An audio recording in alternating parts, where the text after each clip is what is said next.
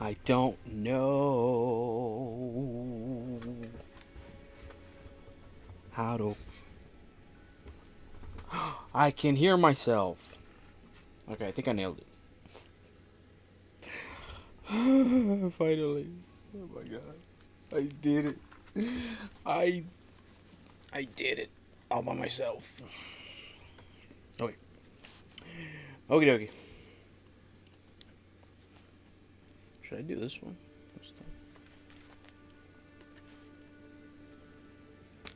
Okay. Yes. Wait. Okay.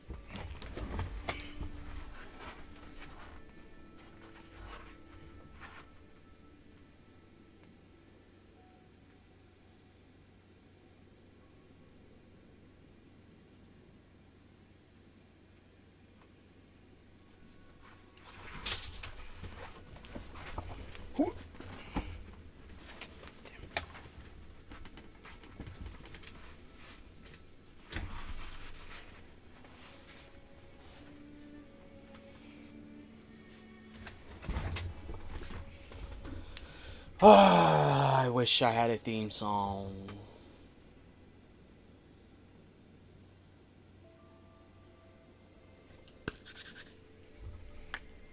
I'm gonna skip.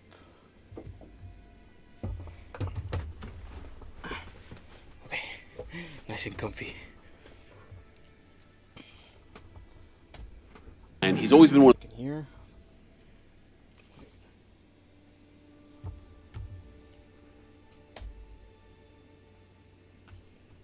of the smartest people I've ever met. Like, Oh, just really? just a very thoughtful dude. But he's literally Okay, I got it. Okay, still working on the intro, but hello. Oh, shoot. Okay. Gonna be going over some J. Aubrey. One of your Okay, okay. Hold on.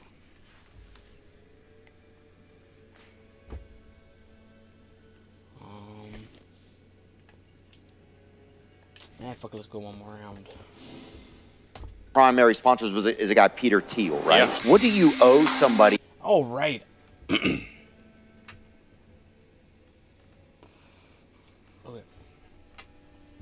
Right. I want to look up who the heck is Peter Thiel, bro? Who's this? I'm going to trust Wikipedia. Peter Andreas Thiel is a German and American entrepreneur, venture capitalist, and political activist. Okay. Welcome to my stream. We're going to be going over a J. Aubrey video that I was watching earlier, but I'm going to start over. I didn't finish it because I'm very interested in...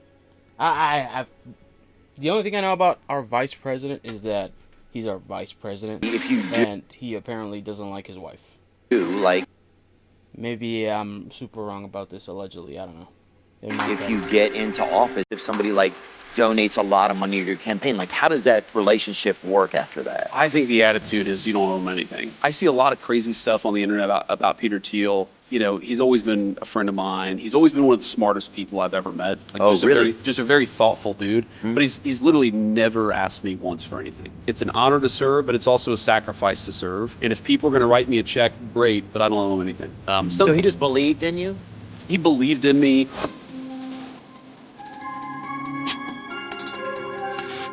Oh my goodness. I wish I could edit like this. Holy crap. The most amazing part of this video is that JD Vance is so insignificant and unremarkable that it still ends up being about Peter Thiel. Is he though? I don't know. I feel like Vance is the interesting guy. I feel like the worst way possible. American oligarchy has reached a pretty terrifying new level. It's been Oh, what is this? What is this? What is this? It's an honor to serve, but it's also a sacrifice to serve. And if people are going to write me a check, great, but I don't owe him anything. So he just believed in you? He believed in me.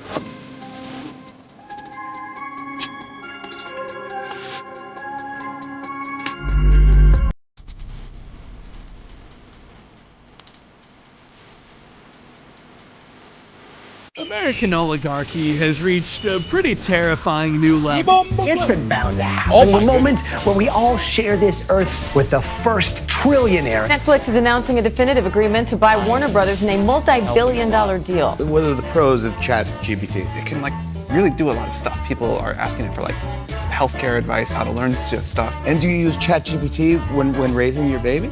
I do. I cannot imagine having gone through figuring out how to raise a newborn without ChatGPT. Clearly people did it for a long time, no problem. Yes. But yeah. So I know it clearly was possible. Yes, it was possible. As prices skyrocket all over the country and income inequality widens, the story stays as cliche as ever. A tiny handful of the most annoying people imaginable get rich off our tax dollars, merging their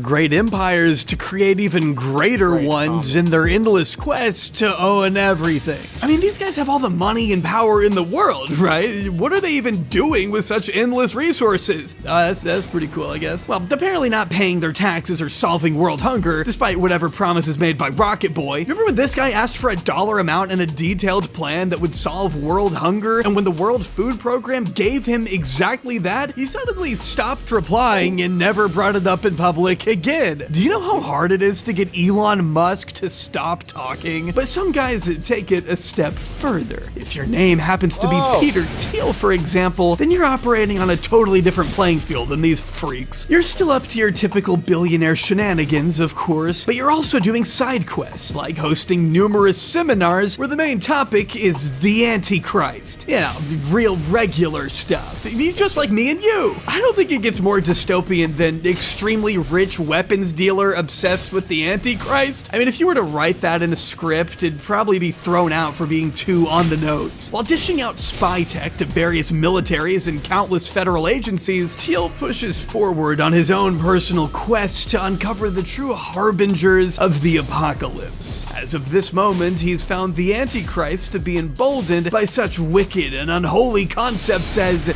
environmentalism and regulating Silicon Valley. Is that in the Bible? In Thiel's own words, the Antichrist is an evil king or tyrant or anti-messiah who appears in the end times. Now, I want you to just pause for a moment here, just close your eyes, and imagine who he could be thinking about when he says that. Who do you think fits that definition? Because Thiel certainly has some names in mind. Did you think of someone? Okay, did you think of Greta Thunberg? According to Peter Thiel, the agent of the Antichrist might just be a 22-year-old froggy hat-wearing Swedish activist who committed the unthinkable crime of delivering food to starving refugees directly to a blood-soaked part of the world that Peter Thiel happens to profit from. You know, I'm guessing that's just a coincidence. And technically, to be fair, his exact words were that Greta was a legionnaire or shadow of the Antichrist. So not necessarily the Antichrist itself, but something close to it, I guess. But sure, it's this kid that fits the mold, and definitely not the guy who told the president's second in command to essentially ignore the words of the Pope, despite both men being supposedly Catholic. Because who knows? Maybe the Pope is the true Antichrist, right? I mean, if you ask me, Vince probably shouldn't be meeting with any Pope on account of what happened last time. In this third and final installment of our... Who's the new Pope? I need to know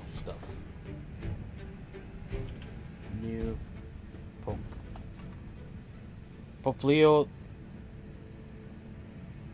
Oh, crap. The 14th. Is that 14th? 14th. And I think I should have seen that. I should have caught it. It was the first. Okay, I'm right. Peter Thiel saga, we'll be exploring his more vindictive side. We'll see Thiel rise from one of the lowest points of his life to solidify himself as one of the most powerful figures in American politics, ravaging entire media outlets along the way and installing his own personal minions wherever he sees fit. Join me in shining a bright spotlight on the unchecked influence that Peter Thiel has cultivated and continues to wield to this very day. After all, in his words, being evil is far preferable to being incompetent.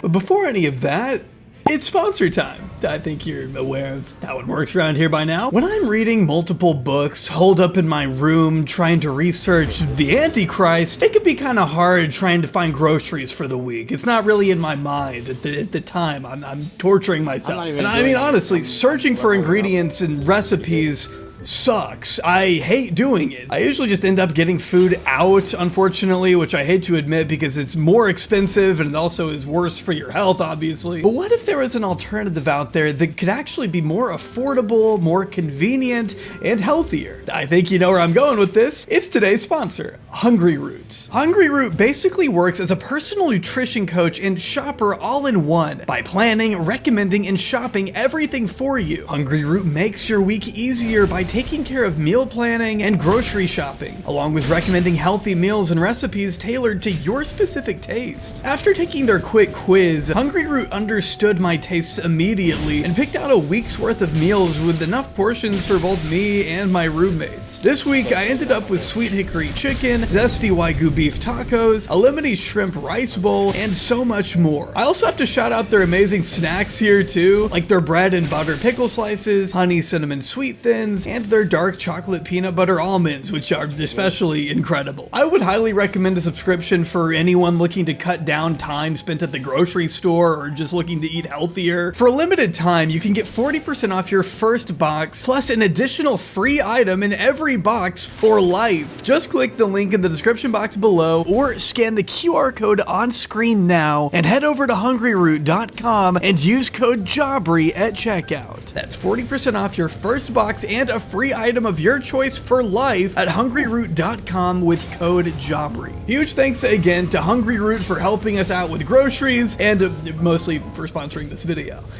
Now back to the video. I don't know how to end these. I'm sorry. I want you to imagine for a second that you are Peter Thiel. I know you may need to set your morality to the side, but picture this. It's the early to mid 2000s. You are on top of the world. Your data analytics company has bought you a seat at the table with high-ranking government executives. You're riding high off your other main company selling to eBay for a staggering $1.5 billion, earning you personally a $60 million payday that you then sink into what will become one of the most valuable corporations of the 21st century. Meanwhile, your hedge fund is being called by SFGate one of the nation's most successful and daring hedge funds with $2.1 billion in assets. Is this not about JD Vance? I could have sworn I saw the JD Vance PFP. That's why I clicked on it.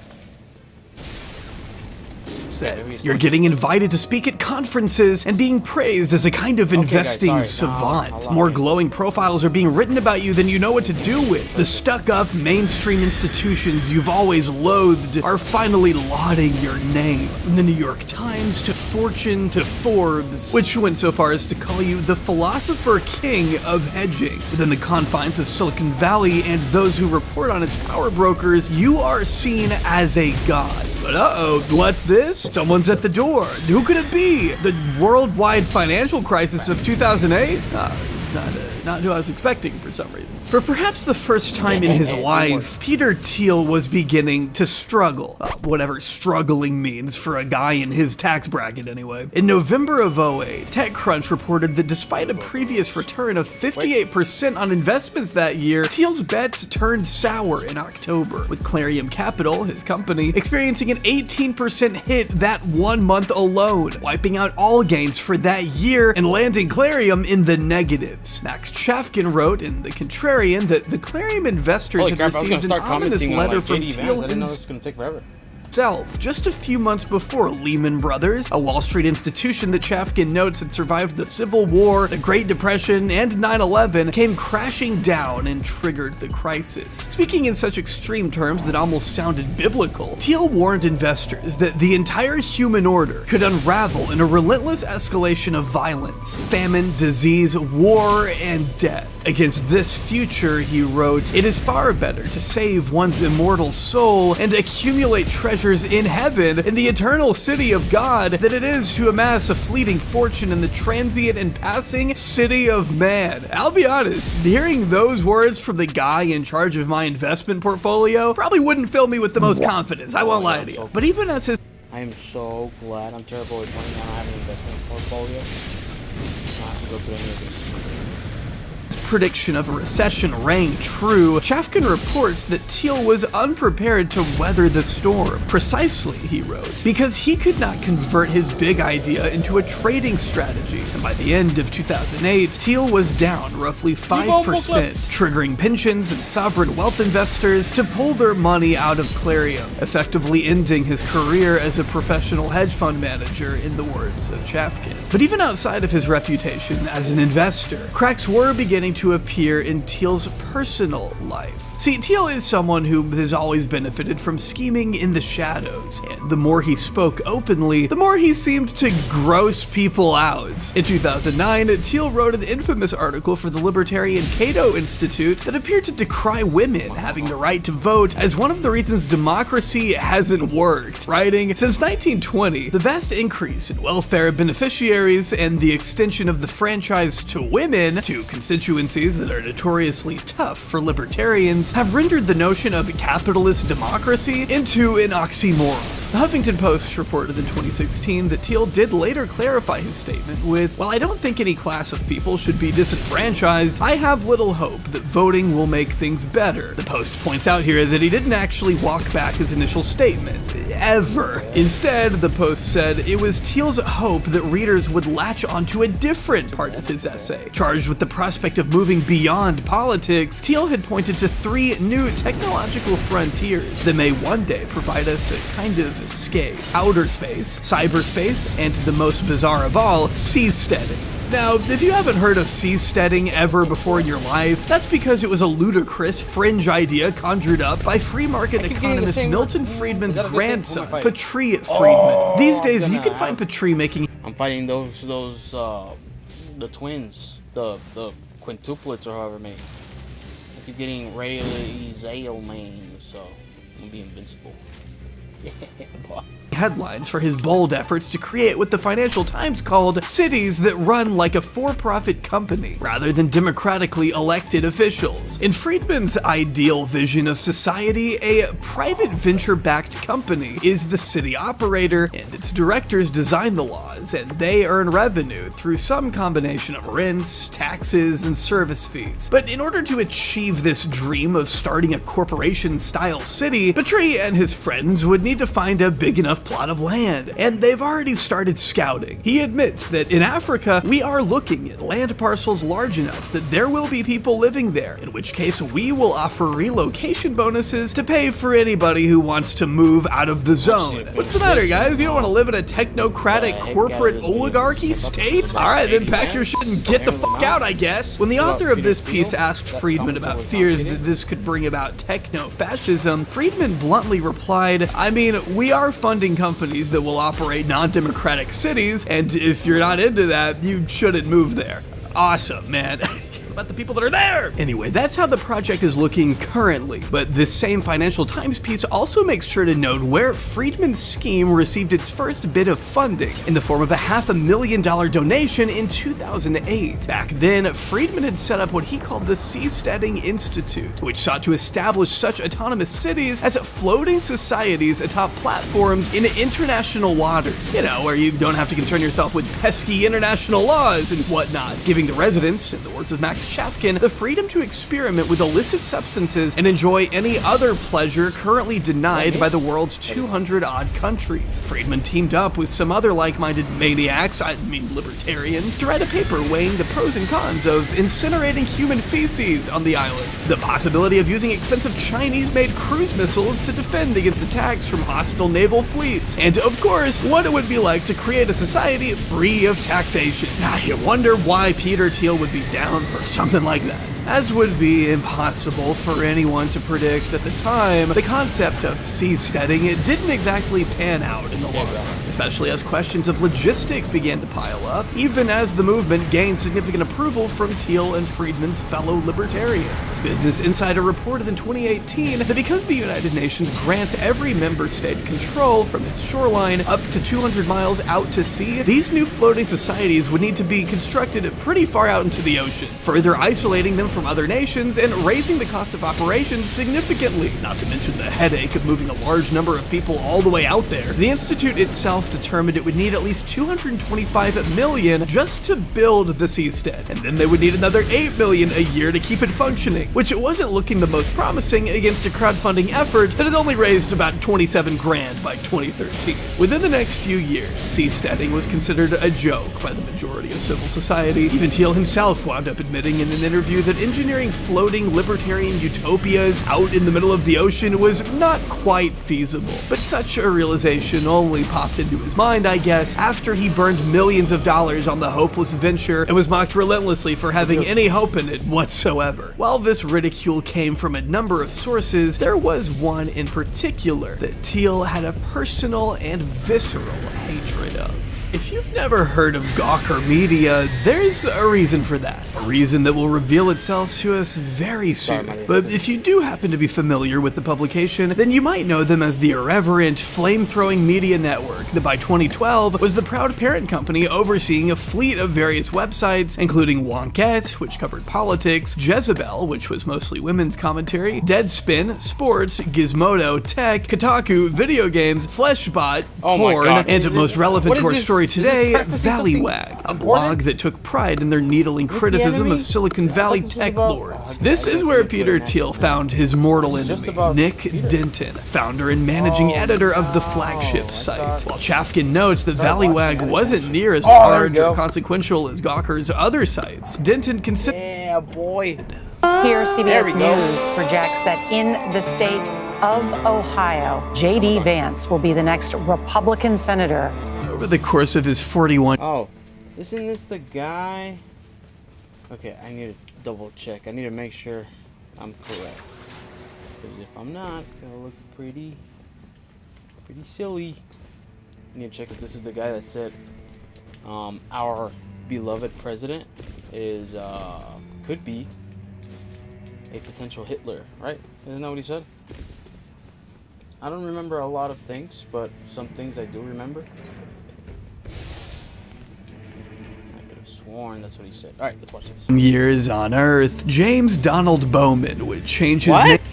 James Donald. I was not aware of his name. Come on.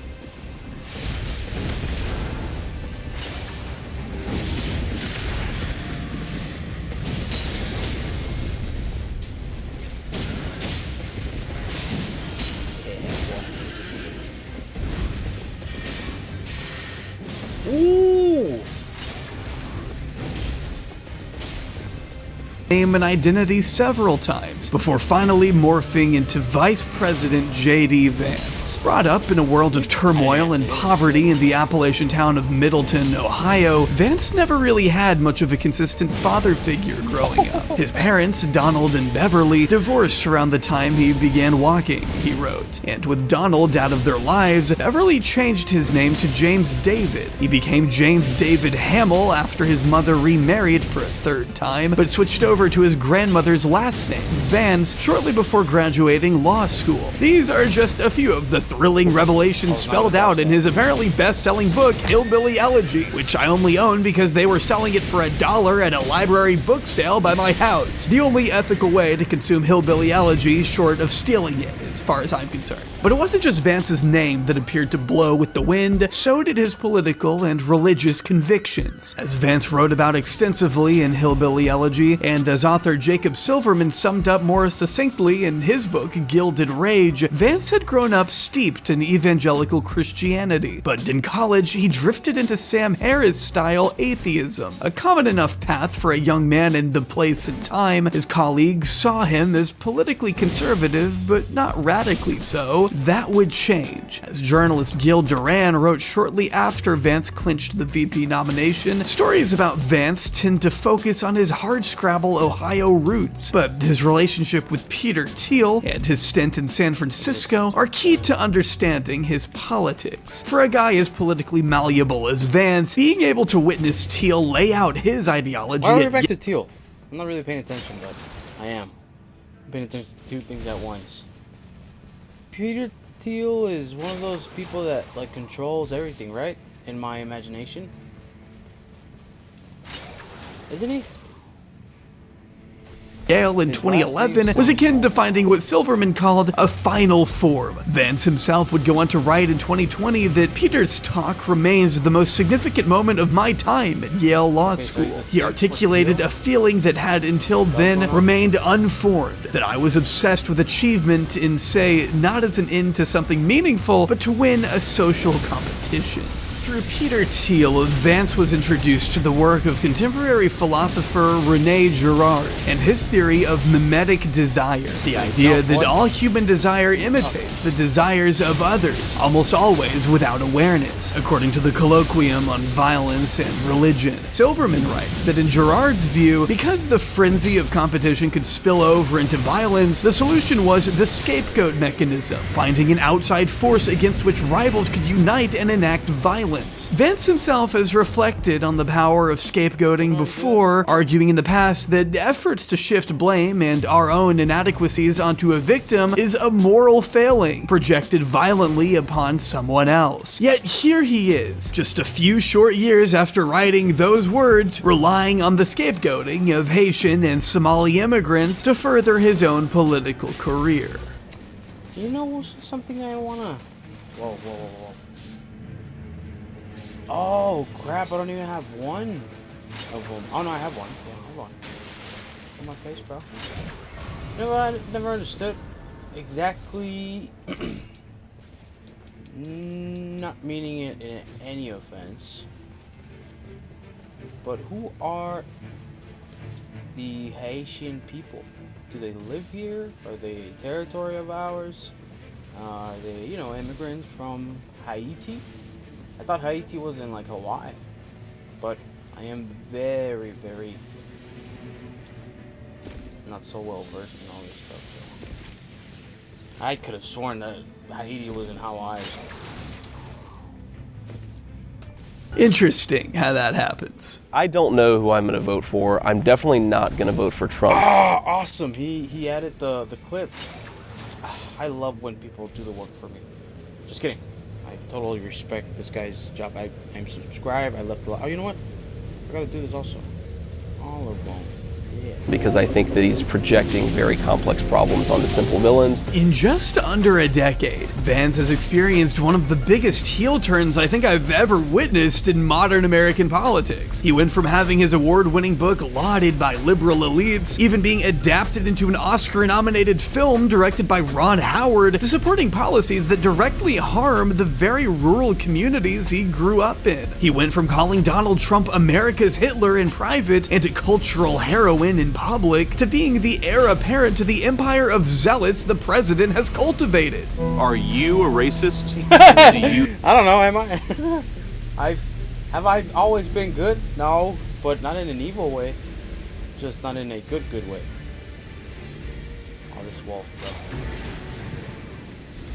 You hate Mexicans? I'm JD Vance, and I approve this message. Begging the question of how did we get here? Well, I think, as you've gathered, a lot of it had to do with our pal, Peter Thiel. It was Thiel who Vance had reached out to following his talk at Yale, and it was Thiel who took the future vice president under his wing after graduating. Vance officially moved to San Francisco around 2014 and found a job working at Mithril Capital, another Thiel-founded VC that took its name from Tolkien. From there, the two only grew closer. Thiel wrote a promotional blurb for Hillbilly Elegy in 2016 and went on to fund Vance's own VC in 2019, Narya Capital, which also took its name from fucking Tolkien, dude. Oh my god, what is wrong with these guys? We get it! But it wasn't until Vance began flirting with a Senate run that Thiel really turned on the money spigot, fueling Vance's campaign to the tune of 8 figures, a lucrative investment that Vance absolutely needed in order to get over the finish line in a competitive Republican field that saw multiple candidates vying for Trump's approval. Despite his past comments, Vance still had a leg up thanks to Thiel, who brokered a truce between the two men at Mar-a-Lago, according to Silverman. Like Masters, Vance also benefited from a few last-minute cash infusions from Thiel that gave the campaign the shot in the arm it very much needed. While his relationship to Trump may be accurately identified as blatant and shallow opportunism, it was Peter Thiel who who made such an otherwise impossible alliance possible.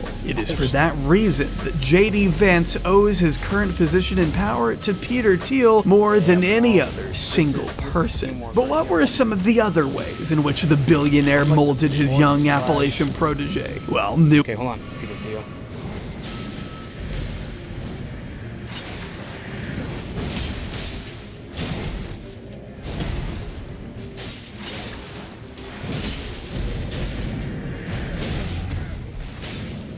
It was also through Thiel that Vance met software developer and blogger Curtis Yarvin, a self-described reactionary extremist, as written by Duran, and the Thielverse's very own house political philosopher, as Chafkin put it. In his book, Silverman depicted Yarvin as a reactionary monarchist writer, whom Thiel had sponsored for years and who argued for an American dictator or CEO, views which Yarvin has made extremely clear himself. Another word for monarch in the 20th century context is obviously a despot or a dictator. Or, yes, or a CEO. Born in 1973, Curtis Yarvin attended several Ivy League schools and began writing under the pseudonym Mencius Moldbug in 2007, detailing his worldview on two main blogs, Unqualified Reservations and Gray Mirror. And I'll be honest, we could sit here and talk about this dude for an entire video if we really wanted to, but I don't. If you want the true deep dive on Yarvin, I'd recommend the Behind the Bastards podcast or any of the coverage done by Sam Cedar and the Majority Report, linked down below in the description. But for the general rundown, I think we should start at the intro of Gil Duran's piece in The New Republic, which highlights a 2008 post from Yarvin where he suggests converting non-productive members of society into biodiesel to fuel muni buses.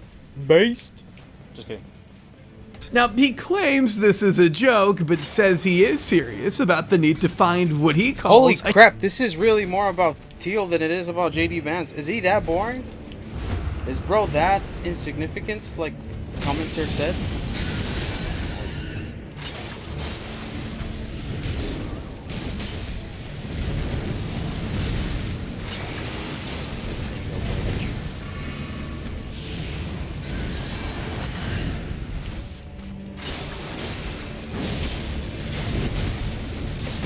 humane alternative to genocide. That is, the ideal solution achieves the same result as mass murder, the removal of undesirable elements from society, but without any of the moral stigma. One of the most scaring the hose sentences ever crafted, maybe? At its most basic, Yarvin's whole shtick is saying democracy cannot work, and that we must instead allow an all-encompassing monarch to take control of the state if we ever want things to change. Yarvin believes that America should be run by a monarch not unlike the way— Wait, who? Who believes that?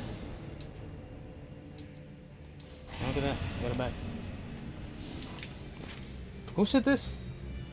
This is not about whoever to help us describe the problem. Jesus.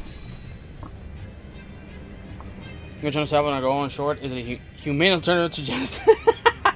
A humane alternative to genocide. That's good. Elements from society, but without any of the moral stigma. One of the most scaring the hose sentences ever crafted, maybe? At its most basic, Yarvin's whole shtick is saying democracy cannot work, and that we must instead allow an all-encompassing monarch to take control of the state if we ever want things to change. Yarvin believes that America should be run by a monarch not unlike the way a CEO runs a tech startup. In his own words, it's time Americans get over their dictator phobia. What is government? A government is just a corporation which owns the country.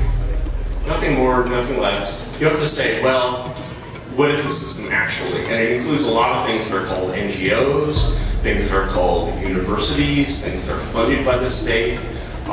It's a very, very large system, and it all needs to be destroyed. And finally, you need a CEO, and a national CEO is what's called a dictator. It's the same thing.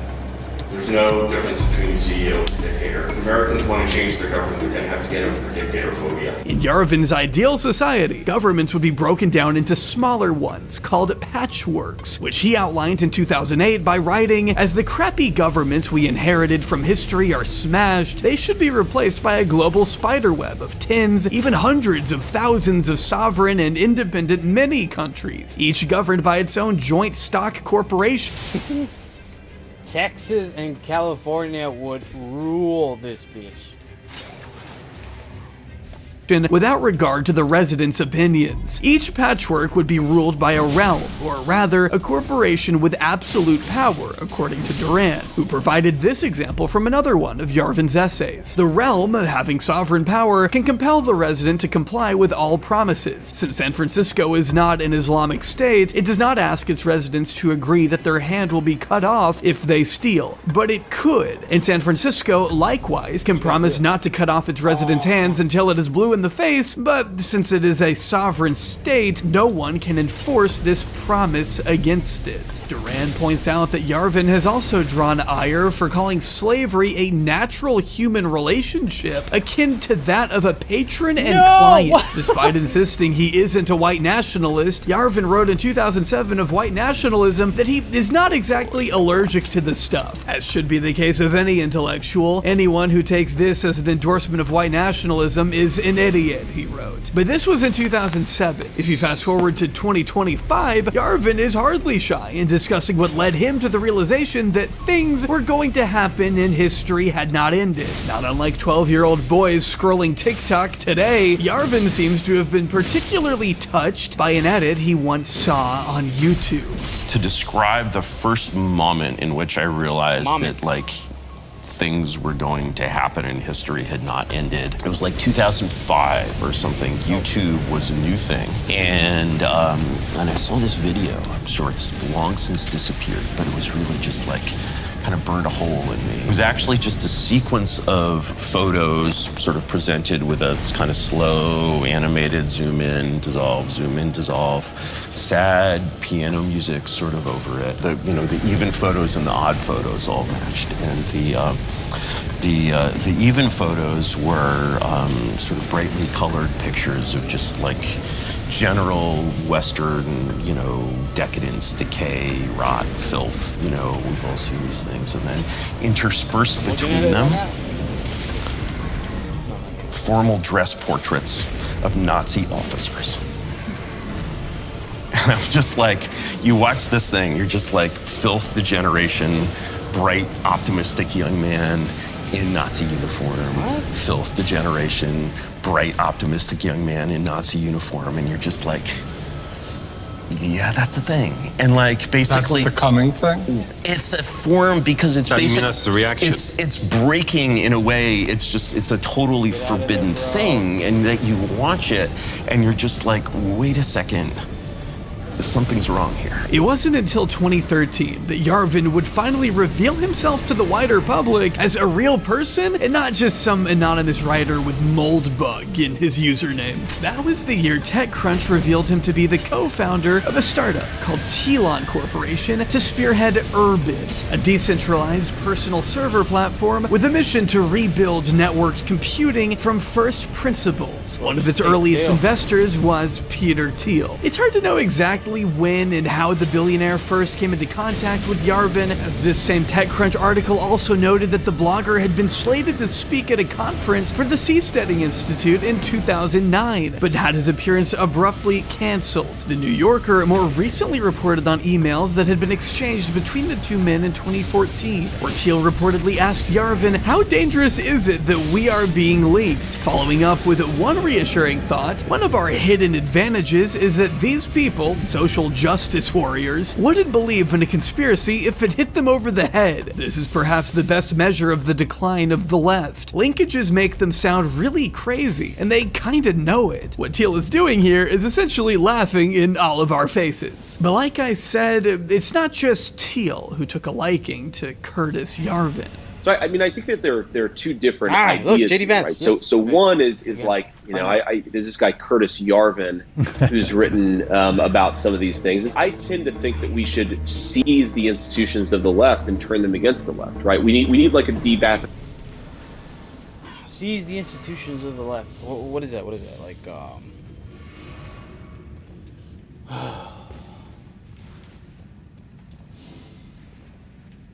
like, wherever you get EBT? No, I'm just kidding. both do it. Both sides. Like, most of us are broke on both sides. It's not just one.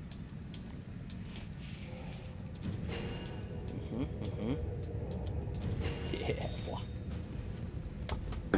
Program, but like a de-wokeification program in the United States, right? While Vance has never come out with full-throated support of Yarvin's more out-there ideas, he has made statements that bear striking resemblance to what the blogger himself has said about the need to attack universities and other legitimate sources of information that make up what Yarvin calls the cathedral. Last February, Politico's Ian Ward asked Yarvin about the newly elected vice president, and Yarvin said he had seen him recently.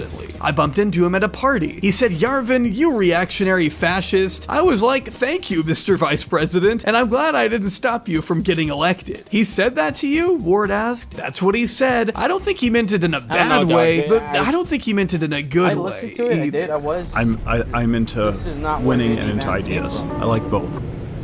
Or was he even talking about JD Vance? This is the thumbnail. This is the thumbnail for this. Wait. I could have sworn this was going to be about where this freak came from. Anyways, there is a very peculiar... That's not the right wording. This massacre happened in 2007. Pretty heavy, right off the top. Anyways, the U.S. hired a private military group, Blackwater.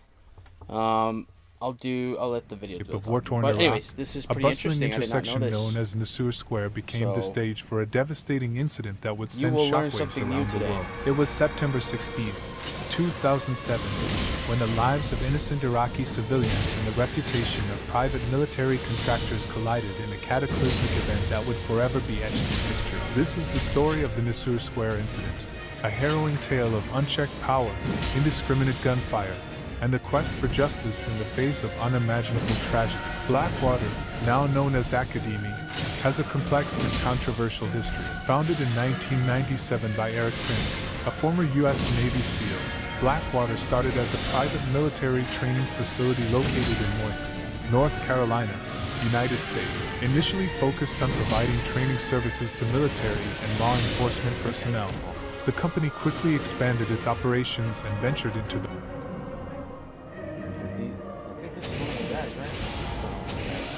private security and military contracting industry. Blackwater gained prominence during the Iraq War, where it played a significant role in providing security for U.S. diplomats, military personnel, and other high-profile individuals. Its armed security teams operated in a wide range of environments, including war zones and hostile areas. The company's controversial reputation arose from a combination of factors, including its aggressive tactics, use of force, and the high-profile incidents involving its contractors.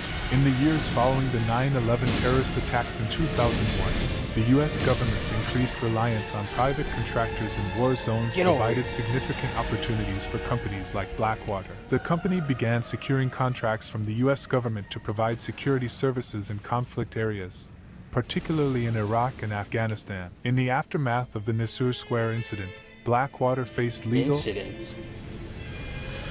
massacre, boy. And public scrutiny. The Iraqi government revoked the company's license to operate in Iraq, and the U.S. government launched investigations into the incident. Blackwater and its employees faced legal proceedings and intense media scrutiny, leading to significant changes within the company. As a result, Blackwater underwent rebranding and organizational restructuring. In 2009, the company changed its name to Say Services LLC, aiming to distance itself from the negative reputation associated with the Blackwater name. However, this rebranding effort did not entirely resolve the controversies surrounding the company. In 2011, the private... I leveled up exactly what I needed to.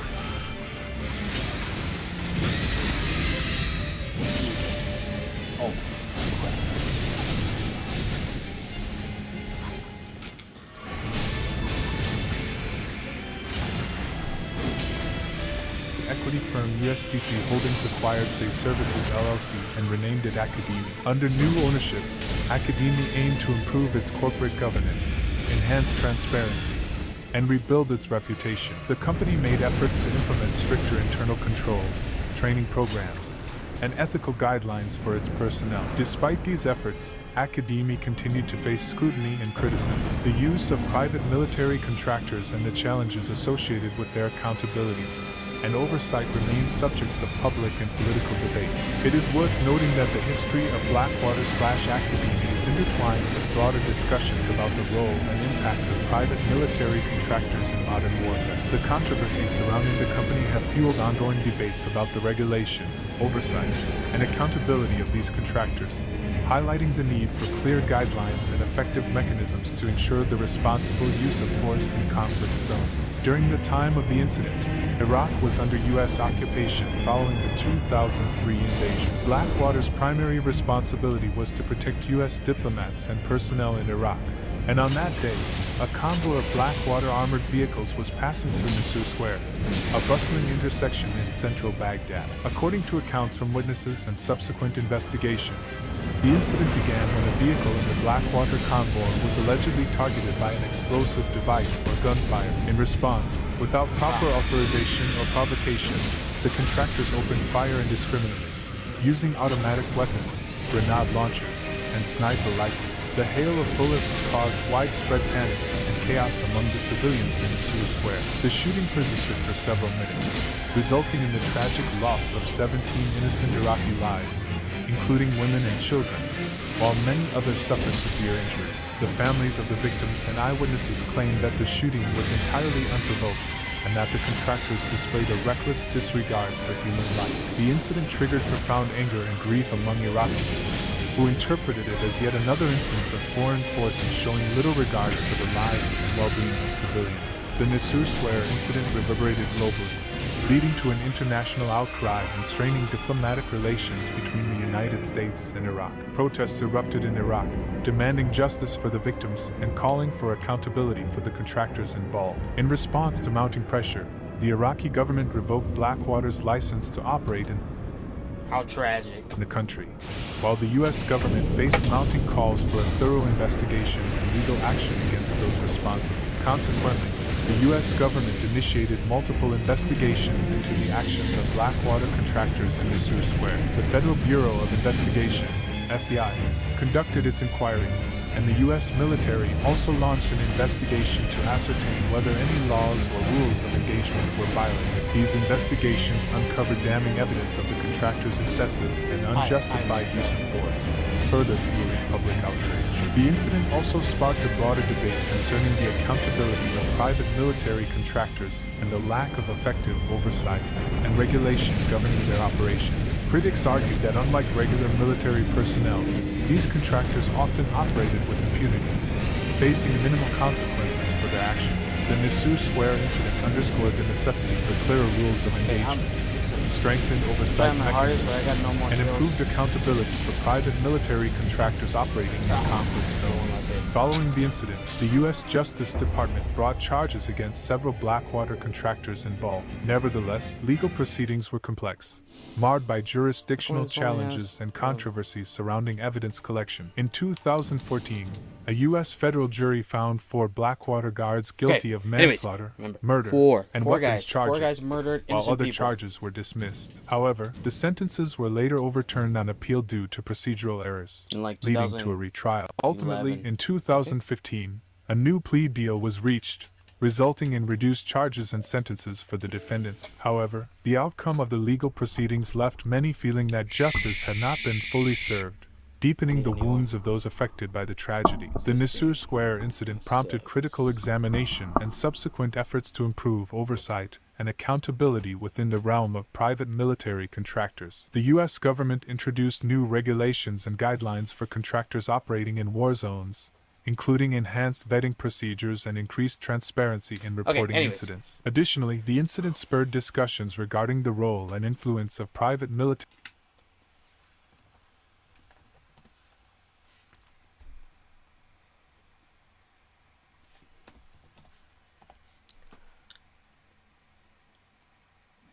Okay. There's one with their names. Forgot their names.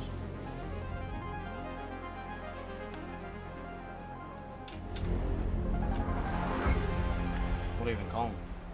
I'm not a tryhard. Same.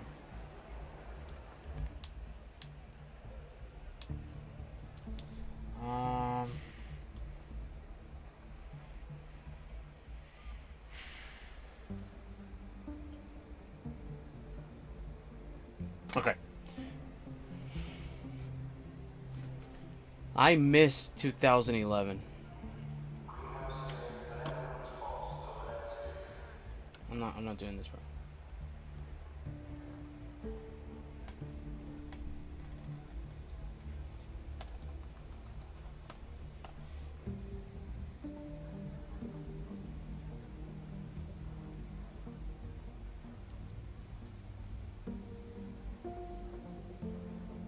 Wait a minute. Okay, I'll just get to the point.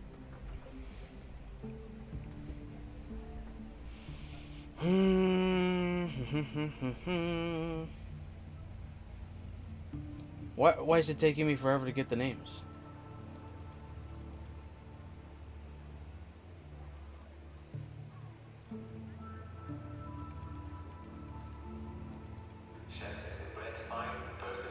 Okay, from left. So Dustin Hurt, Evan Liberty, Nicholas Slayton, and Paul Slow.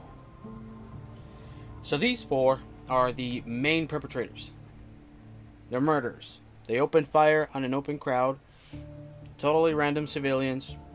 Nobody had anything to do with that. So I must preface this with the fact that there were no weapons of mass destruction. We went into Iraq strictly for the oil, just like we did Venezuela some weeks ago. 2 weeks ago. That's crazy. And anyways, so remember these faces real quick. So I'm going to show you. This is the number one reason why I absolutely despise Donnie.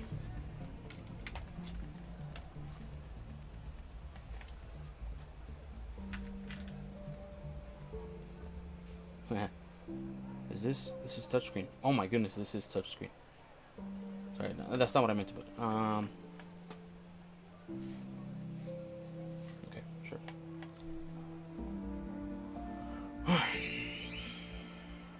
Dude, don't do this to me. Can you just please, can you guys stop charging for everything? Holy. Okay, Donald Trump has pardoned 4 security guards from, why are they calling them security guards? That's not what they were.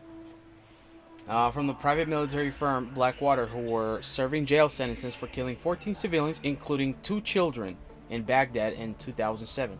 A massacre that sparked an international outcry over the use of mercenaries in war. Anyways, to keep it nice and short, our president in 2020, right as he was getting out of office, before the insurrection happened and everything, you guys remember that, he pardoned these 4 murderers. Now again, Iraq didn't have any weapons of mass destruction. Bush sent our troops over there because we wanted the oil, okay? Because we are very greedy. Anyways, that's that. That's what I want to look up.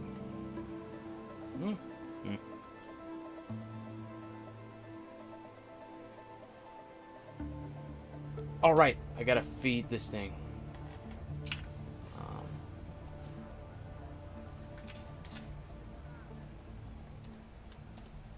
I am obsessed. I am obsessed with Hassan Piker. So America, Kaya, please just fucking go. Just stop. Yeah, I'm gonna keep that playing. America, Kaya, please just fucking go. Just stop.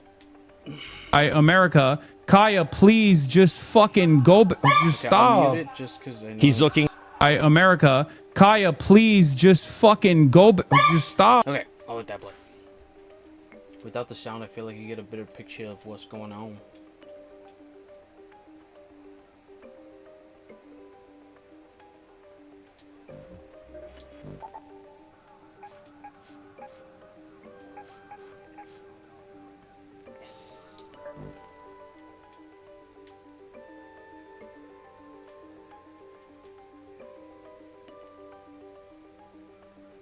arc armor penetration. Very strong. These are for the Raiders, and this is for arc. Okay. Wait, so very strong also. Which was better?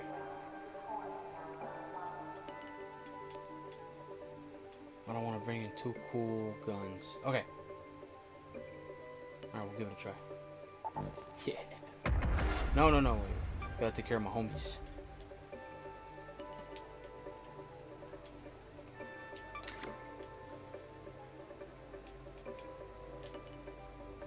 Okay. Yeah, boy. Ah, right.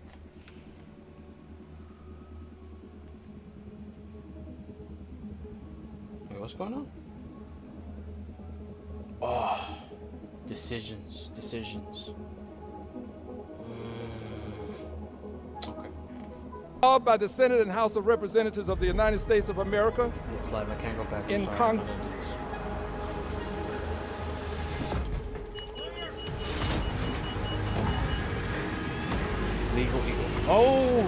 You've probably seen by now. On Wednesday, January 7th, ICE agent Jonathan Ross shot and killed a motorist during an immigration I share a name with murderers all over the world. related operation. Don't you think about that sometimes? How you share qualities and traits and maybe names, maybe even family members with same names and same traits with murderers all across the world, but you didn't turn out like them because of circumstance. In Minneapolis. The victim, 37-year-old Renee Nicole Good, a U.S. citizen and mother of 3, became involved or sought to legally observe the proceedings after dropping off her 6-year-old son at school that morning. She was shot in the head in the front seat of her car. The incident... I went over this last week. Very sad, very sad. It did not have to happen that way. She was not trying to run anybody over. She wouldn't have backed up if she was trying to run somebody over. She just got scared or freaked out. So it turns out she was protesting. I took the mom's word. What am I doing? Oh no. I took the mom's word on she stated that Renee was not a protester. She wasn't there to, protest ICE or anything. She was just driving, just trying to get somewhere. I don't know. It was very weird. It was a weird scene, the whole thing, because I mean the girlfriend was right there, and she was in the middle of the. She wasn't in the middle of the road. She was blocking one lane, going. Let's pretend like going south, and it looked like she was giving the right of way to the people going north. No, on the opposite lane. I don't know. I guess I completely misread the situation, because apparently she was protesting. And now, does she need to die for that? Of course not. First Amendment, freedom of speech, yada yada yada, right? Well, apparently our leaders don't really want to respect the Constitution anymore, but I mean, what can we do? Anyways, we can enjoy it while it lasts, I guess. But I don't know, I'm gonna have a hot take on this now. As it would have been better, as sad and crazy as it sounds, it would have been better if she would have gotten dragged out of her car, put in handcuffs, and she would have gotten her rights violated. Maybe she could have sued, could have gotten a lot of money. That would have been better than her getting Charlie Kirked. In my opinion, it would have been better. She would have been alive. She would have been, ready the next day to take her kid to school. So that's just my opinion. Maybe it's not the right opinion, but it's the one I have. Why are you looking at me? Took place shortly after the Trump administration escalated immigration enforcement operations in Minnesota by deploying thousands of agents in the state, diametrically opposed narratives have emerged over what led to the shooting, with the administration uniformly defending the agent's deadly use of force, and seemingly everyone else saying he was 100% guilty of murder. Not surprisingly, it depends. But just hours after the shooting, the U.S. Department of Homeland Security issued a statement blaming Miss Good for the confrontation, characterizing the fatal shooting as an act of lawful self-defense. Homeland Security Secretary Kristi Noem told reporters that when a mob of agitators that were harassing them all day began blocking them in, shouting at them, and impeding law enforcement operations. ICE officers and agents approached the vehicle. She then proceeded to weaponize her vehicle, and she attempted to run a law enforcement officer over. This appears as an... Sorry, I was laughing at the tick falling into the abyss. Anything on these? Not at Kristi Noem making random shit up.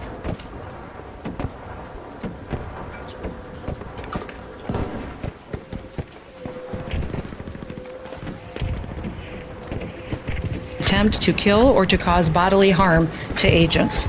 An act of domestic terrorism. President Trump echoed these conclusions, insisting Ms. Good, quote, viciously ran over the ICE officer, justifying the fatal confrontation. And as Vice President Vance has so eloquently put it, but videos posted online and witness accounts appear to contradict the official narrative. The reason this woman is dead is because she tried to ram somebody with her car. As we'll talk about in some depth, analyzed from multiple angles, the video footage seems to show Ms. Good's car attempts to back away from officers surrounding her car and trying to force entry, and then lurch forward in an ill-fated attempt to escape. That's what I get for being a good guy. Just get out of here. That was damn thing. Okay, I don't mean to. It's just this is very sad and it gets me, pretty emotional. So I don't. Not that I'm not paying attention to it. I've been online looking at what happened. So. Confrontation. Mayor Frey has aggressively pushed back on DHS's version of events. To ICE, get the fuck out of Minneapolis. And now, as the country reels in the aftermath of the shooting, Minnesota investigators say that they have to withdraw a probe into the deadly use of force after being denied access to evidence by the FBI. Now, in a non-dystopian universe, the Justice Department would launch a comprehensive, non-biased investigation into the matter and, depending on the outcome, bring federal charges against the ICE agent who killed Miss Good.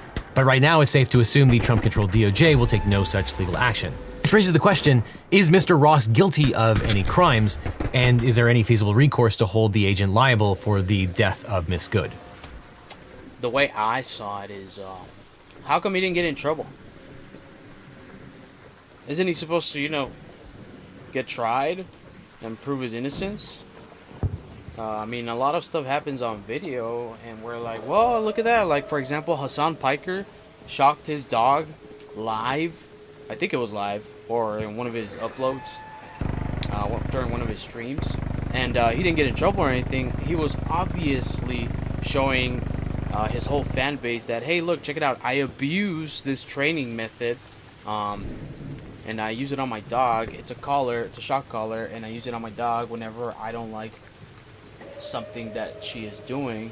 For example, moving out of her spot because she wants to stretch and she's a dog and she needs to move around and not just sit in one spot for hours and hours on end.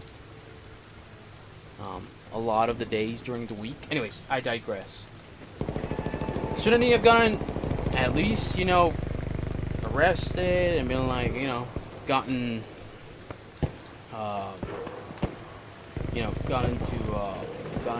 tried for murder? No, they don't get in trouble. That's right, they don't, because they have immunity. Okay. The one thing that really freaked me out about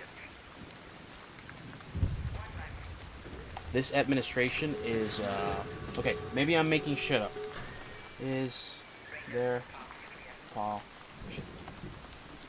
shit.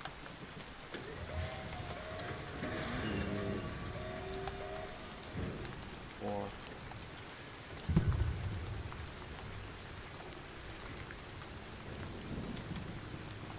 go. No, there's no policy for a total and absolute. Okay, for an absolute or a absolute immunity for ICE agents. Legal experts consistently state that claims of absolute immunity are incorrect. Didn't Trump say that? Saw it in a video. Maybe it was AI. ICE agents, like other law enforcement officers, have broad protections when performing their official duties. I don't know, man. They're just kind of hiring anybody. Like, quite literally, they're just hiring anybody and giving them a bonus. Am I still on? Okay. Qualified immunity. ICE agents are generally covered by qualified immunity, a legal doctrine that protects government officials from civil lawsuits unless their conduct violates clearly established. Well, I mean, I don't know how much more clear it can get than what happened, but okay. So I just made that up. All right. Well, I'm wrong. I'm afraid. Okay, you know what? Let me get to this.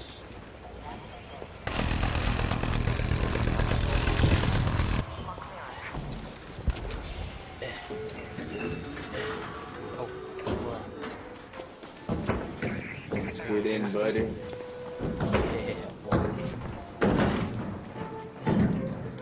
Yes. I'm so desperate. Help him, please. So surprising. No, it's not surprising. If you are not aggressive, you will not get matched with other aggressive players. If you defend yourself, I'm talking about the game. If you defend yourself and you shoot back, it's kind of like life. It's really unfair. But then you get matched with aggressive players. Just quick tip. It's really cold in here. Oh my goodness. The federal government can and does prosecute federal agents who break the law. No, they don't. Can't trust Google anymore? Really? Now, the fatal incident took place shortly after 9:30 a.m. on Wednesday in a residential neighborhood south of downtown Minneapolis, about a mile from where police killed George Floyd in 2020. A frame. What? Whoa.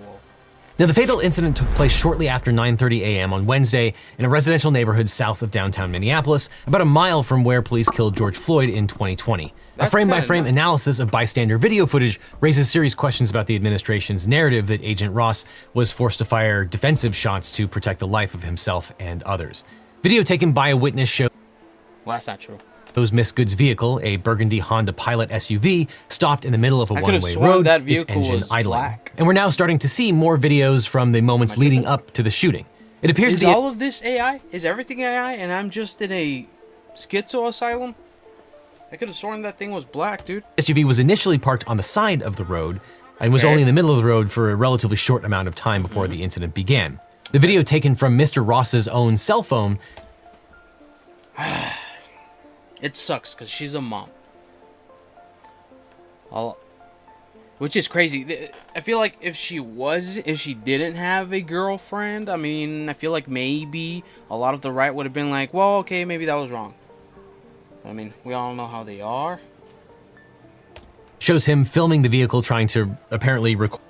She should have just not been in the middle of the lane.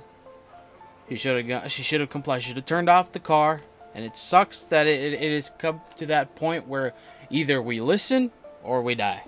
Now, what I would do, I would have stopped the car. I would have gotten off. I got kids. I want to see them the next day. Does it suck? Yeah. Does it make you look cowardly? Sure. But are you going to be alive the next day? And you're going to be able to hug your kids and take them to school? Well, yeah. I think that's worth it. I think that's worth the... Because I feel like, let's say she would have...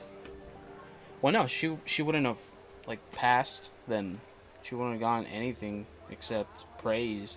And people would have been in an uproar also about, you know, ICE violating U.S. citizens' rights. Because apparently it's not...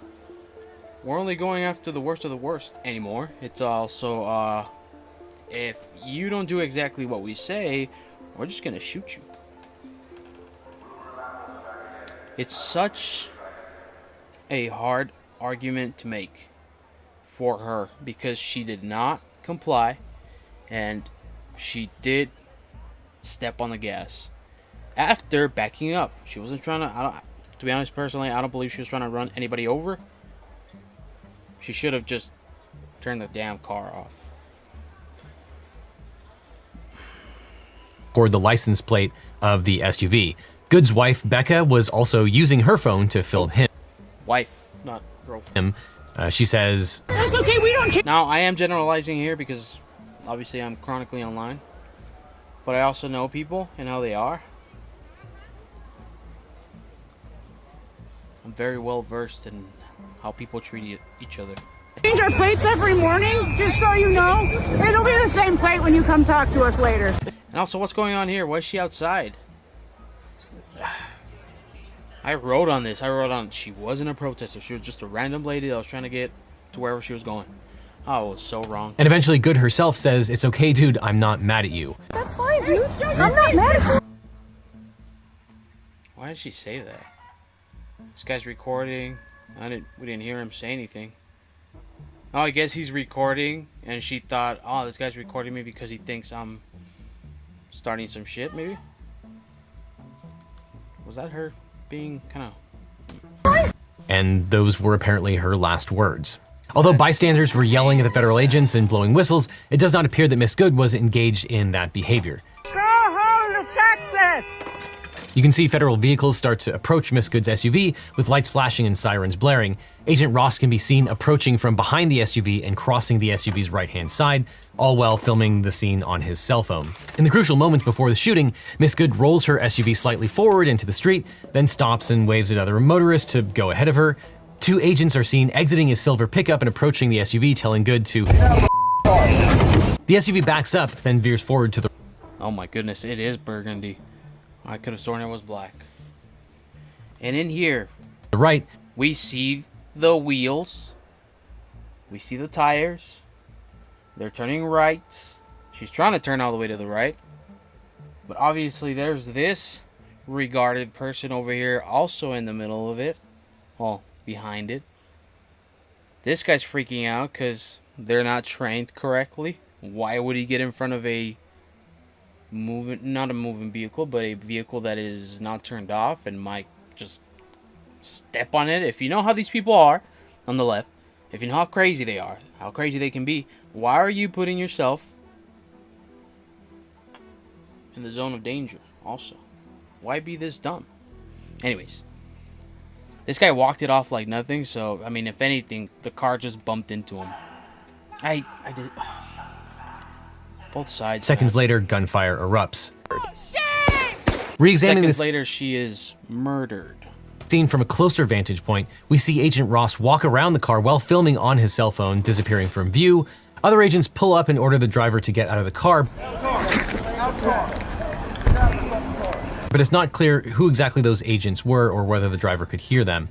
But it's clear one of the agents grabs the car's door handle and reaches inside, but is unsuccessful in forcing the door open. Almost simultaneously, you can see the SUV backing up and turning right in an apparent attempt to leave using a two-point turn. At the same time, Agent Ross crosses towards the left side of the vehicle and grabs his gun with his right. I don't know, man. Maybe a taser would have worked also. No, maybe not. Yeah, I've been tased before. Willingly, okay? I didn't get in trouble. I was part of like Boy Scouts for like cops, like a police department, Boy Scouts, and they tased us. Not like because we got in trouble. It was like part of the thing. We also got maced. Pretty fun times. We quite literally, I was like maybe 15 right afterwards. It was on 420 this happened. Right afterwards, myself and two other buddies that were in that police program with me, we went to go get high. We got blasted because his parents were out of town. It was pretty cool. Hand. To me, it looks like he unholsters his weapon before the car. Well, I mean, it's moving, so he's taking it out because he doesn't know what's gonna go. Listen, I don't want to defend a piece of shit like this, a murderer, but I mean, let's not pretend like we're blind. Let's not pretend like we don't know exactly what's going on. I mean, try not to have too much fun with that. What she did was wrong. She should have stopped. She should have gotten her rights violated. She should have stopped and gotten dragged out of the car. Maybe gotten beat up. But she would have been alive. She would have been alive. Is that a hot take? I don't care. That's what I would have done. And then I would have sued. Does it suck? But it's reality. It's literally the country that we live in right now, at the moment. Hopefully things will get better.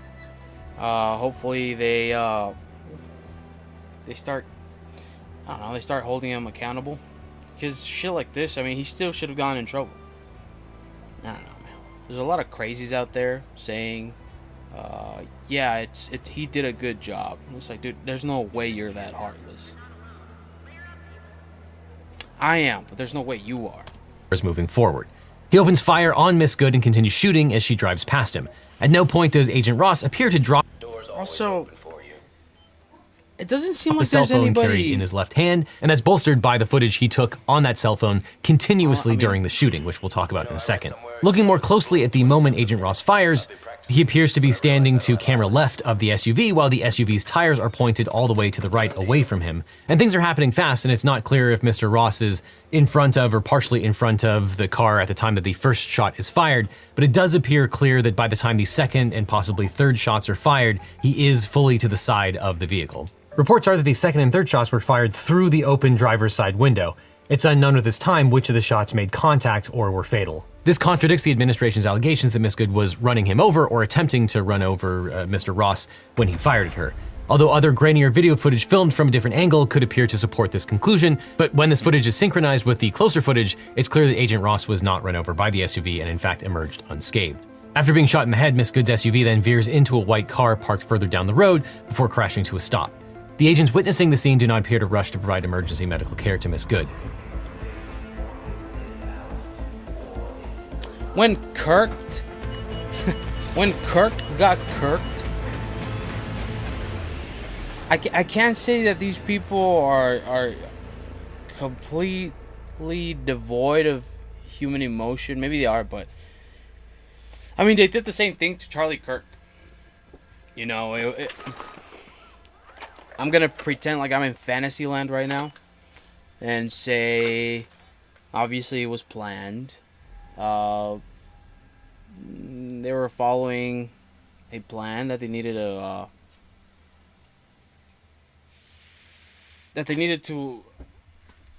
like, I guess, deliver. I don't know the right wordage, but what happened to, actually, as a matter of fact,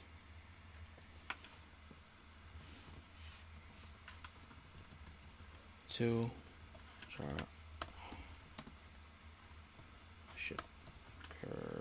there we go.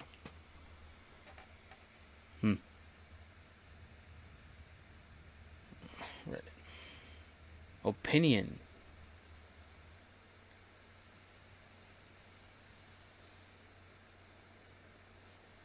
He hasn't been buried?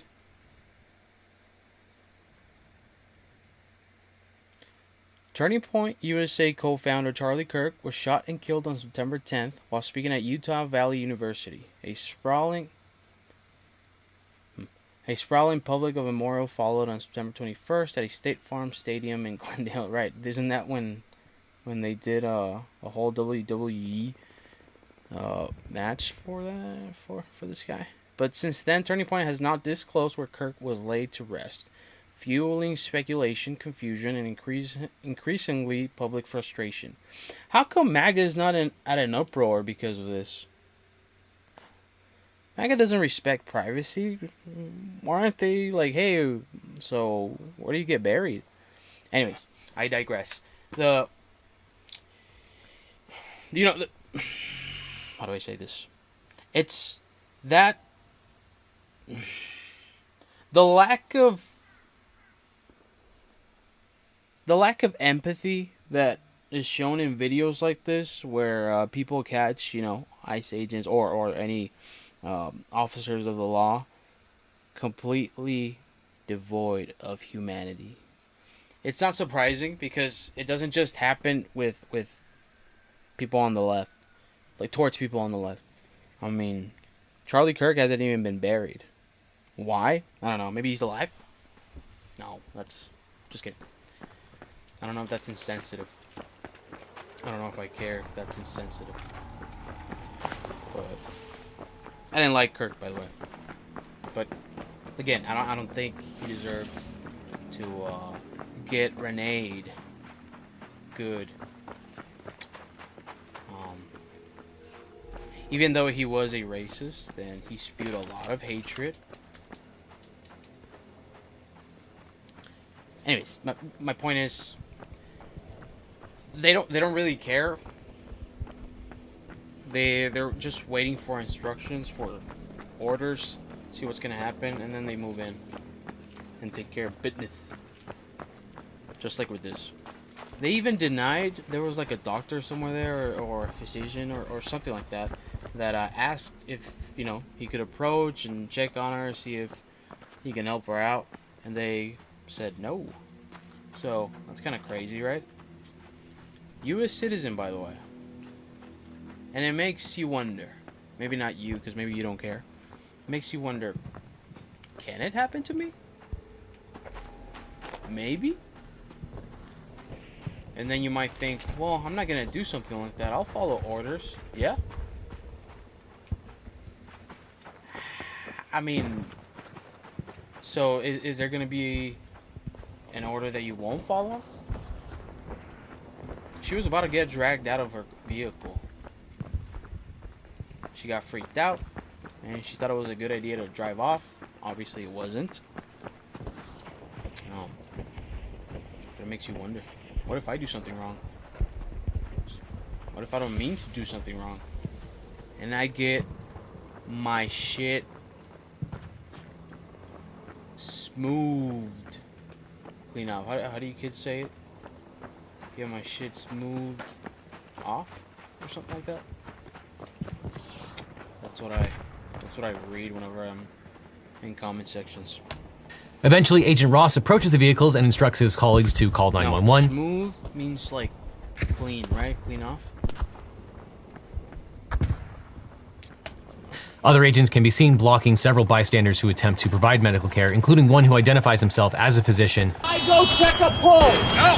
Back up! Now! I'm a physician! I don't care! Going back to the footage that Mr. Ross took himself, there's a couple of things that we can glean from this. Number one is that Miss Good appears very calm as a driver, arguably snarky. That's fine, dude. Like, that sucks. Looking at her face, and she's, I don't know, she seems harmless. And yeah, you know what? Yeah, I do think it could happen to me. And I fucking follow the law. I follow, like, I've gone and stopped because I'm speeding, or I didn't stop for the right amount of time at a stop sign. And I've gotten stopped before. Like, what if one of these guys is just having a bad day, or wants to take out his anger at work?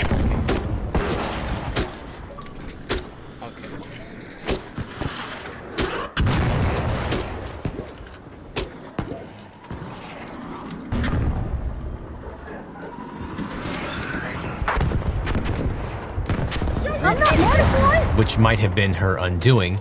There seem to be conflicting orders. Some people are yelling, get out. Some are yelling, get out of the car. You can also see clearly from Mr. Ross's vantage point that Miss Good is looking all the way away from him as she backs up, and also turns the wheel all the way to the right. In other words, turning to get out of that situation and not towards any of the agents. You can also tell from the footage that the engine is revving at this time, indicating that the car is going to speed up. But at the same time, this is all taking place at a very low rate of speed, close to 0, as she's doing what is obviously a 2-point turn. At the same time that another agent appears to be lunging into the driver's side door in an effort to apparently turn the wheel to the left towards the agents. You can also see Ross switches his phone from his right hand to his left, that frees up his right hand to pull out his firearm. But it's also clear that he never drops the phone and continues recording in his left hand, while simultaneously taking his firearm out with his right hand and shoots at least twice.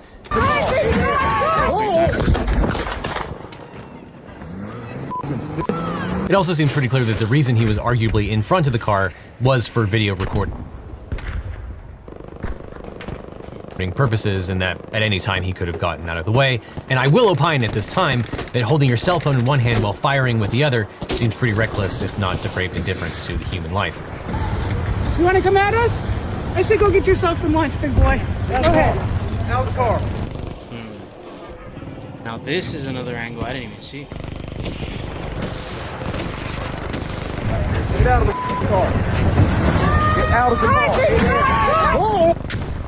Drive Why would you tell her that? These people, man. Holy crap. You're not in a movie. This isn't a movie. Why are you people like this? You're literally playing with your life. There's evil people out there that do not care about what happens to you. If anything, they want to do it to you. Oh, what? What? Okay, well, I don't know what happened.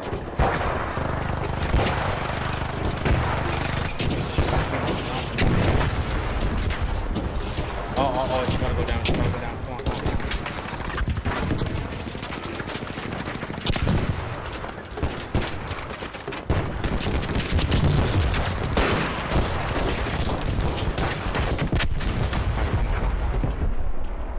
come on, come on. Come on, come on. Get in there! Nothing? You're not gonna get anything. Oh, you dummy, dude. It took forever.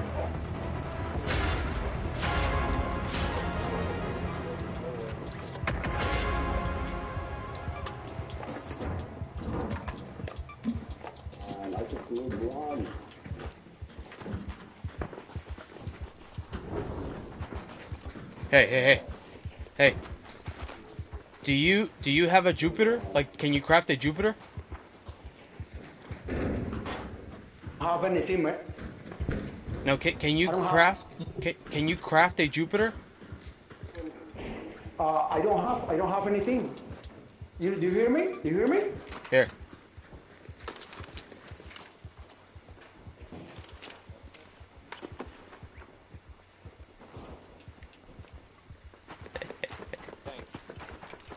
I owe you. I like being nice to graders. Because I can craft Jupiters now, so I don't care. Anyways, how's it going?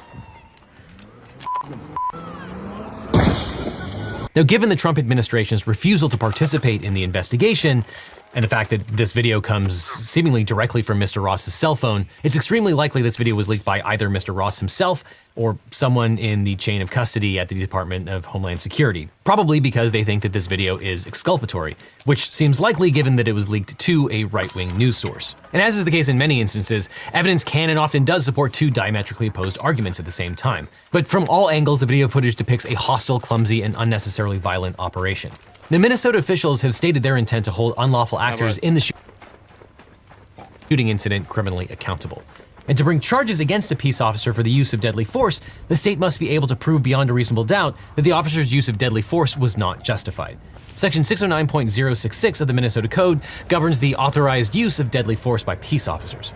Now, assuming for purposes of this analysis that the offending ICE agent would be deemed a peace officer, which is not 100% certain, there's not a lot of case law on this, there is a possibility that a Minnesota jury could convict the ICE agent under the present circumstances. How likely that would be remains to be seen. Now, Minnesota's applicable statute permits the use of deadly force when, quote, an objectively reasonable officer would believe, based on the totality of the circumstances known to the officer at the time, and without the benefit of hindsight, that such force is necessary to protect the peace officer or another from death or great bodily harm, provided that the threat can be articulated with specificity, is reasonably likely to occur absent action by the law enforcement officer, and must be addressed through the use of deadly force without unreasonable delay. Now, the statute also permits the use of deadly force to, quote, affect the arrest or capture or prevent the escape of a person whom the peace officer knows or has reasonable grounds to believe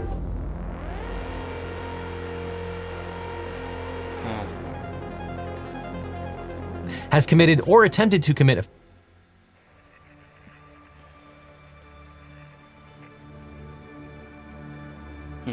felony, and the officer reasonably believes that person will cause the death or great bodily harm to another person unless immediately apprehended. That's the fine line right there. Because there's another argument. She could have gone off and crashed into somebody else. Killed some, like, pedestrian maybe, or someone would have jumped in front of her because they were trying to also get away. I don't know, something like that. There's also that argument. There's that side of the argument, that this guy needed to do that because she was supposedly using the vehicle as a weapon. People are dumb. People are dumb. Did she deserve to die? No, of course not. But, I feel like it would have been better to just get beat up. at this point. That's the place we live in right now. That's reality. As stated by the city attorney's office of Hennepin County, where the incident took place, this statute provides a, quote, significant defense to criminal charges brought against an officer accused of the use of deadly force. And under this defendant-friendly statute, it would be difficult, but not necessarily impossible, to prosecute Agent Ross for the unlawful use of deadly force. Turning back to the footage, Agent Ross might have a viable argument in his favor based on his first shot into Miss Good's SUV. At the time of the first shot, Agent Ross appears to be positioned maybe slightly in front of the SUV, which would be consistent with the corresponding bullet hole appearing in the front of the windshield in later footage. It is possible that a jury would believe an objectively reasonable officer would believe that deadly force was necessary to protect him or herself from death or great bodily harm when they're standing in front of, or at least partially in front of, a moving vehicle. The statute itself says that the decision of the peace officer to use deadly force is evaluated under the totality of the circumstances, which, quote, shall account for occasions when officers may be forced to make quick judgments about using deadly force. And you could certainly imagine a situation where a driver was driving 100 miles an hour directly towards an officer with the intent to kill that officer. Of course, this doesn't appear to be that situation.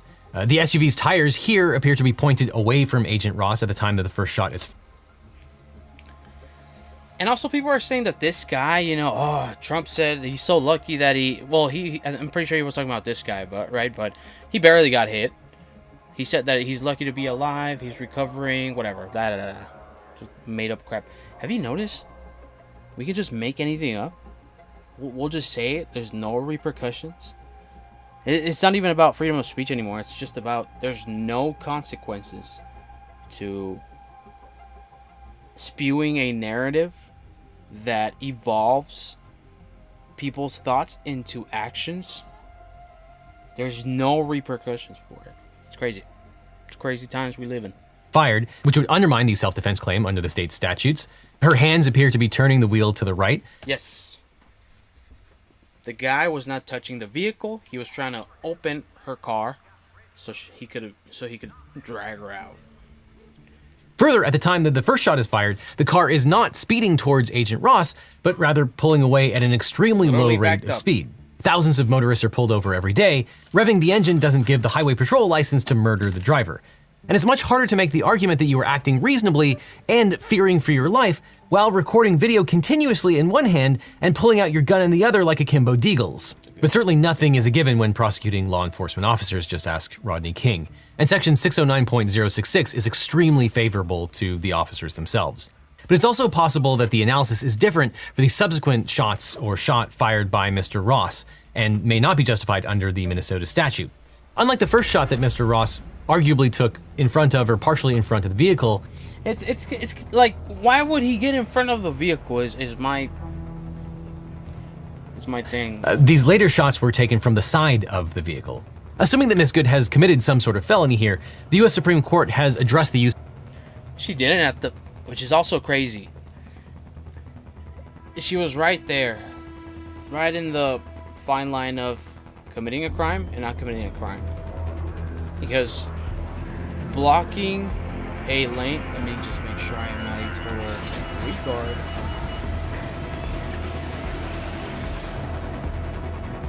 Is blocking the lane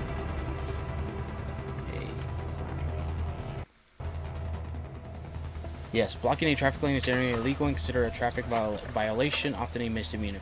Okay, so not a good reason to kill someone or want to drag him out and start beating them up like we've seen they've done. But then again, there's also, why did she move her car? Why did she need? Well, because she got scared. Of deadly force in the apprehension of a fleeing felon in Tennessee versus Gardner. There, the court explained that, quote, the use of deadly force to prevent the escape of all felony suspects, whatever the circumstances, is constitutionally unreasonable. It is not better that all felony suspects die than that they escape. Hold on. The use of deadly force to prevent the escape of all felony suspects, whatever the circumstances. Hold on. Let's back up. Felony suspects. Okay. Is trying to run over an officer of the law, a felony. Yes, attempting to run over a law enforcement officer is considered a felony offense in virtually all jurisdictions. Okay, so we got that. So let's say she was a felon suspect. She was trying to... But it's because the use of a deadly force to prevent the escape. Okay, so she was trying to escape, or was she trying to run somebody over? Whatever the circumstances, is constitutionally unreasonable. It is not better that all felony suspects die than that they escape.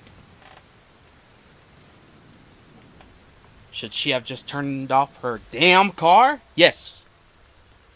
She did not deserve to die for it. You know what's funny about MAGA is they will cite you like the law. They will be like, you have to follow orders. We all have to respect the Constitution, except when it comes to their side winning on something. Whether it's getting rid of a lefty or proving a point, that goes out the window. Where the now the left does it too, but you know, I digress. Suspect poses no immediate threat to the officer and no threat to others. But then again, where the suspect poses no immediate threat to the officer and no threat to others, the harm resulting from failing to apprehend him does not justify the use of deadly force to do so. But that's the thing. You know, she could have taken off. Where was she even gonna go? Why would her wife tell her that? Where was she gonna go? She was gonna take off, and then what? Were they gonna go in pursuit? Was it gonna evolve to a police chase? No, not a police chase. ICE chasing down. Oh man. What if they had started chasing her and then it becomes a whole other mess? I'm having an epiphany right now. That both sides are equally retarded. The harm resulting from failing to apprehend him does not justify the use of deadly force to do so. Here, interpreting the Minnesota statute under the limitations imposed by Garner, it's difficult to conceive of any reasonable grounds for Agent Ross to believe that Miss Good's attempt to drive away from the ICE agents would cause death or bodily harm to anyone so as to justify her shooting. Now, given that ICE is trying to add everyone's information to their databases, it's probably a good time to wipe all of your personal and private information off the internet. Your cell phone number, home address, email address, and private social... Hi, it's Monday, January 12th, 2026. You're tuned... I like to listen to lefties because they're way more entertaining than the righties. Because the righties, they're serious. They're not performative. Like, they are genuinely, a lot of them are genuinely devoid of empathy. Because apparently empathy is a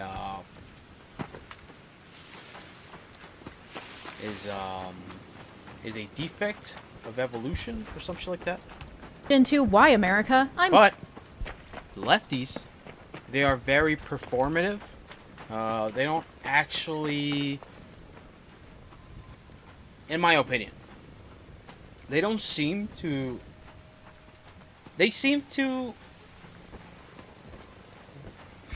want to be activists, and they want to speak for the people only for attention. That's what it seems like. Legion Miller, coming to you from Minneapolis with more updates. Today we're discussing what's happened over the weekend as door-to-door raids and further surges of ICE officers land in Minneapolis, and what this means moving forward, both for my hometown as well as all of America. And listen, I know last week I promised you a second part breaking down the Venezuela conflict, and that is coming, I promise. It's hard to keep up with the barrage of news lately, which I do believe is entirely the point. And also, this shit in Minneapolis is happening literally in my backyard, in my front yard. It's coming at me from all sides, so it's pretty hard to ignore it.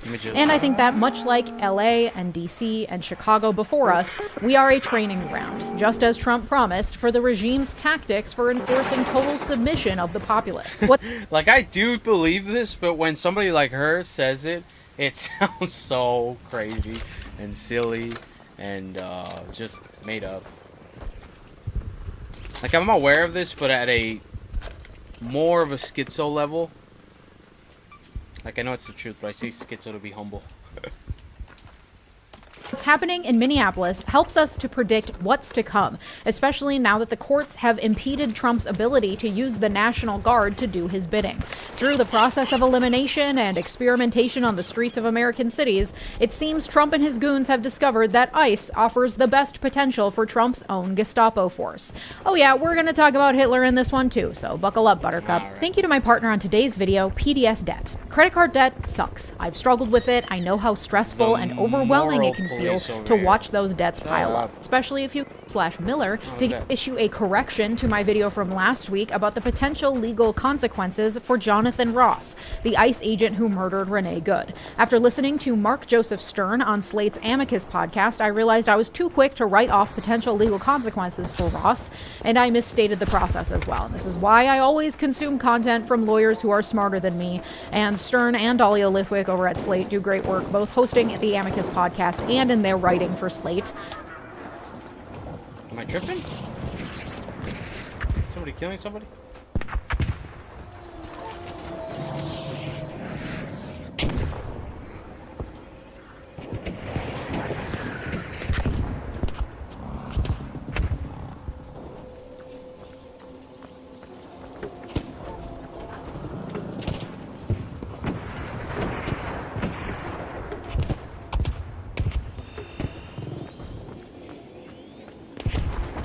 I heard wailing.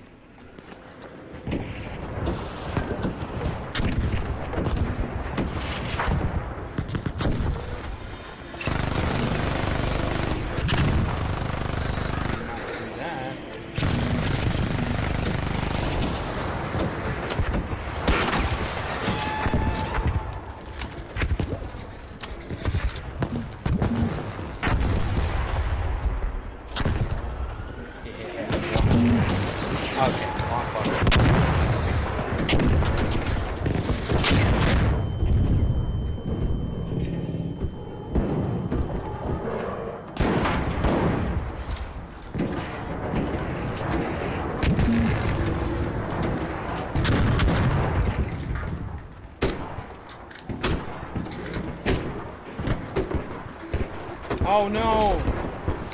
Bro died. How unfortunate.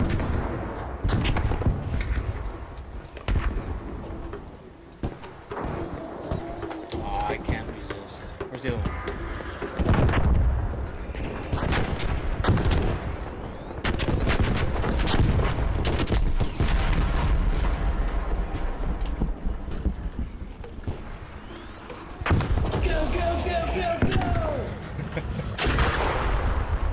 Dude, if I can reach that freaking... Nah, they beat me to it. I didn't reach anything.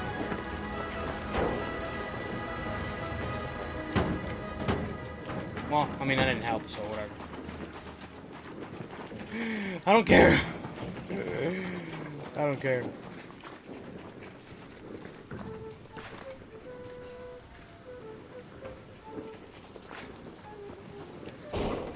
So you should check them out. Stern pointed out that any potential prosecution of Jonathan Ross brought in the state of Minnesota by state prosecutors, in that Ross could argue that it should be removed to federal court since he was acting as a federal employee. Now, I said that last week as well, but what I got wrong is that if the case moves to federal court, it would still be prosecuted by Minnesota state prosecutors, not by federal prosecutors. So it wouldn't just move to federal court and die because no federal prosecutors would take it. The same state prosecutors would continue pursuing the case, just in a different court. So that's going to go ahead and be my bad on that one, but the reality still stands that the feds have taken over the investigation, and that will absolutely create a roadblock to state authorities accessing key evidence. That doesn't mean that a state prosecution won't happen, it just means it's going to be a long and bumpy road. But it absolutely is not true, as Kristi Noem lied about last week, that Minnesota does not have jurisdiction over the issue.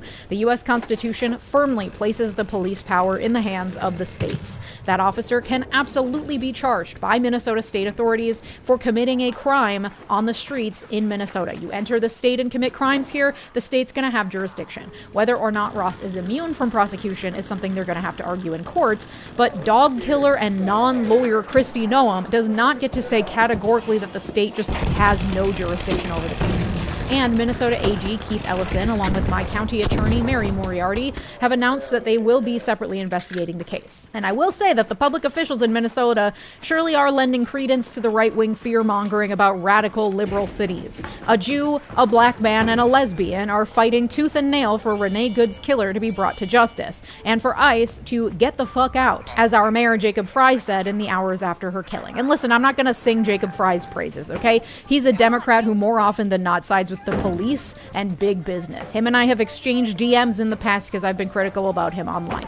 We don't stand Jacob Fry, okay? I did not vote for that man, but we can recognize when someone we disagree with is doing good work, and I appreciate that he hasn't been mincing words in his opposition to ICE being on our streets. I cannot say the same for Hakeem Jeffries and Chuck Schumer, who are supposed to be leaders of the opposition party, but we'll get into that. And the reality is that Minnesota officials may not need evidence from the feds to mount a good case. On Friday, new video surfaced from the perspective of Jonathan Ross, who was himself filming as the incident unfolded. As I pointed out last week, he had his phone out and it never left his hand as he pulled out his gun and shot Renee Good 3 times. I will not be showing that new video because I draw lines for myself about what I watch, and that's not something I want to engage with. The initial videos that surfaced that I showed in my video last week showed a car and a blurry gun, and that's it. This one is much more graphic, and it does not support a case for Jonathan Ross of self-defense. As a reminder, the standard is, would an objectively reasonable officer have acted in this way?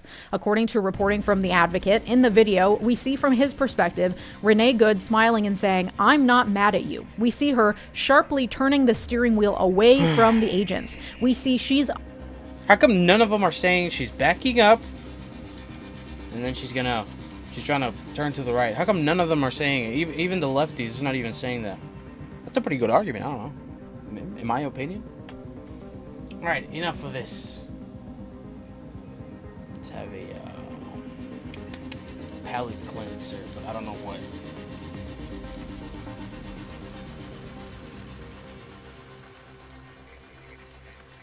This bitch is evil right here.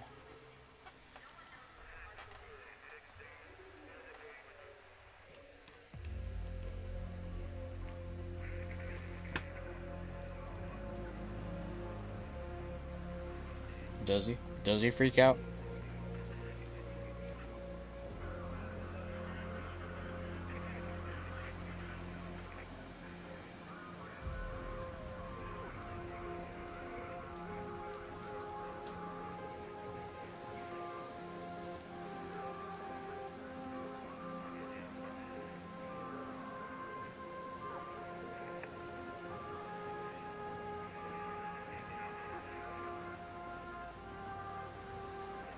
Hold on, what? Disinformation tracker. You gleefully supported the torture of Venezuelans, and then you pretended for about a day to care about their liberation. Wait, what is this? What is this? Oh, that's it? Okay, cool. Funny how Asman literally says he hates... Now, Asman is a cockroach. Not because he's a dirty... I don't exactly know all about him being... Like, he doesn't shower or something. He's like an actual cockroach. But... Funny how Asman literally says he hates debating, but has no problem debating people behind their backs. That's not what that is. That's just talking shit. Clippy from The Office. A streamer call... Or is that like an actual thing? Maybe it is. A streamer calling anyone a parasite is rich. That's true. That's true. And before returning... I am literally leeching off of other people's content. Am I an official streamer? Obviously not. I got like 30 followers, but... I now know what it's like to streaming off of other people's content. Definitely leeches. Definitely. Yes. Right back to pure sadism. 100% truth. Now, do I make video essays? I'm currently working on my second one, but still. And dehumanization. This is obviously about me. This guy is getting so cocky just because he keeps owning Diddy Piker. Let me remind you who Diddy Piker is real quick. Song, Piker, Shocks. I'm getting better at typing. Oh my goodness. Fucking, it is emblematic of all of America's much more consequent. I'm gonna analyze this again for like the 50th time. This is a dog dogs need to, you know, spread their legs, move around, go on walks, run, eat, drink. This poor dog is chilling here for hours. This happened back in like October, so this is not something that just happened. Now, is he still doing this? I don't know. Who knows? In my make-believe land, he definitely is, and he does it every single minute that he can. In my make-believe land of schizophrenia. Sequential violence. Now he's yapping and screeching on about American imperialism or something like that. Okay? It's the same reason as to why America, Kaya... She has one paw. One paw. I'm still pissed about this months later. I'm still super pissed about this. The fact that this guy... You see, this is why I say the right and the left, they're two sides of the same stupid-ass chipped coin. They get to get away with whatever they want. Why? Because they have influence. Please just... Melanie Martinez? Have you seen how rabid her fans go? And go... Just stop. Reaching for a Zin that never appeared. Doesn't even go and check on his dog that just yelped from pain. She clipped her paw. Just stop. So why don't you just go check on her, bro? Kaya, please just... Let me reach for my shock Just stop. controller. Souvlaki Samurai. It is emblem... I say it's my Zin, but not really. If they were being... Anyways, this guy keeps owning Hassan like hard. Because Hassan is a very easy person to own. Because he's a dickwad. But he's getting cocky. Tortured, would I agree to not send them there?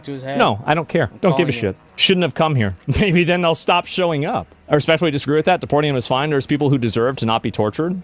Well, then they shouldn't have been here. Why don't you invite... Right.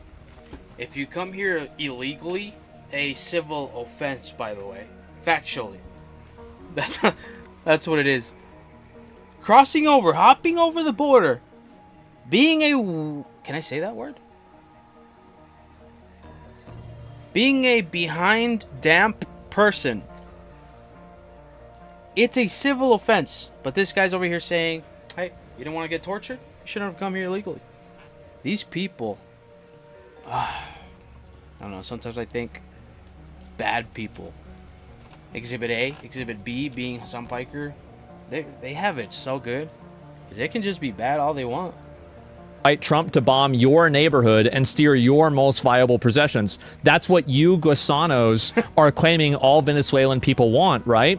Can you explain that logic? How's that liberation? So this is a person who's basically decided... Okay, this is a person coming from a guy that looks like this. Like, this is insane. This guy's a millionaire, by the way, but chooses to still live like someone that you would think does drugs, but they're just lonely. That they're able to use racial slurs Holy crap, man. Use some shampoo. Against people. A Gusano is a worm. You're a worm. He was... That they disagree with because they're disagreeing with them That's a worm! Politically. It literally means a worm. And again... Racial slur, is it? Just double check. Is...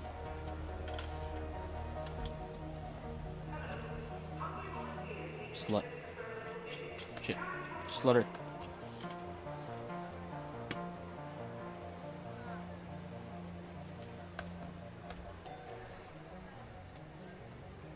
I am learning a lot today. It's not about whether it's a, like a bad word or not to use. It's about the intent behind the word. This person is using the word with the express intent of delegitimizing. Wait, what do you care? Dehumanizing, and making... What? Dehumanizing? Didn't you just say somebody deserves to get tortured because they committed a civil offense? A person of a certain ethnicity seem like they're wrong. This low income... You do this! Ignorant, delusional, brain-dead, third world importation of all of these illiterate people that can't speak English, that have no fucking skills, live off the government, and are effectively parasites. Holy crap. Dude, illegals cannot live off of the government. They can't. They cannot do that. How much do you think the government gives to illegals? Do they? Do illegals get benefits? Do they get food stamps? I feel like they get food stamps. I don't know, man. Personally, I don't give a flying F if my tax dollars go to some kids with illegal parents. That's just me, though. That's just me. Like, I don't know if that's feed. I mean, we're not up in arms about our tax dollars every year or every 2 years. When does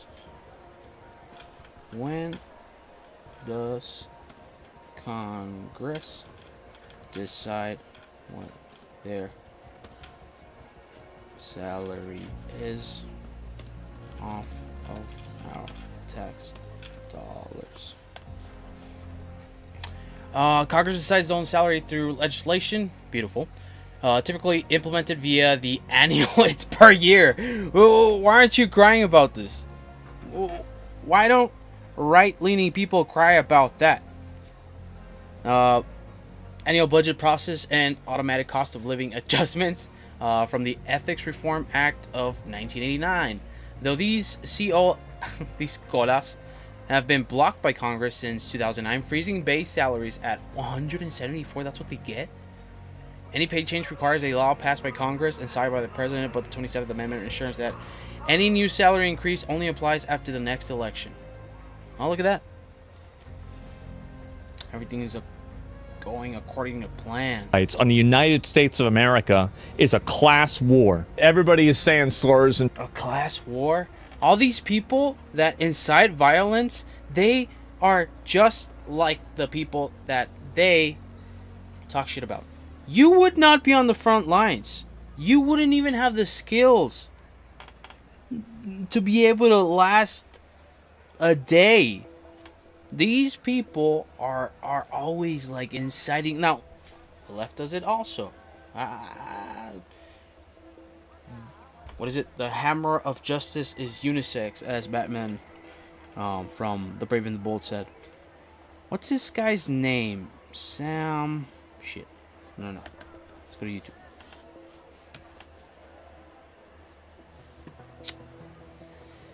He's so irrelevant, but I remember him because I am chronically online and I'm always up to date with what is his name? Shit. On he's not even in the no. What's his name, Sam? Okay.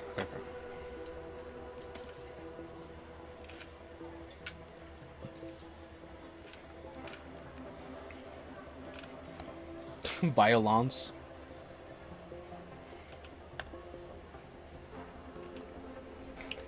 There's this one doofus that tells the left, guys, we need to start actually, committing acts of violence because nothing's gonna happen if we just protest.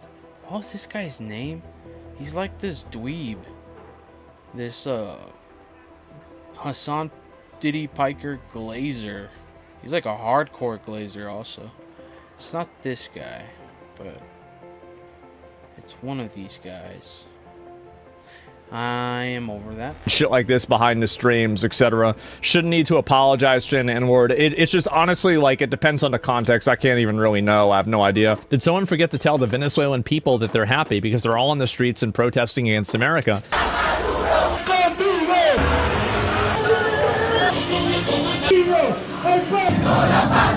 Unless you mean the people of Florida or Chile who call themselves Venezuelan but don't live there. Does that work for Palestinians too? It's jihad against civilization. Yeah. A lot of the Venezuelans that are like now, listen. What happened taking Maduro wasn't exactly like the shittiest thing. What are we doing in other countries again? Whatever. But Palestine is not a cool thing. None of the videos you've seen are from Venezuela. People are watching videos from other countries and lying about them. Asmongold played a propaganda video which falsely claimed Chile was Venezuela. And we unequivocally stand with the people of Venezuela against U.S. imperialist aggression. What do you think about the people of Venezuela celebrating on the streets? What? What do you think about the people of... What? What do you mean? People celebrating on the streets here. What do you think about that? You default right back to your NPC programming whenever you get called out for being a retard. The real videos on the streets of Venezuela show the exact opposite celebrations. The people are angry. They're protesting against American aggression. And what happens... Oh, man. Okay, yeah, no, this guy is also... They always catch me. I'm very impulsive. If they protest for American aggression. Protest for American aggression. For American aggression. Huh? Oh, that's right. They die. Wow. It looks like everybody in North Korea thinks Kim Jong-un is great. I guess he didn't do anything wrong. Valid. In Venezuela, people are free. They're free doesn't again. mean he cares. Someone like Asmongold could, praise the actions of this administration. For example, freeing Venezuela from a dictator. It doesn't mean he cares about the people. He doesn't. He's just trying to give kudos to somebody he supports. It's been a long time for them, but they're free. America is... Yep. Trump hasn't done anything but kidnap a president. He got his ass. He got nabbed, absolutely. And do you want to be a degenerate, a liar, and a thief? The U.S. is not interested in freedom or democracy. It's interested in our oil. Yeah, maybe you're right. But hey, if we got a bigger gun, then we're going to get it. That's just the way it is. What the United States does criminal? Oh yeah, they're going to interview Venezuelans that are over there and unhappy. They're going to try to make it look bad, but no, it was actually a very good thing. If we can get enough money out of the place that we're intervening in, and we can effectively make it worthwhile for us, then I'd be okay with it. So it's all about whether we're making money off of it. Even if it costs civilian lives? Yeah, who gives a shit? Meanwhile, the white demons and gusanos celebrate the rape of another Latin American country. This person is insane. It's very easy to own somebody like Piker, but the fact that this guy thinks he's better than... know that the way that I look at things is insane to most other people. My solutions to problems are oftentimes so extreme and so immoral and, No, they're weak. And... they're always a cop-out. Inhumane, because I don't really see people as people in a lot of cases. I just see them as like an object or a functionary tool. You think about killing random people? Yeah, all the time. Oh, constantly. All the time. This person is insane. Well, he is a disinformation tracker because all of the posts he makes are disinformation. So if you follow his account, you'll be able to get plenty of disinformation.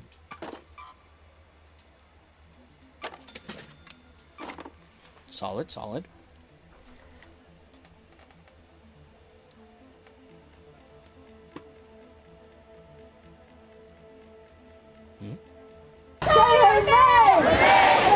Say her name. Renee Good. Say her name. Renee Good. And I say her name, Renee Good. Renee Good's name was chanted all across the United States this week in what's been called the Ice Out for Good movement.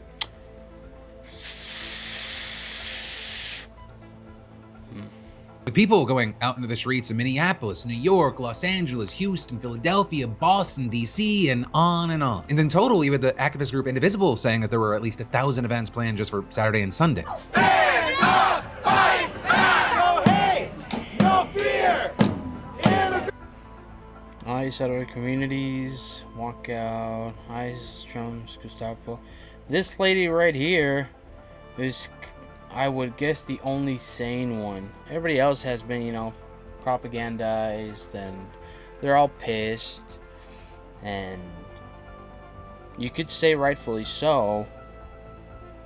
But like I said, and I mean this, a lot of this really is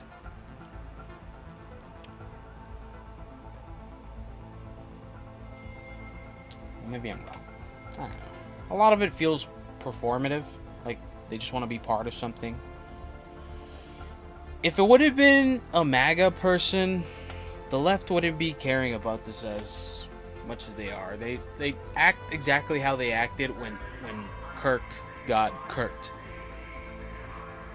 Yeah, both sides are just insane, like actually insane. Animals, like there's something wrong with them, like genuinely. We demand justice for Renee Nicole Good. Did you forget her name? What? Did you see that? Renee. We demand justice for shit. Let me just double check what her name is. No fear. Immigrants are welcome here. We demand justice for Renee Nicole Good. It even reached the Golden Globes, where you had celebrities wearing pins featuring slogans like "Be Good" and "Ice Out," and those including the likes of Ariana Grande, Wanda Sykes, and Mark Ruffalo. And that is, you had One Battle After Another, which is a movie about a white nationalist authoritarian regime hunting down undocumented immigrants, winning 4 awards, more than any other film there. Now, all that said, that does not mean this reaction has been universal. Right? The reaction from the American right has been pretty dismissive of the whole protest movement. And among those, you had people like Fox News host Rich Edson being like, why aren't people protesting the repression in Iran? And there you had AOC's former communications director, Corbin Trent, just shutting him down with this answer. But isn't that the same though? Where's the protest against the regime that's killing people in the street right now? I mean, I don't see anybody at Columbia. Well, they're doing those today, and it's called the ICE protests. Well, are they talking about Iran at the ICE Oh, protest? that's right. They messed up on this. This is funny. No, I think they're talking about the regime that's shooting people in the face. And for many, not just these protesters, they really do see it that way, that Trump's federal agents here, they're not just ordinary law enforcement, they're a hostile, occupying army in communities that do not want them there. It's why increasingly... What is this? It's a paintball gun? You see, this would be... I would be all for this if they were all doing it, because honestly, the left likes to pride themselves on being like the side that is the bigger person, right? So, I mean, they're not going to be carrying firearms, are they? So I feel like paintball, those hurt. So I'll show you get some good ones. There's some good brands out there, okay?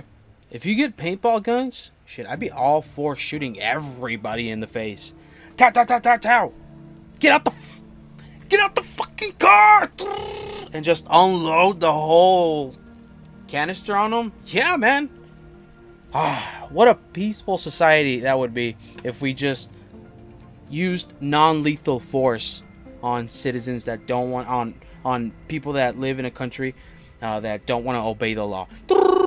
Imagine we just got rid of all guns and we just traded in them for paintball guns. I feel like we could reach world peace like that. I know I sound super retarded. Too many videos to count of people confronting ICE agents, filming them, shouting at them, even getting into one-on-one debates like this guy did. Get the fuck out of our city! I'm not gonna get out of your city. Yeah, you're a Nazi. You work for the orange fascists and cheat. He doesn't even know what he's saying. The left doesn't like to show a lot of this. The previous clip where ICE is non-violent, they're kind of like, okay, these guys don't like us, let's get the hell out of here. Why? Because just like the other side, they're following an agenda. They need a certain rhetoric so their side can win an argument. Don't point that gun at me, you. Take off your mask, you little. Just leave him, you. That's right. That's right. Yeah, that's right. And then they pull a gun on you because you're not listening, and then you're like, justice for me. You see, it's stuff like this also. I don't know. I feel like this could be considered a threat, like a physical threat. You don't see these clips on the left. You don't see these types of clips where they are antagonizing him, coming up to them in their face, and the law enforcement agent or whatever. They're not really, they're not clapping back. And both sides. Both stories, both sides, it matters. It matters to know exactly what's going on. Because then you get caught in one side's point of view. You see, he's even like, yo, can you please chill? Now, Trump's allies, they insist that these people... The left doesn't have a problem with that. With what the guy just did, going up to the ICE agent like that.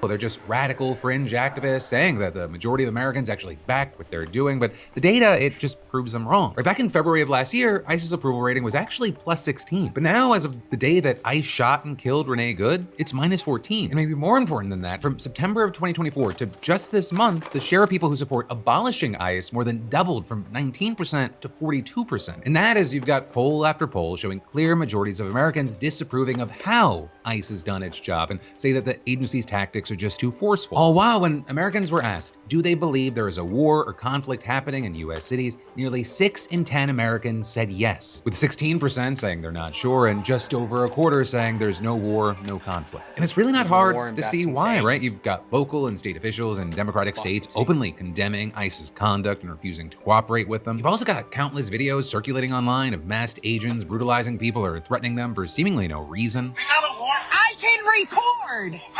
I am back. Get your hands off of me. I'm not in your way and I'm not stopping nothing. Fuck you! And the right doesn't like showing shit like this. They don't like showing when they literally raid house. I'm not gonna look it up. When they raid houses.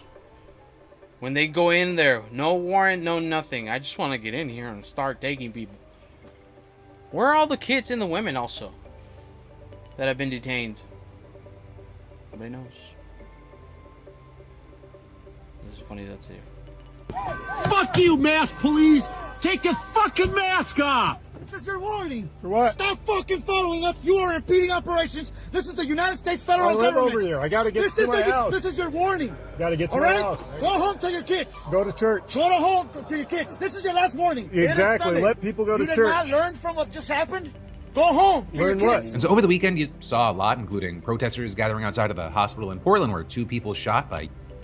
If someone like Asmongold believes that, yeah, deadly force should be used on people that break the law, even though the perpetrators that are pretty much being the judge and the jury in that moment towards civilians. And I don't know, man, I am fully for someone like Asmon getting kirked for speeding. You see how retarded that sounds? These people are not okay, bro. Like, they cannot be. There's no way they're this heartless. I have a buddy, and I grew up with him. No, I didn't grow up with him, but I went to school with him for the most part of middle school and high school. And we were talking about the situation, what happened with Renee Good, and the way he was talking about her, demonizing her, saying she deserved it. I really couldn't, because I'll fuck around and joke and be like, this and the left and the right, and they're both retarded, but man, like, genuinely mean stuff? Shit, man, I thought we were just messing around. But you actually mean this stuff? And then I think, how did propaganda from one side really get you? Like, I grew up with you. I thought you were a sane person. He's a good guy. Why? At least I want to believe that he's a good guy, but man, U.S. Border Patrol were being treated, or with Homeland Security saying, just like with Renee Good, that the people weaponized their vehicle against federal agents. Also in Washington, D.C., you had protesters gathering in front of the White House on Saturday and then marching to ICE headquarters on Sunday. Right on Friday night in Minneapolis, you had people surrounding hotels where ICE agents were supposedly staying, and they chanted, played drums, and banged pots to keep them awake.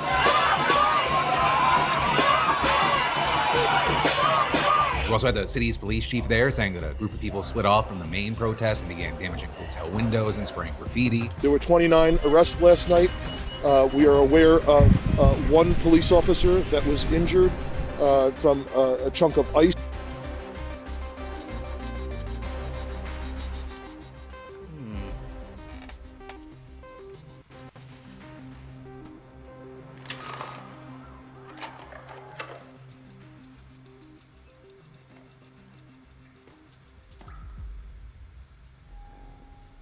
I don't understand how, like, a lot of the stuff that's going on regarding, you know, like the stuff that has to do with Border Patrol, ICE, immigration, illegals, residents, yada yada yada. It's not. I don't really see it happening in border cities. Why is it such a big deal for cities that aren't even close to the border? Has anybody noticed that that's kind of been a theme with the right? Seemingly not even close to the border, but the cities that are most worried about illegal immigration are the cities that are, you know, in the middle of buttfuck nowhere. Not even close to the border. I don't know, man. I live in a border city. Well, most of the week I'm in a close to the center of the country, but during the weekends I live in a border city, and I don't know, man. It's pretty peaceful. I actually live in one of the safest cities in the country. It's awesome. I love it. There's some things I hate about it, but for the most part I love it. That was thrown at them. You also then had the mayor adding, the vast majority of people have protested peacefully. This is what... Well, I mean... Okay. Yeah, no, actually, he's right. He's not lying. The vast majority, I guess, you could say, are protesting peacefully. Donald Trump wants. He wants us to take the bait. He wants those agitators to get a hold of this crowd in a way that it makes them cause harm to others and or damage to property. But regardless, you had Homeland Security Secretary Kristi Noem telling Fox News yesterday. Every single time I bring in this little rod so I can open a door on the east side of the map, it either drops me on the other side of the map or like on this side of the map because I need to go that way, or it drops me like when like half of the time is already gone. I don't even want to go that way because what if I get there, I travel all that freaking distance and there's like somebody already got to it. I just saw a meme about this. That's funny. That ICE is ramping up its presence in the Twin Cities. We're sending more officers today and tomorrow. Holy crap, dude. This girl's face is so scary. Why isn't your forehead moving, girl? I've seen it up close, like clear as day 4K picture of this woman. Yee. They'll arrive. There'll be hundreds more. And in order to allow our ICE and our Border Patrol individuals that are working in Minneapolis to do so safely, we're going to continue to, if they conduct violent activities against law enforcement, if they impede our operations, that's... There's guys, and there's people, you know, just going to work, not impeding in any type of investigation. They're not being threatening, and they still get stopped. The crime, and we will hold them accountable to those consequences. And that's coming after she reportedly sent a memo to DHS staff telling them that any visits to ICE facilities must be requested at least 7 days in advance. Even though federal law and the courts have affirmed that members of Congress have the right to make unannounced visits to facilities funded by regular congressional appropriations. But Noem, she argues that since the detention facilities are funded by the so-called Big Beautiful Bill, the law just doesn't apply to them. So when Minnesota Congresswoman Ilhan Omar, Angie Craig, and Kelly Morrison trying to visit detainees over the weekend, you saw this. Shortly after we were let in, 2 officials came in and said that they received a message that we were no longer allowed to be in the building and that they were rescinding our invitation to come in and declining any further access to the building. It is our job as members of Congress to make sure that those folks detained are treated with humanity because we are the damn United States of America. Also, I'll say while we're talking about Kristi Noem, we should also talk about this moment and this clip that's been making the rounds from her interview with Jake Tapper. Because Tapper, he played these clips of January 6th rioters attacking Capitol Police officers and then asked, by this standard, would any of those officers be justified in shooting and killing the people causing them physical harm?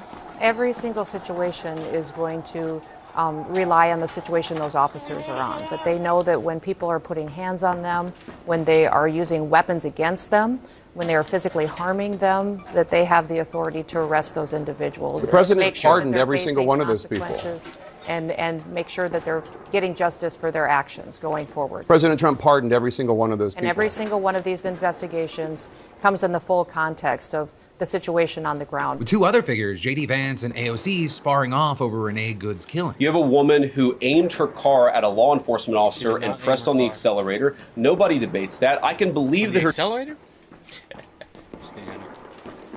She did not aim the car. We can see clear as day. She turned to the right, she backed up, and then she turned to the right.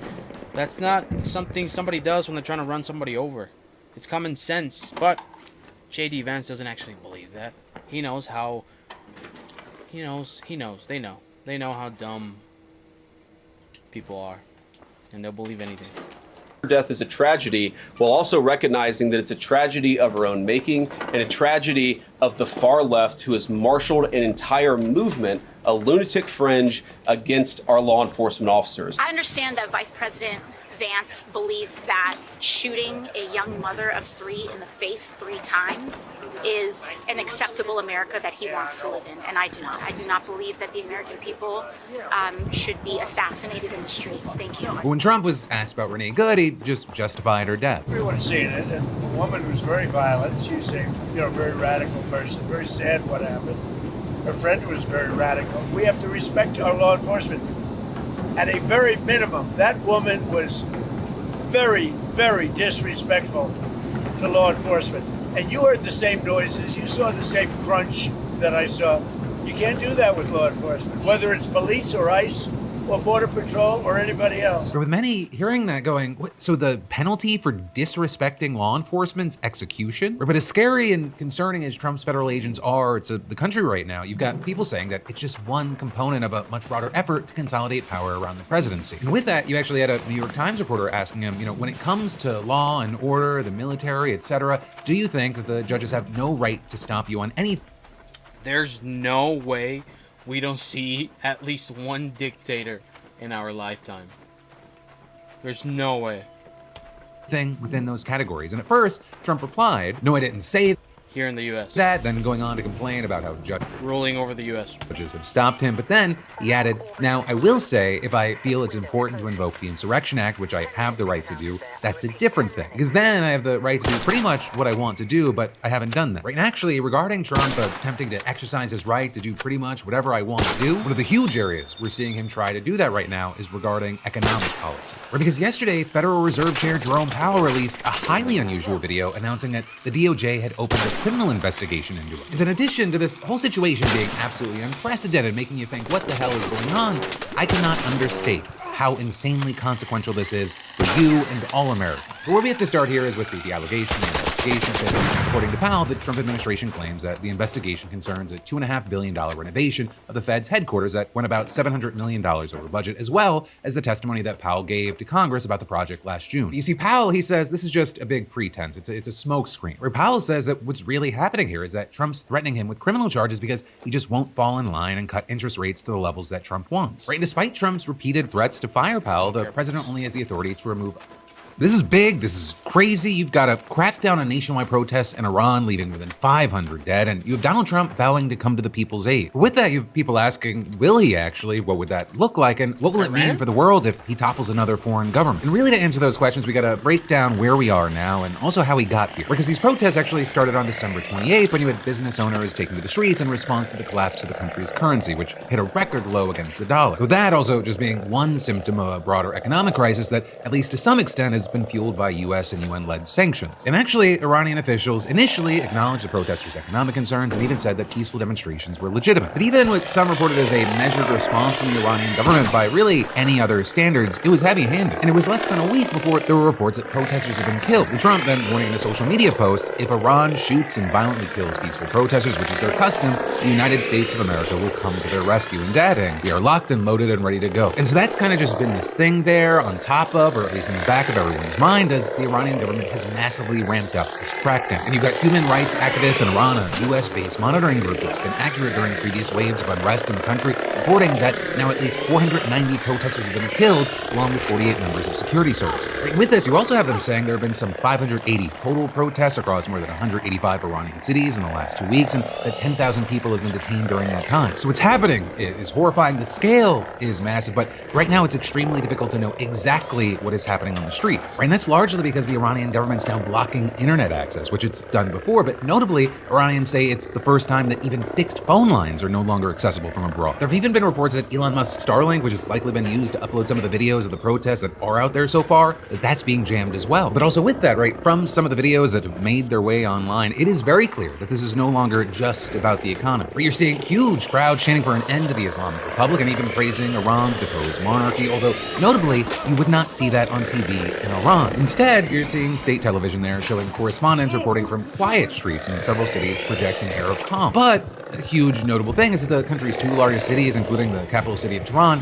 they weren't included in that broadcast. And actually, footage that state networks have aired from those cities have instead shown what are likely government-sponsored rallies in support of the regime. Now that said, it's not like there's no acknowledgement of what's happening. Instead, what you're seeing is they're framing the protests as violent unrest fomented by the US and Israel. And so with that as the framing, you're seeing things like state television airing what it said were funerals of slain security force members, with them also then showing a large number of bodies and body bags at a morgue and describing them as victims of rioters, although an Iranian rights group that posted videos from the same location said that those bodies were those of protesters who were killed by the government. You're also seeing things like a top Iranian security official accusing some demonstrators of killing people or burning people, saying this is very similar to what ISIS does. And actually, on Saturday, you had the Attorney General there warning that anyone taking part would be considered an enemy of God, which is an actual thing that can carry the death penalty there. And actually, on that note, I think it's important to understand that the country's economic crisis, it's gone hand in hand with the growing repression there even before the protests. Nearly 1,900 people were executed in 2025, which is a crazy number, but it's also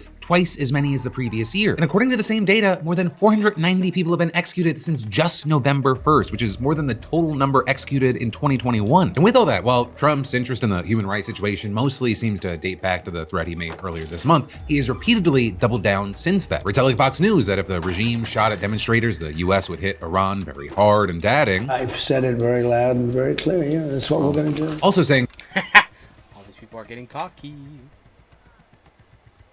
Okay, now palate cleanser.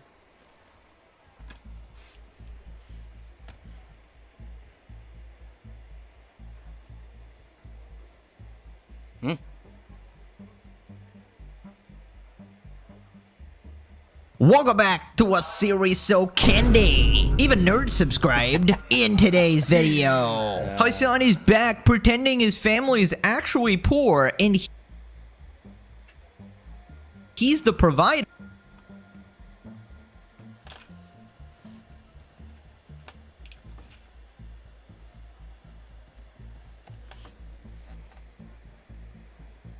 Ulker Sedef Biker Ni Uyghur. Ooh, that's risky. An art and architectural historian who teaches at the New Jersey Institute of Technology. She comes from a family with connections to prominent figures, as she is the aunt of Cenk Uygur, founder of the Young Turks, and her son Hassan is a well-known political streamer. So historian. Okay. Is she well? Soundsbaker is an artist. Okay. Political science, economics, former vice president of Sabancı Holding and founding member of Turkey's Future Party. I don't know, man. It doesn't sound poor to me. His multimillionaire uncle, tycoon dad, and landlord mom watching. Hold on. Jesus Christ! I thought this was Hassan. There's not much of a difference. So this is the dad, I'm guessing? The dad looks younger than Hassan for some reason.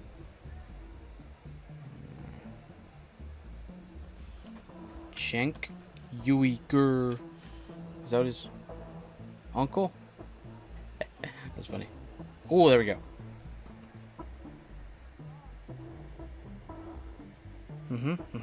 Okay.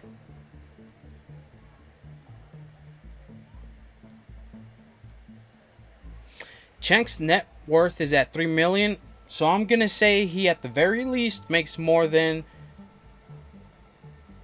$500,000. $500,000. That's rich, bro. That's pretty fucking rich. This right now, bruh. He claims his uncle Chunky Yogurt from the Young Turks is not actually wealthy. He claims he was only making $40K per year in the past and was broke. He's bragging about 40K is not that. What's the opposite of not that much? I don't know, but it's not nothing, okay? It's actually if you know how to budget, it's actually not bad. burning off ads saying that he doesn't care about money and only cares about his audience's well-being. No, the actual he's always berating his audience, which is so funny. It's so entertaining, and that's another reason why I left the left, because they eat each other. Truth gets revealed immediately. Pseudo Hassan Orbiter and politically brain-rotted individual Connor Eats Pants is beefing with Asmongold. He's calling him a view botter, a possible foreign Russian agent, and a virgin. Interesting. Asmon has responded dunking on him, saying he's completely irrelevant even after grifting off Hassan in politics. Asmon has responded to Hassan's threat of stuffing him into a locker over the internet. He claims Hassan was so fat he wouldn't fit in the locker. Asmon is considering quitting politics in 2026. Sounds familiar? Radical left women are apologizing for being white and crying white tears. Hassan Piker effect in full force. Subscribe or you go missing. I'm sorry like that Kaya. I'm white. I'm sorry that you are not. Wait, what are they trying to say with that? Do do do do do do do do do do do do do do. Let's up those numbers! Now let's begin. Right, so Hassan is back pretending that his family is actually poor and he grew up broke. Hassan talks about personal decision to stop running ads for benefit of his audience and says that he's always been with it, even when making 40K a year. Also responds to nepotism claims, says that Chunky Yogurt is not nor ever was wealthy and that he's fortunate to be the breadwinner. Right, so a chatter said this, Hassan, maybe because you're a Nepo kid in a millionaire mansion, a classic, and this is a subscriber for 1 month. Oh, because I guarantee because you're a Nepo kid in a millionaire mansion. Yeah, I'm the fucking millionaire in this situation, just so you understand, right? Like you say Nepo kid, but I'm taking care of my family because I'm fortunate enough. Because I have you, the viewers. The Piker Broadcasting Service is sponsored by you, the viewers. All of your favorite content creators farm max ads. You know that, right? They get max contracts, farm max ads, get as many fucking sponsorships as they can without ever considering you or what that might do to you. Bro, why am I getting dropped off at 20? What am I supposed to do with that much time? Nothing. Or what that might do to others. I don't do any of that shit, and you still come in here and you try to say, oh, I'm hypocrisy baiting. You just want every rich person to turn around and say, things are good. Things are good, actually. And the one time someone doesn't say that, it bricks your fucking brain. You go, why don't you just shut the fuck up and say, everything is good? Right. He's taking care of his family, guys. You don't understand. He's just taking care of his multi-millionaire uncle, his landlord mom who owns a bunch of properties, and his rich dad, borderline billionaire at one point. He's just taking care of them. You know, Hassan, the very good and charitable guy. Reminder, Hassan did the brave task of becoming financially independent at the young age of 30 years old. I've been independent since 2020. Buddy, that was 5 years ago. And you're 35 years of age. You mean you were independent since 30? Congrats, Hassan. Oh my god. Yeah, great recap from the creator of the legendary series right there. But I can't believe Hassan has the audacity to brazenly lie like this. Also, I really don't know why he's acting like he turned off ads for the people, you know, for the viewer experience, for his fan base, because he cares so much about them. Yeah, no, it's basically because it's going to be profitable for him in the long term, right? Because when you put ads on, less people want to watch because it's obnoxiously annoying, especially if you're on Twitch. And also the earnings on political content might be less or might be restricted to the point where it doesn't matter as much, and that it's more beneficial for him and his career to turn off those ads, but he will give this sort of bullshit reason. Here we got Dan Solomon following up to his previous tweet that Hassan is the lowest number of active subs since 2020. That was a good episode. Then he says, stats from years ago. You can see how often Hassan ran ads compared to literally anyone, more than 200% higher than the next person. Now, he is bleeding subs and he can't run ads on his main content. Total financial victory against terrorism supporters. Feels good, man. By the way, in the recent episode, Hassan was once again supporting terrorist groups, particularly Hamas, because he loves the worst of humanity. And here we got a screenshot, ads in chat per day. And we got a bunch of streamers, Asmongold all the way at the bottom here, right? We got some Shroud, Lily Pichu, Saikuno, XQC, Tyler1, Pokelals, Ninja, Moist Critical, and then we got Hassan all the way at the top there. Now, granted, this was in the past, but apparently Hassan was saying he was doing the bare minimum, which is apparently not true. Lol, wow, nothing says I'm socialist like running 3 times more ads than anybody else. I'm just happy to see the world waking up to this fame-obsessed idiot loser frat boy's grift. Wonder what caused the sudden decline for Hassan, and we got Manectric, Dog Zappa. Anyways, then Hassan continues saying that his uncle isn't actually wealthy, guys. Apparently Chunk Yogurt is not buying the Chobani. Yeah, your uncle wasn't wealthy. Lamau, nice whataboutism. Wait, he's not. The fuck? And he still isn't.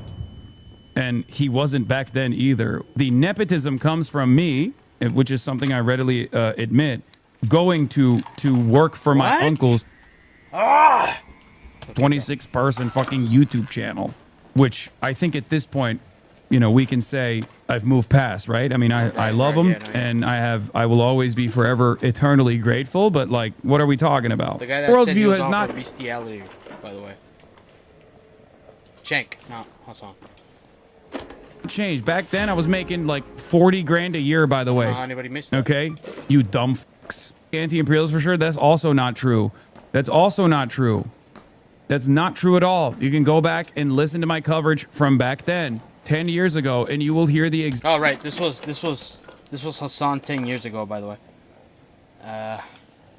Hassan Baker, hold. You have to count. Hold on. There we go. That's the legendary question of all time. Old enough to count, old enough to mount? Question mark. I want to say thank you to Miley Cyrus for showing off her camel toe at the VMAs the other night. When was this?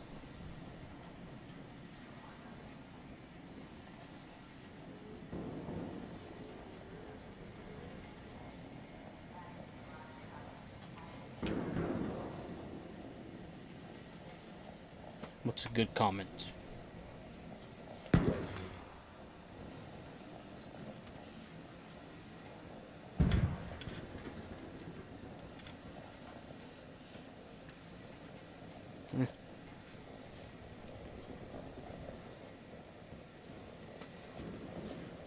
Oh, it looks AI? Right. I always knew Hannah Montana was a little slut. Don't even try to hide it. Look, this is a classic example of what happens when your father doesn't pay attention to you. You turn out to be a slut who's craving for attention, and then I tend to pick you up at a bar late night and bang you out on the first date. Hannah Montana?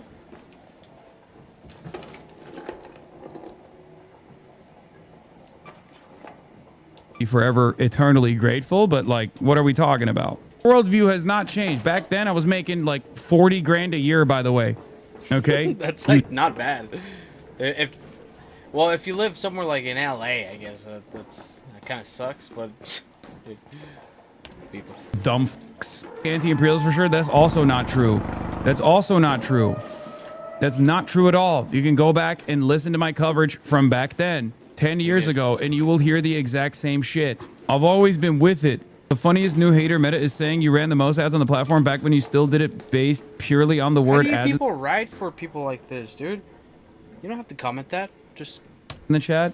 That's not a new meta. That's the old hater meta. They used to lie about wasn't gonna that. say, yeah, you're right, And I bro, think thanks. that doesn't actually work because a lot of people realized that I was actually running way less ads than anybody else. My contract minimum was 1 minute, and then they upped it to 3 minutes. I always argued. I always got the literal minimum amount necessary. Yes, of course. The minimum amount necessary, of course. Just like Hassan, when he says that he lives on a basic necessity budget, right? A bare essentials that a human needs, you know? And I don't care. I live on a basic necessity budget for the most part anyway, okay? That's why Hassan buys designer clothes, Gucci bags, a supercar, a $3 million mansion, designer dog, you know, and has all this bullshit in his room. It's just bare essentials, right? You can't really live without the Dog Zapper 9000 by your side 24/7, obviously. These are just things that man needs to survive. Food, water, and your dog shocker. And lying about things that are literally documented on the internet. He goes, my uncle's not rich. Right.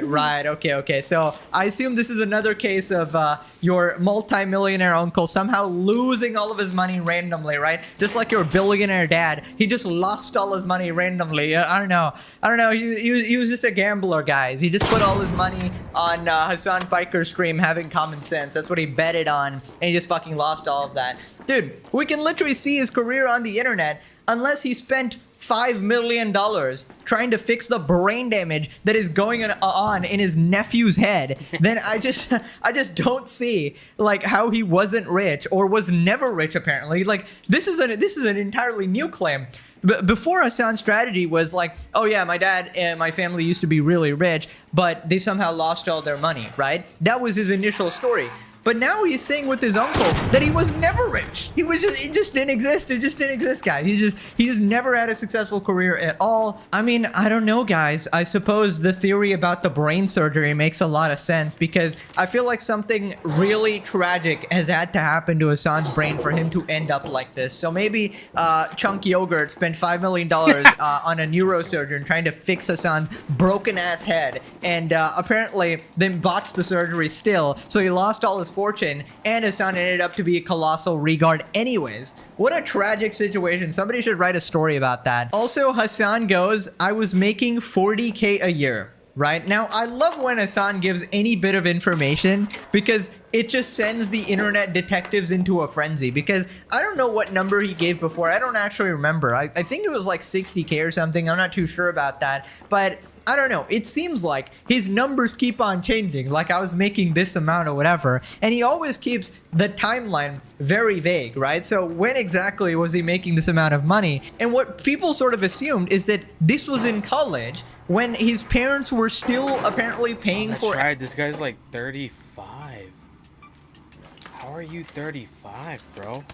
Everything. So this 40K or whatever amount this is was entirely savings, and that is literally the definition of being rich in college, obviously, right? Because your parents are essentially providing everything for you, and essentially you're getting a free ride. But don't worry, guys, Hassan is a self-made, very hard worker. Obviously, he became financially independent at age 30. Oh, his parents stopped providing for him at age 30. I mean, look at him. Look at the grown boy out in the real world at age 35. Yeah. Wow, truly impressive, Hassan. I mean, shut the fuck up and enjoy the free ride you got in life, man. Like, why do you have to attempt to rewrite history and go like, well, actually, I was very poor as I was sitting with my 500 pounds on this poor horse that I was torturing, right? You know, every kid had their stable. You know, you didn't have a stable. Are you kidding me? You didn't get horse riding lessons? What are you, a brokey? If you're a broke boy, just say so. Hassan goes, me, I'm a broke boy.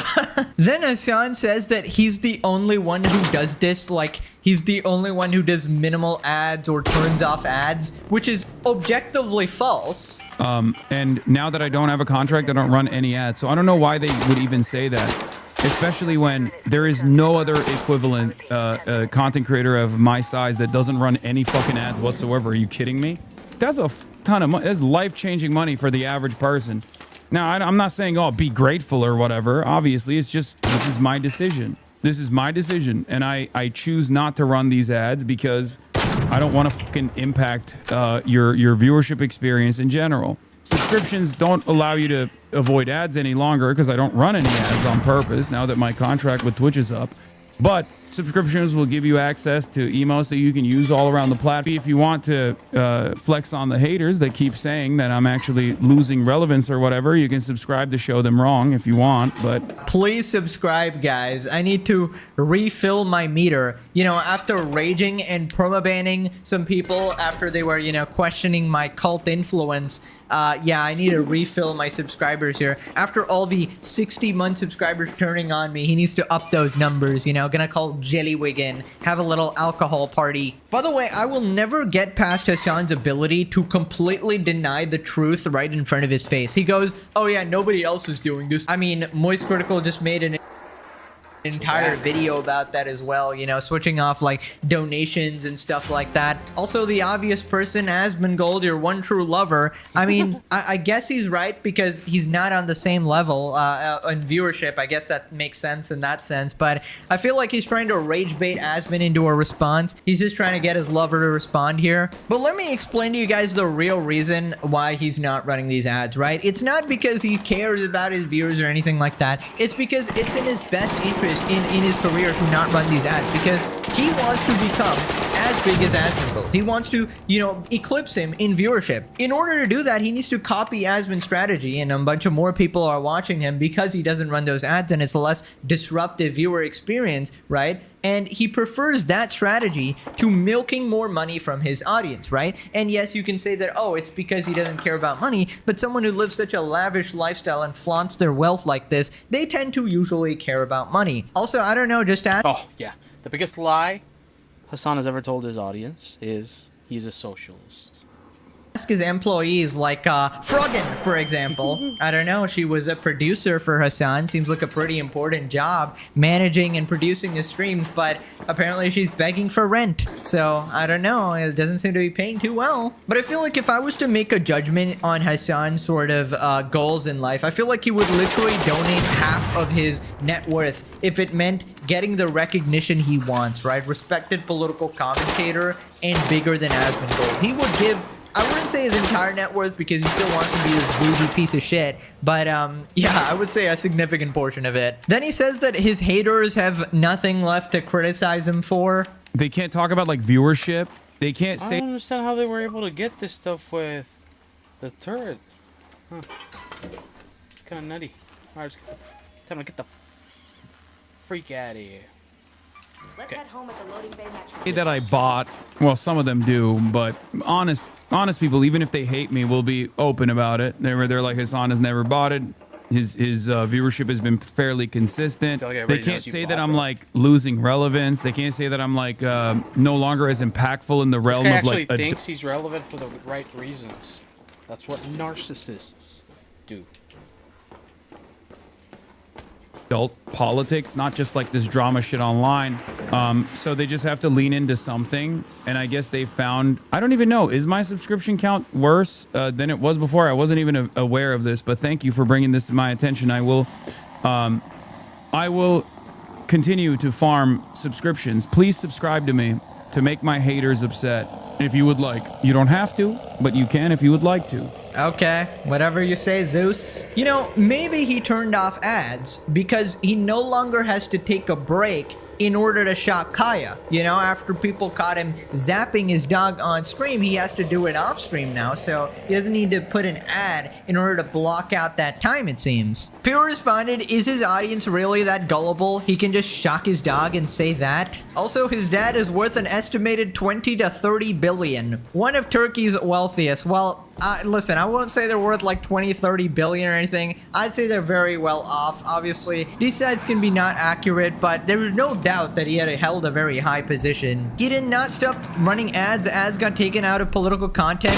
This lying ass loser was known for running ads every hour on the hour. It was a meme on his channel. It really blows my mind this lolcow still has viewers. Hold my beer. Chunky yogurt. Net worth 10 million. No, my uncle's poor. He's never been rich. I'm a poor working class man. And we just got mini froggin. Hassan doesn't take ads because no brands wants Hamas propagandist Hassan Biker as a partner. Yeah, he's like, oh yeah, I don't work with these sponsors. Buddy, you're blacklisted. You're literally like your friends have to avoid you. Anytime like AT&T is on or something like that, you're literally blacklisted, buddy. Bro's like, I'm doing this out of the goodness in my heart. Like, shut up, man. Bro, I dislike Cenk a lot and I wouldn't insult him like that. He's an incredibly successful entrepreneur and is rightfully proud of that. Dude, I still remember when Hassan and his uncle met for Thanksgiving and his entire chat called his uncle a far-right like Nazi or some shit. Moving on to one of the pseudo Hassan orbiters, Connor Eats Pants. You may not know this individual because they're quite irrelevant, but it seems to be a politically brain-rotted Twitter user. They are beefing with Asmon, saying that he bots, implying that he's I don't somehow understand why Pegasus defends Asmongold so much, bro. Like, Asmongold's he's not a good person, but Pegasus seems like a decent guy. I don't understand. He's always writing for him. Where is it? Where is it? Come here.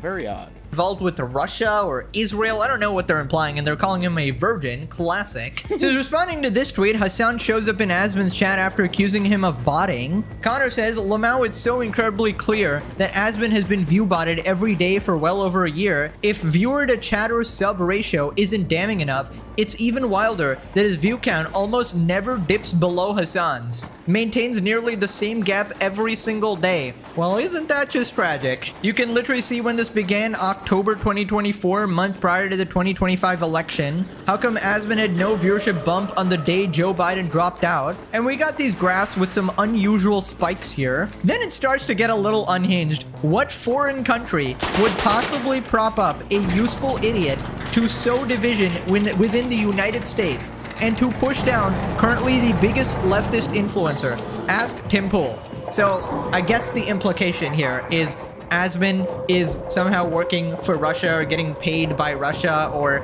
I don't know which foreign country he's talking about. Is this Israel or what? By the way, you don't need anybody to push down the biggest leftist influencer. He's talking about Hassan here, by the way. He does that with his own clips going viral every day for being a colossal moron. The Justice Department shut down Tenet Media, was used to pay off useful idiots. A month later, Asmon begins to be botted.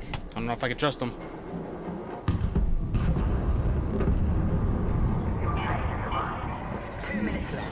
Oh. God damn it. Let's get the fuck out of here. Don't kill me, bro. Okay, he's not gonna kill me. Considering most Twitch viewbot farms are based in Russia, it would certainly add up. This is an interesting accusation. Asmon surely suspected this, but now that people like me or Hassan are calling him out, he'll just continue to play dumber than he already is. Update occurred to me since I've posted this that this specific curve is likely due to his suspension and subsequent reinstatement, which would cause a direct upwards curve after 2 weeks of no stream. That being said, the rest of what I said stands. Make up your own mind. Right. So he's probably an agent of Russia. Make up your own mind, guys. Asmon responds, thank you for this, Connor. I will be covering it tomorrow on my stream. That chart actually shows nothing. The thing is, even if it shows something, he agrees that, yes, he got botted. Like, it's not Asmon doing it, though. That's the argument here. It's very hard to prove that he's actually the one who is buying these bots or anything like that. And I think it's even harder to prove that this is somehow Russia or some foreign influence. Compare their YouTubes. No, let's not talk about the YouTube. That's Israel, all right? Twitch is Russia. YouTube is Israel. Then we got this tweet. The CIA replaced Asmongold with an even stupider virgin during the Johnny Depp trial. Anyways, that's a lot of schizo ranting. Asmon has responded saying that he's been top 5 for almost a decade. Also laughs at Hassan not following Connor on Twitch. How's Connor doing on Twitch? Let's see how he's doing. He has 500 viewers. Oh, I wish I had that, man. So, you basically just been playing Deadlock. The government is trying to kill me? Huh. So he just goes live and plays Fortnite and Deadlock to 300 viewers? And you got 7 followers? Well, I mean, I could say it could be worse, but I don't know if it could be. This definitely isn't good, man. It's not good at all. I don't even, look at it, Hassan doesn't even follow him. He doesn't even follow Connor. It says famous followers. Look Just at this. another Glazer. Bro, you're out there going to bat for him. He's not even following you, man. Like, how's this going on? Now I feel bad. This guy also sucks.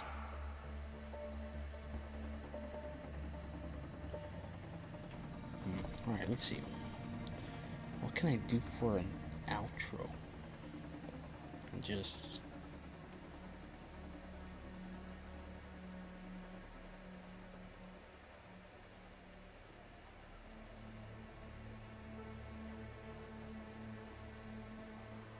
Ooh.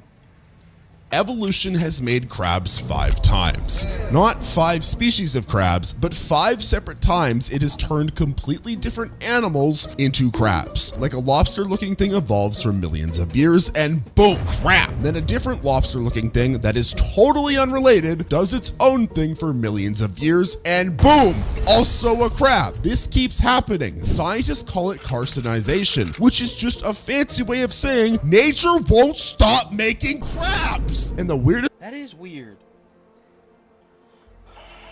How does it make any sense?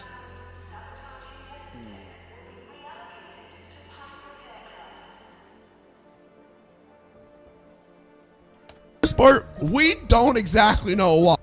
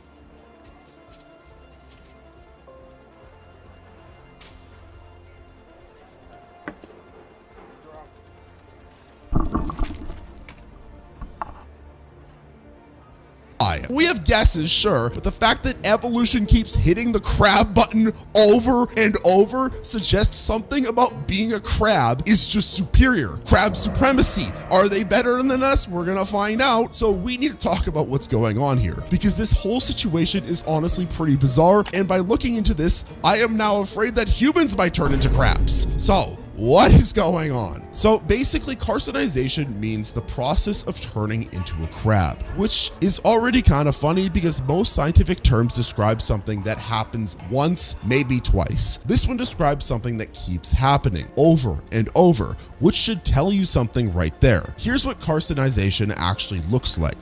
You start with some kind of long-bodied creature. Maybe it looks sort of shrimp-ish, or maybe sort of lobster-ish. It's got a long body and a big tail that sticks out behind it. Then, over millions of years, that body gets flatter, wider, and the tail shrinks and folds up underneath. And suddenly, you've got something that looks a whole lot like a crab. Flat shell, tucked tail, and walks around on these splayed out legs. And the thing is, this isn't just happening to one group of animals. It's happening to completely separate groups throughout prehistory. That's what makes it weird, because usually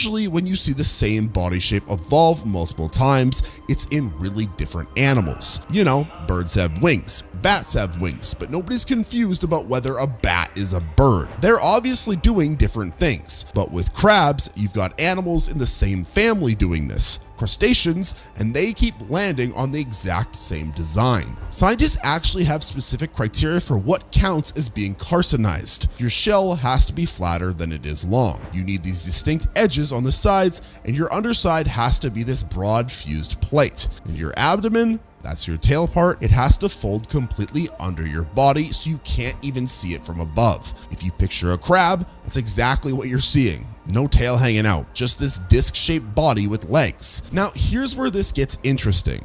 Not every crab is actually a crab. Yes, this has been a crabspiracy from Big Crab Government. They don't want you to know that not every crab is actually a crab. So you gotta hit the like and subscribe button right now to stay informed against the rebel crab government. See, there are true crabs, which scientists call Brachyura, and then there are false crabs. And false crabs aren't false because they're lying or anything, but they're false because they evolved the crab look, but they're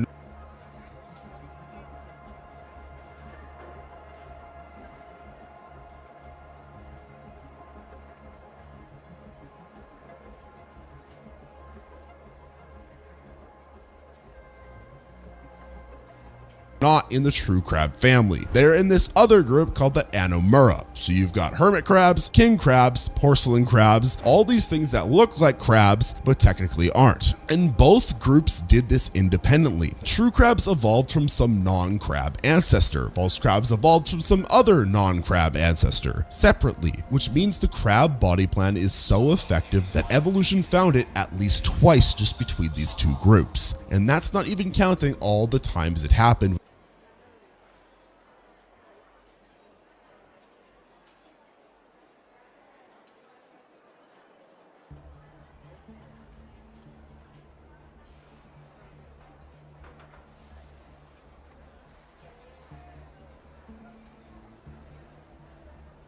within each group. You can actually tell true crabs and false crabs apart pretty easily if you know what to look for. True crabs have 4 pairs of walking legs that you can see. False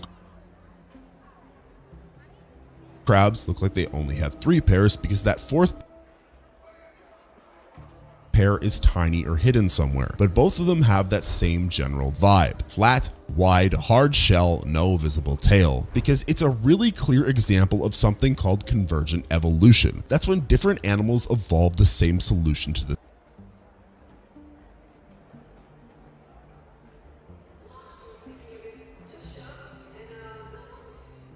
same problem, except usually convergent evolution happens across really different groups. But this is all happening with crustaceans, which is much weirder because it means there's something about that crab shape specifically that keeps working. Something about having a flat body and a tucked tail solves problems that long-bodied crustaceans run into. And look, evolution doesn't have a goal. It's not sitting over there going, let's make crabs. Or maybe it is. We should be scared. It's just random mutations, and the ones that help you survive stick around. But when you see the same thing happen 5 separate times, you start to think maybe it's not that random. Maybe there's something about the way crustacean bodies are built that makes turning into a crab kind of inevitable if you're in the right situation. Because here's the thing, these crab-shaped animals are everywhere now. Oceans, rivers, beaches, and they've been succeeding for hundreds of millions of years. So whatever advantages the crab shape gives you, they're not small. They're big enough that evolution keeps finding the shape over and over in different time periods, whether it's right now or in ancient prehistory, in different parts of the world with different starting animals. The scientist who coined the term back in 1916, his name was Lancelot Borradaile. Of course his name was Lancelot, because why not? Anyways, he described carcinoid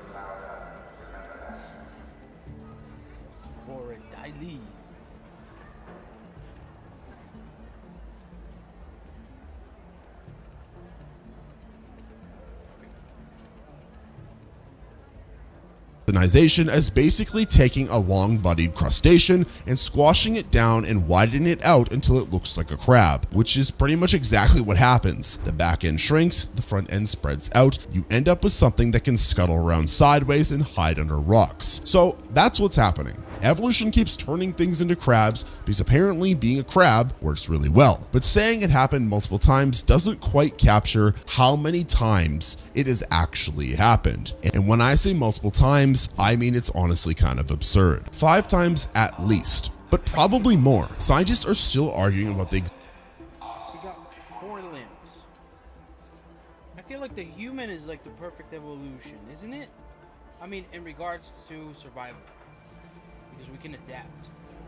Crabs, I mean, they're only chilling in the ocean, right? How long can they survive? Okay. Can a true crab survive?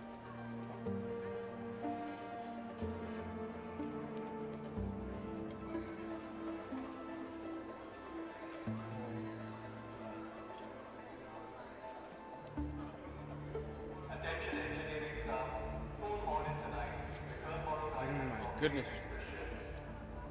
Wait, so crabs magas?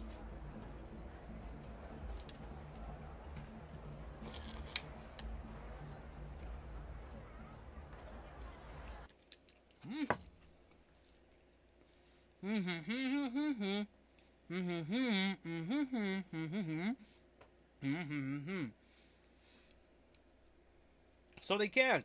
They need to lay their eggs back in the ocean.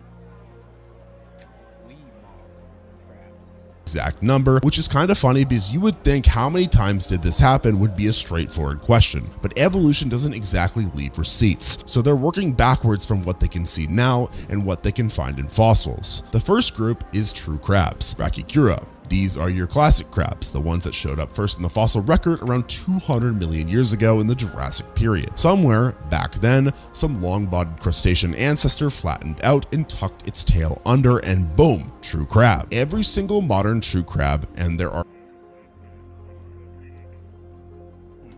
thousands of species of these, comes from that one original shift. So that's one time. Then you've got king crabs, and king crabs are fascinating because they're enormous, right? They're the ones you see in seafood restaurants that cost a ridiculous amount of money, but they're not actually true crabs. They're false crabs, and they evolved from hermit crabs. Yes, those little guys that carry shells around. At some point, a group of hermit crabs got too big for shells, stopped using them, and their bodies hardened up and flattened out into something that looks a whole lot like a regular crab. Except here's the weird part. If you look at a king crab's anatomy, it's still asymmetrical inside. Most of their organs are lopsided because hermit crabs have asymmetrical bodies so they can coil into the spiral snail shells, and king crabs never fully lost that. So they're scuttling around looking like crabs, but internally they're still kind of hermit crabs, which is honestly pretty strange when you think about it. Third, you've got porcelain crabs. They are small, delicate, flat little things you find on rocky shores. They look like crabs, they act like crabs, but they're actually more closely related to squat lobsters than to true.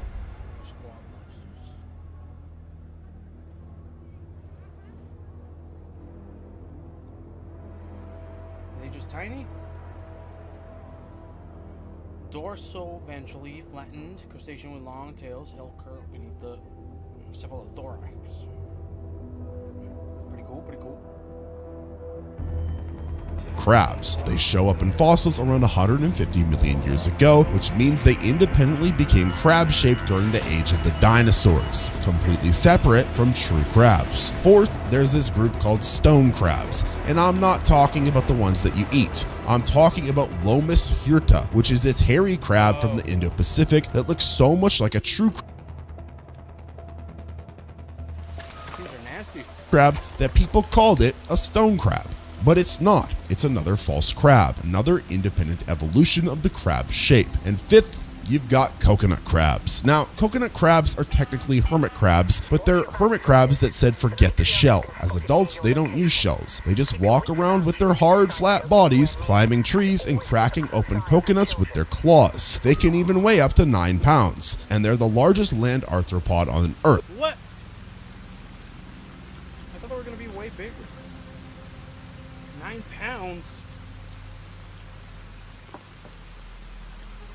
I've always been kind of scared of coconut crabs. Because they look crazy. And they're basically crabs now, even though they start life as shell-wearing hermits. They also have been known to eat humans, but let's not talk about that for too long, or else big crab government is going to get me. So that's 5 clear cases where evolution looked at a non-crab and turned it into a crab. Wait, what? What do you mean? Have coconut. There we go. That's what I was doing. Coconut crabs aren't known to actively hunt and kill humans. They can cause serious injury with their powerful claws. And there's a theory that they may have consumed Amelia. What? Who's Amelia? Is that the plane lady? Is that crashed in the remote? Oh, that is the plane lady. So she was eaten by coconut crabs? Both. Among terrestrial arthropods, defining the includes crustaceans, spiders, and insects. Coconut crabs are the largest on the planet. The crabs, which live on islands in the Pacific and in the oceans, can grow up to 3 feet across and weigh 9 pounds. 3 feet. So, boom, boom. Okay, so like this big. Yeah, like this big. And weigh 9 pounds. That's, I thought they'd be bigger. Huh.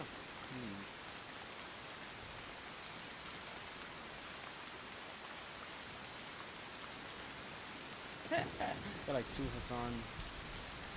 But there's more, because scientists have found extinct groups of crustaceans that also went crab-shaped. There were these things called Cyclidia in the Triassic and Jurassic periods that looked strikingly crabbish, even though they weren't even in the same lineage as modern crabs. And within the groups I just mentioned, there are subgroups that might count as separate instances too. Some researchers think true crabs might have evolved the crab shape twice within their own family tree. Some think there are more false crab evolutions we haven't fully documented yet. The fossil record isn't complete, and genetic data is still being analyzed. And every few years someone finds a new weird crab fossil that changes the count. But the point is, evolution has run this experiment at least 5 times that we're sure about. 5 separate lineages of crustaceans, starting from different ancestors, ending up with the same general body plan. Flat shell, tucked tail, side-walking legs, and these didn't happen all at once. You know what I've never seen? And crab walk forward. Yes.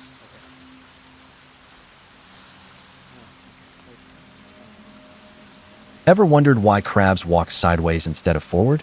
The answer is simpler than you might think. A crab's legs are attached along the sides of its body, and their joints bend best for moving left and right. That sideways gait lets them sprint quickly while keeping their body low and protected under their shell. Moving sideways also helps crabs squeeze into rock crevices and dodge predators on short notice.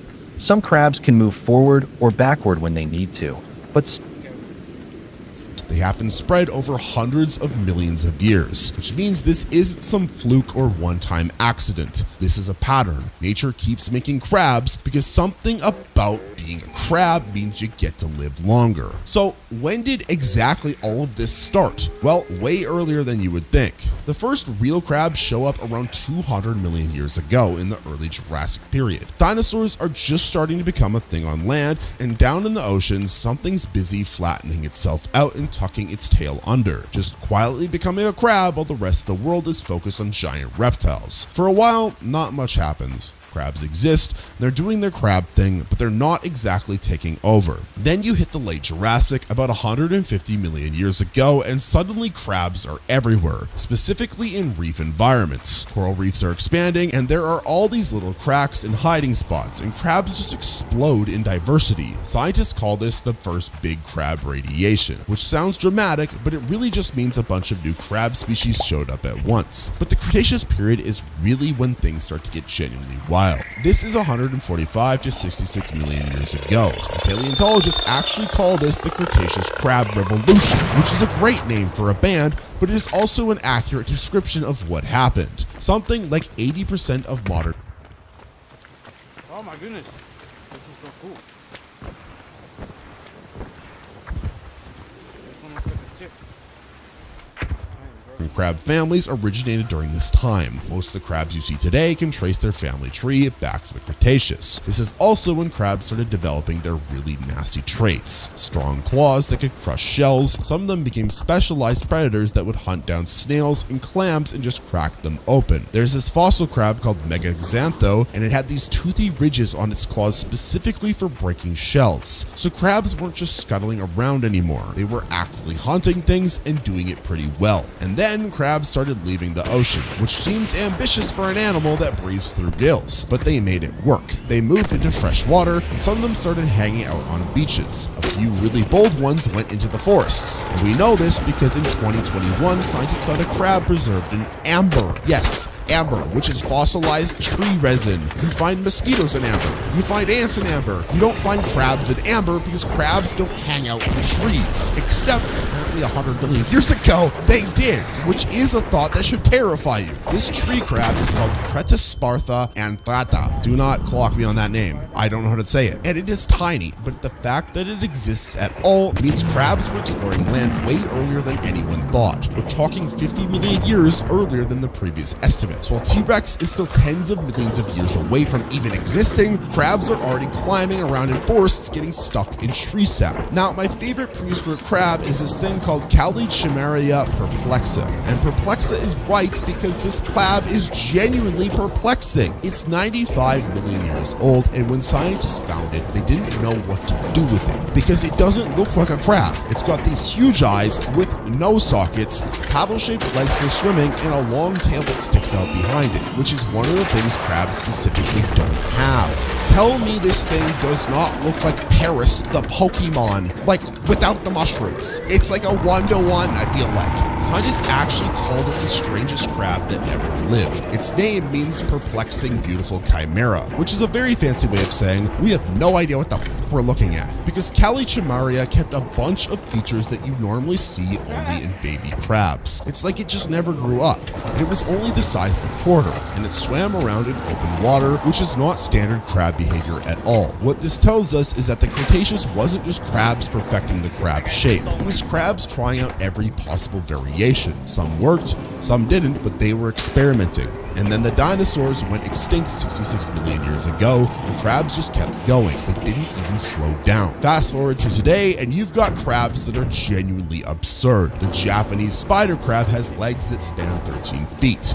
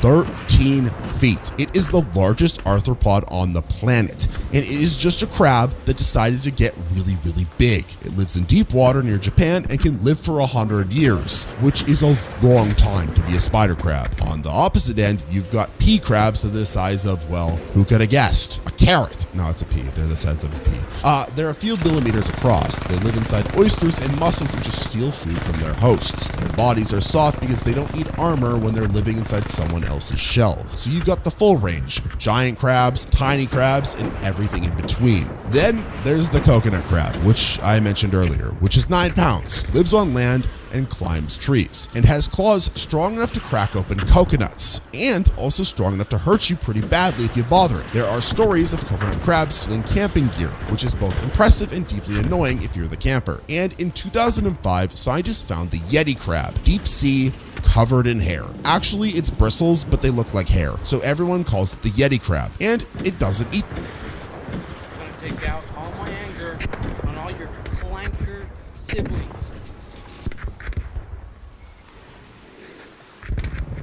The hair.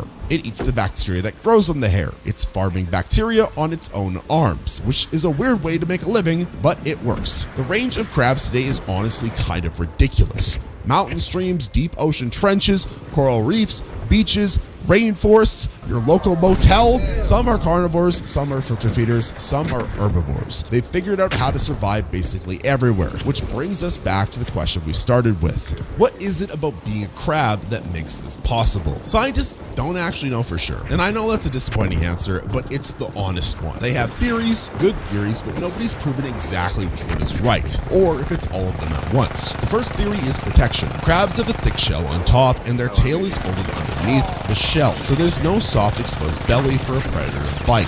Compare that to a lobster, where the entire tail's just hanging out in the open. It makes for an easy target. Crabs fix that problem by tucking everything away. You're basically a raw. I feel like it was aiming more at me than it was aiming at that guy.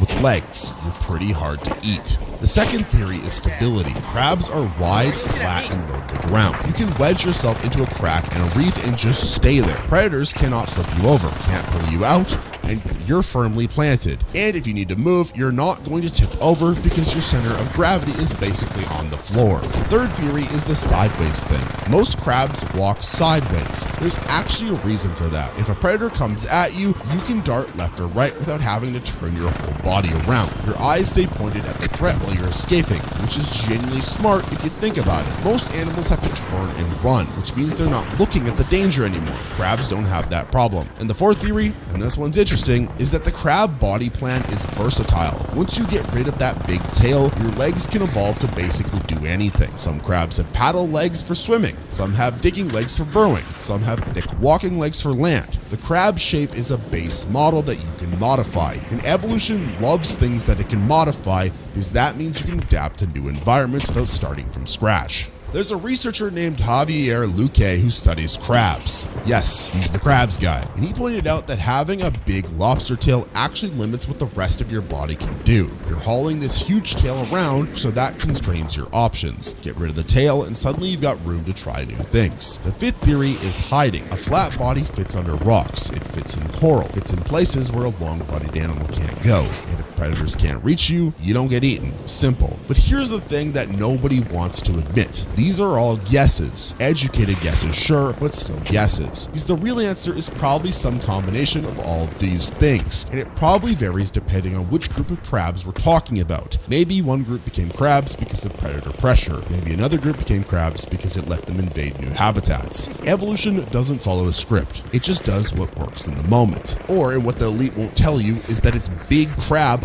lobbying the government to make more crabs. They don't want this leaked, but I have to tell people. There's also this idea that maybe being a crab isn't the advantage by itself. Maybe it's what being a crab allows you to do next. You become a crab, and now you can evolve better claws, or faster legs, or whatever. The crab shape opens doors. It's not the end goal, it's just a really useful starting point for other changes. What we do know is that when something evolves 5 separate times, there's a reason. Natural selection doesn't keep picking the same option unless that option is working. And crabs are everywhere. They're in every ocean, every kind of habitat, and they're thriving. So whatever the crab shape is doing for them, it's enough. But scientists are still studying this. They're looking at crab DNA to find patterns. They're comparing carcinized crabs to their non-crab relatives to see what's different, testing whether crab-shaped animals actually survive predators better or reproduce more or whatever. The research is ongoing, and every few years someone finds a new fossil that changes part of the story. So the answer to why does this keep happening is we don't know yet, but we're working on it. In the meantime, evolution's probably busy making another crab somewhere. But now I should mention that evolution doesn't just turn things into crabs. Sometimes it does the opposite. There's actually a term for when crabs stop being crabs: decarcinization,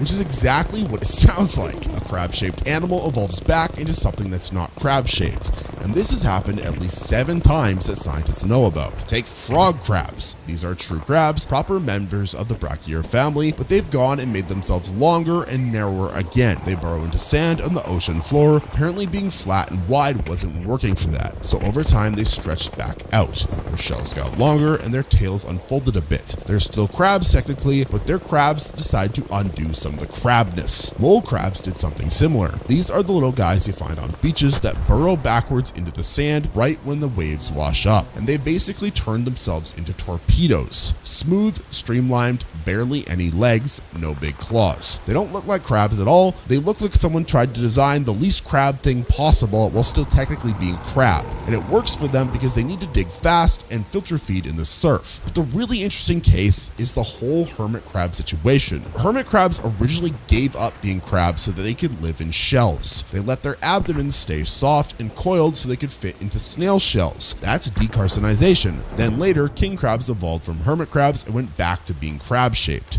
That's recarcinization, I guess. So you've got crabs that become not crabs that became crabs again. It's always crabs. It's crabs all the way down. And you can still see the evidence of this in king crab anatomy, because as I mentioned, their insides are asymmetrical, their reproductive organs are lopsided because their ancestors spent millions of years twisted up inside spiral shells. King crabs never fully corrected that. They're wearing the evolutionary history of their hermit crab phase on the inside. So why would any animal stop being a crab if being a crab is so great? Well, it turns out being a crab is great for a lot of things, but not everything. If a crab runs into its natural predator, a cooking pot, it's gonna die. That's a case where you would not want to be a crab. If you're trying to burrow straight down into sand really fast, being flat and wide is actually bad. You want to be narrow and streamlined. If you're carrying around a borrowed shell for protection, you don't need a thick hard shell of your own. You can save the energy and just stay soft. Evolution doesn't care about being consistent. It just does whatever helps you survive right now.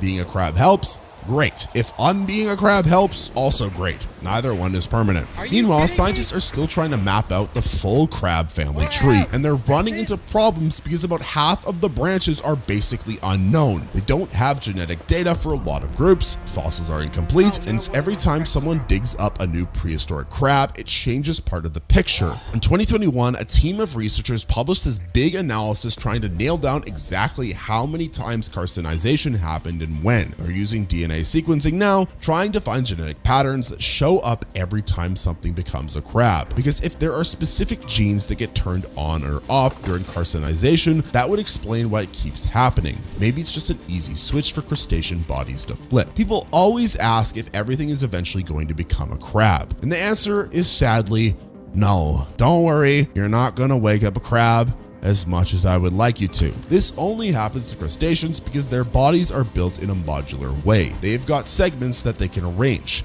Humans don't have that, neither do most animals. You can't turn a mammal into a crab. The body plan doesn't work that way. Well, not yet, that is. But within crustaceans, yeah, we'll probably see more carcinization in the future. Because if it keeps working, there's no reason to think evolution is done making crabs. Give it another 50 million years, and some shrimp lineage that hasn't tried it yet probably will. Right now, there are thousands of crab species all over the planet. Deep ocean vents where the water is boiling hot. Antarctic waters where everything is frozen. Coral reefs, rivers, forests. Pretty cool.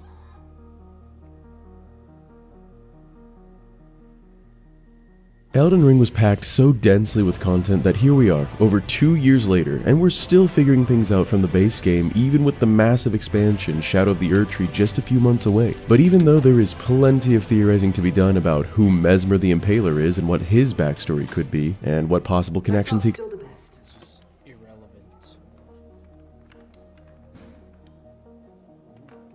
That's how it is. Anytime there's an issue, somebody's going to be making a ton of money on it. Always. Yeah. People are dirty. Didn't the Clintons make a ton of money on Haiti? Did they? I don't know, allegedly. Did they? They made money on Haiti? Put that into perplexity.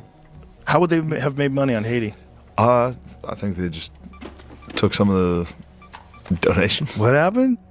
If I know. I think somebody owned a mine down there. Didn't like a rapper wind up going to jail for that? No verified evidence shows Bill or Hillary Clinton personally profited or received salaries from Haiti-related activities through the Clinton Foundation. The foundation raised around 30 to 500 million. What? So I took a couple of weeks off for the holidays, and now I'm just getting around to Shane Gillis's Christmas Day appearance on the Joe Rogan Experience. And honestly, it ended up being somewhat similar to Theo Von's latest appearance. Shane doesn't go as hard as Theo, but he still touches on enough topics to expose just how compromised Joe Rogan has become. And it's hilarious. Like in that first clip, anytime someone too famous or too political comes up, Joe immediately switches to perplexity mode. Jamie's fact-checking everything in real time, and they're He's like, no, that is true. Jamie, check if it's true. I saw it somewhere. That's what he does. There's barely a moment anymore where Rogan just reacts honestly without first running it through AI. Usually when Shane goes on JRE, he knows what to avoid talking about. But this time he starts drifting into topics Joe clearly tries to avoid now, like the Clintons in Haiti. And he straight up asked Joe if the CIA ever got to him. And when Shane casually brings up Charlie Kirk, Joe gets weird. The exact kind of weird he got when Theo brought it up. And to really... Come on, he's in the club. There's no way he's not in the... What happened?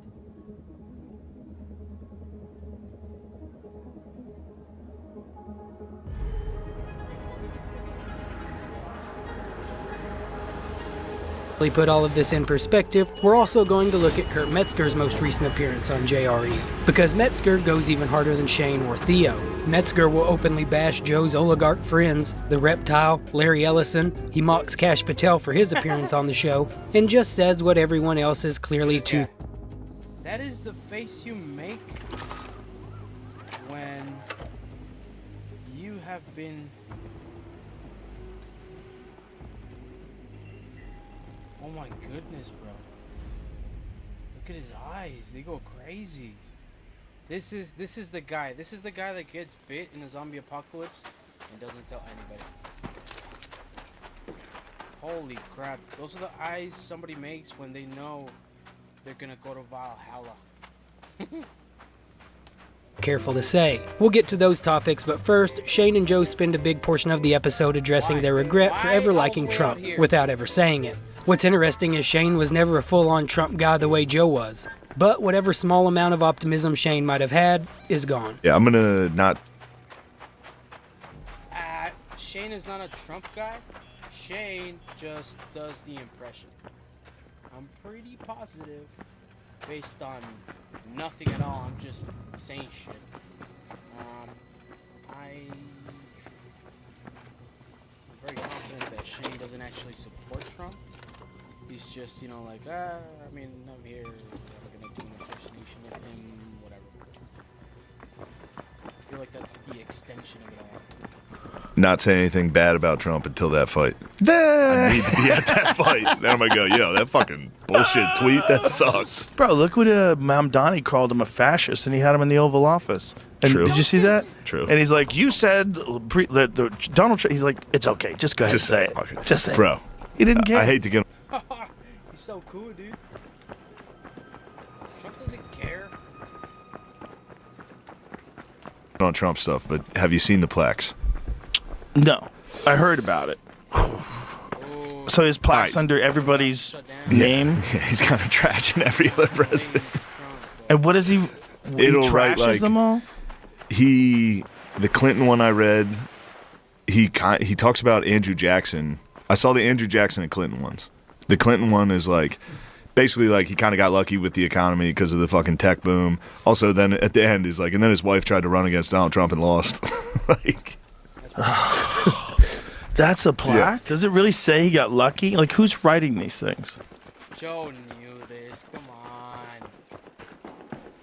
There's no way he did not know about it. And he reads comments that talk smack about him. He's so full of shit. He's not writing them. If he Sleepy wrote Joe them, that would be Biden. Sleepy Joe Biden. By It far says the worst that. president in American history. Oh my God, he is writing it. Despite all, President Trump would get reelected in a landslide and save America in all caps. That's a plaque in the White House. He's not beating the dictator charges. This is like an African dictatorship. Bro, this This is is crazy. Changed the name. I think they're changing the name of the Kennedy Center to the Trump Kennedy Center. Oh boy. Whoops. That whoops kind Whoops, what? Whoops, we got him elected. of says everything for a lot of Americans. Because yeah, it was funny for a second. Back in 2016 when Trump was trashing High Energy Jeb and little Marco Rubio, it felt like professional wrestling. It was stupid, but most of us are. And most of us at one time loved wrestling. Even now the plaques could still be funny. If Trump hadn't hit everyone with, "Are we still talking about Epstein?" That was the moment a huge chunk of the base quietly checked out. Because people were willing to tolerate the garbage. But it's insane that everybody knew the type of person that he is. They still voted for him. Why? Because everybody got stuck with either that or Kamala. If it meant he'd actually do what he said, drain the swamp. Instead, everyone realized that he is the swamp's trump card and we all got duped. Again. For the millionth time throughout history. The plaques feel like Idiocracy. Trump is Mountain Dew Comancho. Joe even unknowingly parrots lines from Idiocracy. Yeah, no, it's all. Thank you to our sponsor, Perplexity. You can always tell who's getting paid to say a thing because they'll use Like specific I just got phrases. paid to say that. I'm the Secretary of State. Brought to you by Carl's Jr. Why do you keep saying that? Because they pay me every time I do. And it's not just that the plaques went after Biden or the Clintons, which, fair enough, hating on them was part of the appeal. But the plaque under Reagan says he was a big fan of Trump's long before Trump ever ran for office. And apparently we're renaming the Kennedy Center to the Trump Kennedy Center. Here he added that Ronald Reagan was a fan of President Trump's long before. I just know, bro. Let's say they get a Dem in next term. If they try to do any of the shit Trump has been doing, get some curtains. Get some curtains. For his historic run for the White House.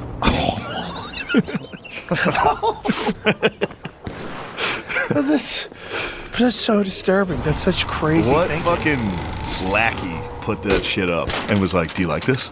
Of course he's gonna fucking like it. Bro, he wrote it. What are you talking about? You don't think he wrote it? You think a lackey wrote it? I don't fucking find out. I don't know what's going on. It's whoever's writing his tweets wrote that. Yeah. Same shit. He's got to be writing his tweets. He fucked up on Twitter this week. What, with the Rob Reiner thing? Yeah. Yeah, it's crazy. It's all crazy. So if he didn't do the Rob Reiner thing and then put up those plaques, I'd be like, yeah, that's funny. But then the Rob Reiner thing, like, God damn it, dude. Well, the plaques are crazy. The plaques are crazy. The plaques are crazy. This is what it's like. These are all the photos. What's funny? Another good one. Loud. I think they changed. Look at the. I think that's the photo for Joe Biden. It's an auto pen. Yeah. Okay. That's so crazy. That's so crazy. Yeah, but again, it's still funny. When he does crazy shit, and it's funny, I like it. Right. But I the don't Rob love Reiner, that, but the Rob it's funny. Reiner thing is not funny, right? No. And that's like the same thing. Yeah. It's the same kind of thing. And when you see it with no empathy, that's when it's hard to like. Yeah. Yeah. I wish he could apologize. I know you can, and he won't. You have to admit the auto pen picture is funny, but at the same time, Trump just keeps playing a role in fracturing MAGA even further. And the Rob Reiner thing is a perfect example of that. Reiner isn't some random nobody. A lot of people genuinely like the guy. He made Stand By Me and The Princess Bride, which are basically untouchable, plus Misery. And he was the dad in The Wolf of Wall Street. So when Reiner gets taken out by his son, allegedly, that's probably not the moment Trump should be unloading on him. And then near the middle of the podcast, there's this this weird moment that almost slips by if you're not paying attention. Joe and Shane are watching the Aldo versus McGregor weigh-in, and the guy on stage kind of looks like Charlie Kirk. Shane casually mentions it, and Joe immediately gets uncomfortable. Jose Aldo was one of the greatest 145-pounders ever. Bro, not to be a psycho, I didn't know Charlie Kirk was fucking... Holy shit. Bro. That's dark. It's not. He speaks Portuguese, trust me. It's not Charlie Kirk. You son of a bitch. Hold on. No. I'm not making light of anything. If you meet him. Looked exactly like Charlie If you meet Kirk. him, he does it. Right. It's just the angle. Bro. Yeah, hold on. Joe. It's just the angle, I'm telling you. No, you're into something. What's going on here? Crisis actors. You ever see those people that get like super obsessed with crisis actors? Well, hold on. That's another thing. That's a good point. There he is. Now look at what he looks the next day. He's all filled His in. eyes, I was going to say earlier about the crisis actors. It's the same thing as like when they go, that's a crisis actor. Right. It's like, no, he just went through the most insane... It's like interviewing a fighter after a fight. He's going to be weird. Right. Like, you don't know how you would react. Yeah, you have no idea. You go, this is a fucking crisis actor. It's like, dude, he just went through something he didn't know was happening. Definitely. And all of a sudden, it's the worst thing ever. But also, don't you think crisis actors are real? It's honestly wild that Joe actually took the side of crisis actors being a real thing, and we'll get back to that in a minute because I have a lot to say about that. What's weird is how Joe reacted to Shane saying the guy looked like Charlie Kirk. Joe acted like Shane took a shot at him. Ever since that moment, the only thing Joe's really said about that is he didn't like the way people cheered. But Joe knows even if he digs into it even a little bit, the conversation inevitably starts pointing toward people he knows he's not supposed to talk about. But thankfully, Kurt Metzger still exists. Kurt just happened to be on JRE a week after Shane, and he didn't hold back. He went straight at the stuff Joe refuses to touch. But so that crime that's done now, the reason that the frantic buying up of the media by Larry, the shadow president Larry Ellison, is because they lost the next generation of trauma-controlled fucking mind slaves, because on TikTok, these psychopaths... Random! No, it's not random. Because, I don't know, man. I have a conspiracy theory time. I think there's some devs or someone looking at your gameplay and messing with your gameplay and sending Ark after you. Where did it even come from? Out of nowhere. Out of...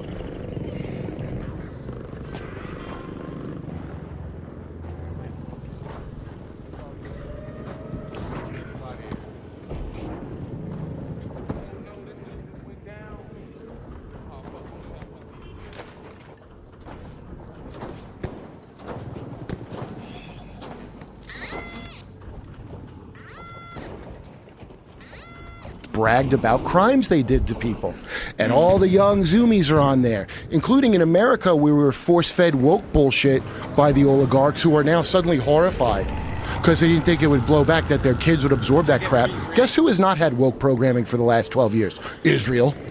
So you can tell who's involved with the propaganda now because they have no concept of the sensitivities. Whoa, how did I do this? The whole screen is filled.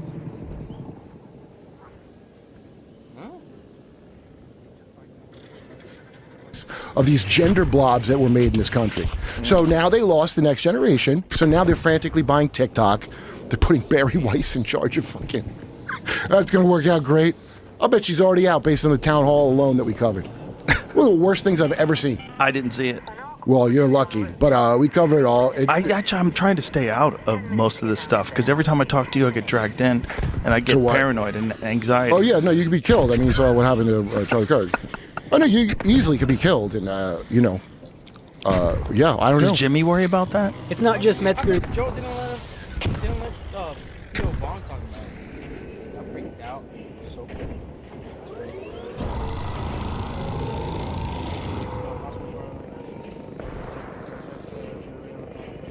Coin and chaos done by the CIA as was it COINTELPRO? What is Can I trust Google? Counterintelligence program was a series of covert, often illegal projects conducted by the U.S. Federal Bureau of Investigation, from 1956 to 1971. These programs aimed to survey, infiltrate, disrupt, and discredit domestic political organizations that The FBI considers direct missions. The FBI under Director J. Edgar Hoover sought to expose, disrupt, misdirect, discredit, or otherwise neutralize these groups. The operations were later heavily criticized by Congress and the American people for abridging First Amendment rights and for other reasons, like common tactics included. So this is common knowledge. Shane who have brought up Charlie Kirk, and you can tell it really rattled Joe.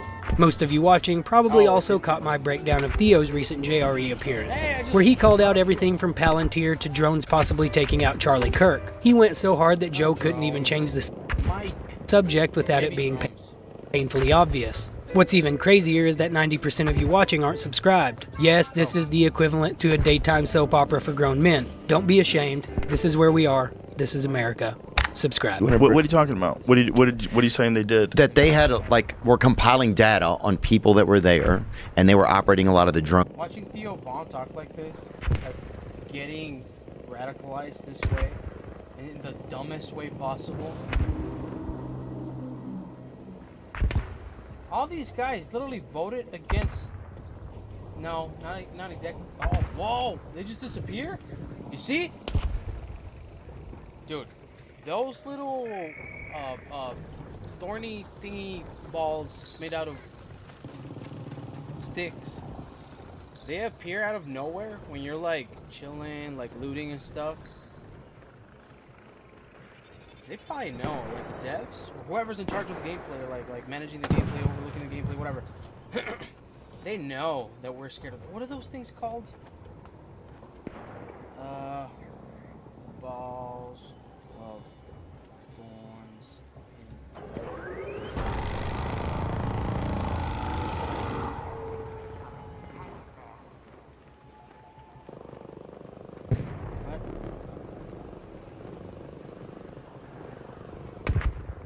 tumbleweeds. I had it like at the tip of my tongue. Tumbleweeds. They scare the shit out of me. Cause I'll be chilling, looting, and be like, whoa, whoa, whoa, coming out of nowhere, just a tumbleweed, random ass tumbleweed, coming my way, disappear.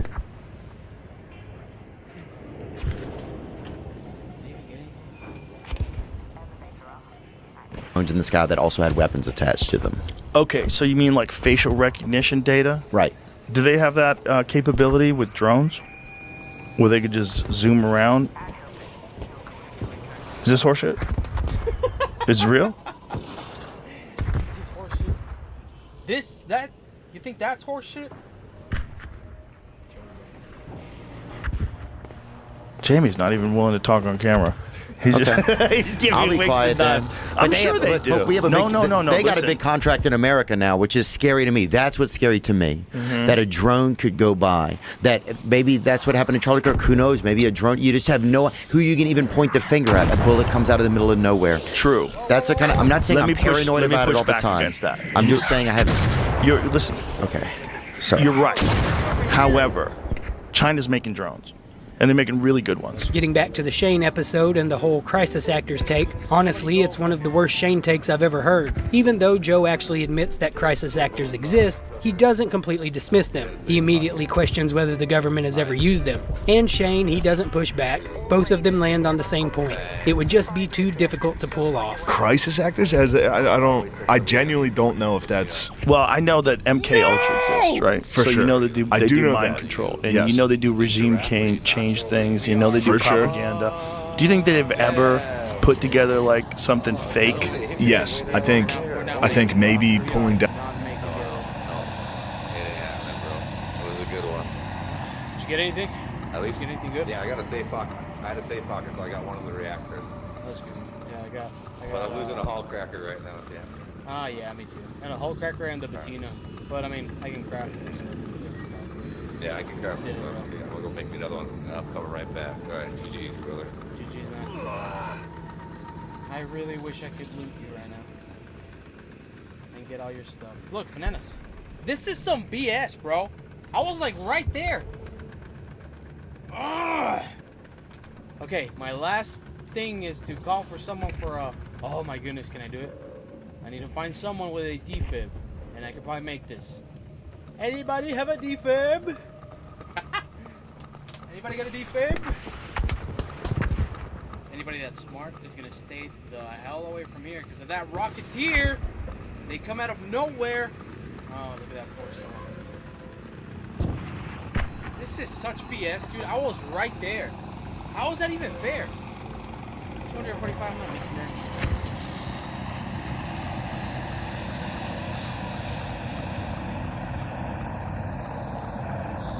Also, bro, the regeneration for the survivor augment. Oh, dude, why? Look at that. It took 2. Well, they're probably escaped. I'm not making this. It's pretty annoying. Oh my god. Please tell me someone's there. No, that's just myself. I'm hearing myself.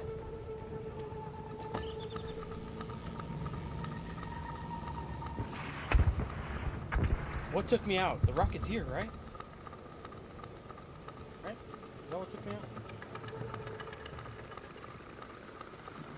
This is the second time it happens. I'm losing ammo. Oh, dude. It's not even worth it. The freaking matriarch cells, they're like, what, like 13 grand? So, I'm definitely not making it. Yeah, I can't even make it because I'm gonna fall. Yeah.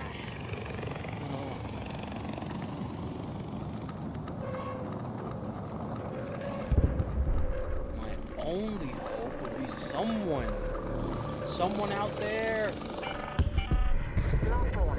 Yeah, yeah. Head back immediately. The window is closing. Yeah, that is annoying. I'm not even making. I'm losing. I'm definitely losing. If I give up every time I got shot, On that statue in Iraq, they had some fucking brown people show up and be like, yeah, we like this. I don't think, like Sandy Hook, a guy getting done with Sandy Hook, his kids just died, and right before he gets interviewed, he's like smiling. No. No, of course, that's a touching one. But like, people going, that's a crisis actor. No, because he was smiling before the interview. It's like, dude, he's a mental nut job. His kid just got killed. What happened with that guy? You know what I mean? Yeah, you can't. I think it'd be tough to get American crisis actors. I think it would be tough. Yeah. Because somebody would go, I went to fucking middle school with that guy. For sure. That's a good point. I don't know. Maybe I'm wrong. No, they're lying about all types of shit. Without. Whoa! No hole cracker? Megamind meme? Oh, that's right. I can't craft it. That's some bullshit.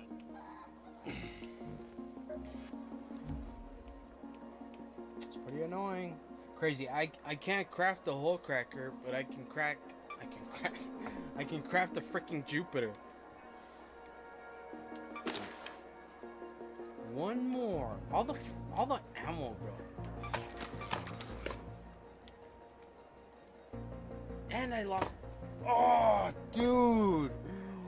My good attachments. Dang.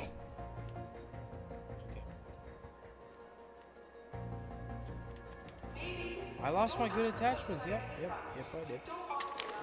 Ooh, great, awesome. I love putting in all my work and time just to get down by a random ass Rocketeer that some dev put there to mess up my game. Cool. Okay, I'm gonna keep on making excuses. I am not wrong. I am always right.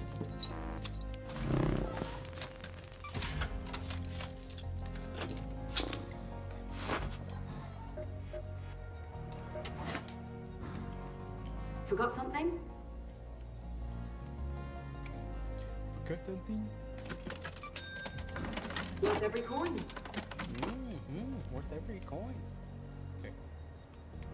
Alright, whatever. I'm cool. I got good resolve. Without a doubt. Always. I'm just saying, after a school shooting or like a thing in America, like having fake actors. It seems impossible. Seems impossible to me. It seems impossible. Not because I don't think they would like to do that. Right. It just but seems because like you it'd be couldn't too pull it difficult. off. Yeah.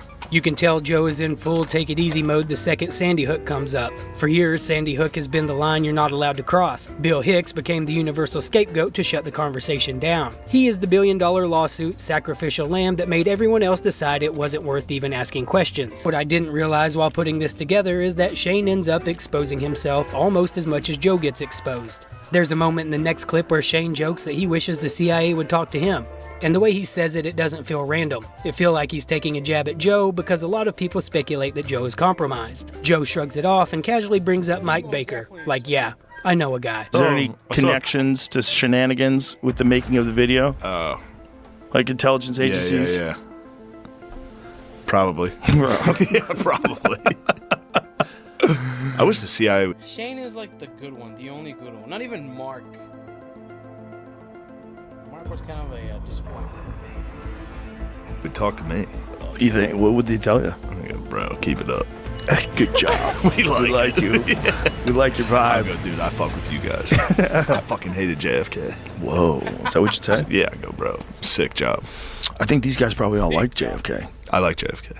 Yeah, I think you got to be careful because some of those guys didn't like the old guard. We're different. The CIA. We're doing things actually in America's interest. What do you think they're up to? Who knows? They're not up to nothing. Tell you that. They're doing something. It's not like they're just chilling.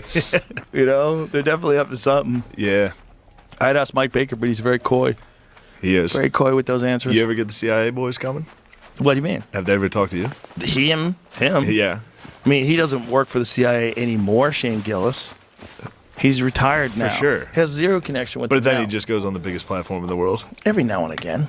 Yeah, I'm sure he's done. I think Shane's half joking, half testing the waters. I think a part of him wants to be contacted by higher-ups, but mainly he is just making fun of Joe. And it's worth pointing out, Shane has been aware of the theories about Joe being compromised long before he ever sat across from him. If you go all the way back to Matt and Shane's secret podcast almost a decade ago, the first time Soder ever came on, Matt casually brings up the same questions people are still asking about Joe today.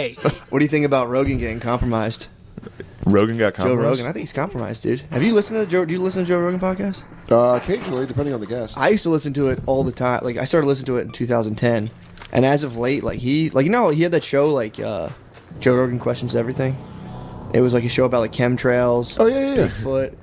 I have a theory that he launched that on the cable network, and someone came up to him and was like, "Bro, like you have a big platform, knock off this conspiracy shit." And ever since, like, dude, people bring up like George. That's true. He doesn't really do conspiracies anymore because he's like, say. Soros, Hillary Clinton. He goes, "Oh, come on over every day." He instantly switches the subject. He had Waylon Jennings' son came on. He was just talking about normal stuff, and the whole time he'd be like, "Yeah, but dude, that's ridiculous." Kept talking over him. He's been compromised. He did a 180, dude. I'm telling you. I think someone got to us. And dude, Waylon Jennings was like, "I just want to have enough money to where like, yeah." He's like, there's that amount of money where like, I don't know if it's like 50 million, or someone comes up to you like, "Yo, bro, like, what's up? Here's what you're gonna do now." Yeah. He was talking about that, and Rogan was just like this, dude. They have him on camera. He's just rubbing his arms like. Anyway, I'm just so excited that this is the first your real experience with Matt. Yeah. Dude, I'm telling you, Rogan's Matt is a compromised. space cadet. No, I'm not, dude. No, you're not. And that's honestly part of what makes all this so funny. Even Joe's friends know he's compromised. Joe knows they know. And everyone in the audience can feel it too. So it's turned into this weird, unspoken running joke between Joe, his guest, and the listeners that he's controlled. And I don't think there's ever been a clearer example of Joe being scared to even approach his masters than when Shane brings up the Clintons and Haiti. Joe immediately gets nervous, plays dumb, and acts like he's unsure what anyone has ever accused them of. Like this is brand new information he's just now hearing for the first time, and he changes the subject to some random rapper who went to jail. That's how it is. Anytime there's an issue, somebody's going to be making a fuck ton of money on it. Always. Yeah. People are dirty. Didn't the Clintons make a fuck ton of money on Haiti? Did they? I don't know, allegedly. Did they? They made money on Haiti? If I put that into perplexity, how would they have made money on Haiti? I think they just took some of the donations. What happened? Fuck if I know. I think somebody owned a fucking mine down there. Didn't like a rapper wind up going to jail for that? Yeah, he went to jail, right?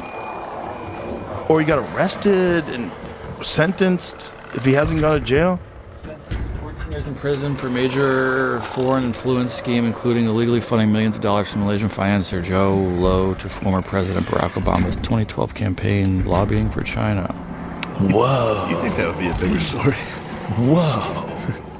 No verified evidence shows Bill or Hillary Clinton personally profited or received salaries from Haiti-related activities through the Clinton Foundation. The foundation raised around 30 to 500 million. What? For Haiti post-2010 earthquake, directing funds to aid groups, investments, and projects like hotels and factories without taking administrative overhead. You get 500 million, you go, fucking, they're not going to notice 15. Shane, don't you just read AI and just recognize the truth and stop being a conspiracy theorist? Like I said earlier, Metzger's recent appearance made Rogan more uncomfortable than I think I've ever seen him. Even more so than when Shane was talking about the Clintons and Haiti. That episode honestly deserves its own video because Metzger went off. And what makes it even funnier is that while he's breaking down why Democrats know Trump can't and won't ever release the Epstein files, he casually trashes Kash Patel and also mocks Kash's alleged honeypot girlfriend, which is insanely satisfying to hear out loud, especially if you watch my video covering Kash's appearance on Rogan. Reason any Democrat would possibly bring it up now, because they know Trump cannot reveal it. So they're just going to use it to make hay for whatever. You know, I'm sure once when AOC gets in, she'll get to the bottom of it.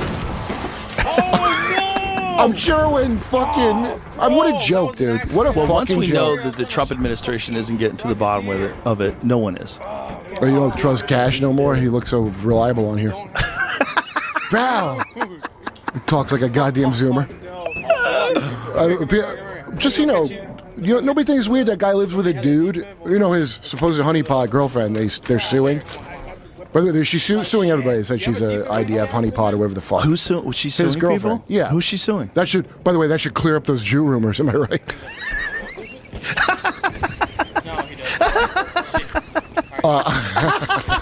That's all I got. Give me that old time religion!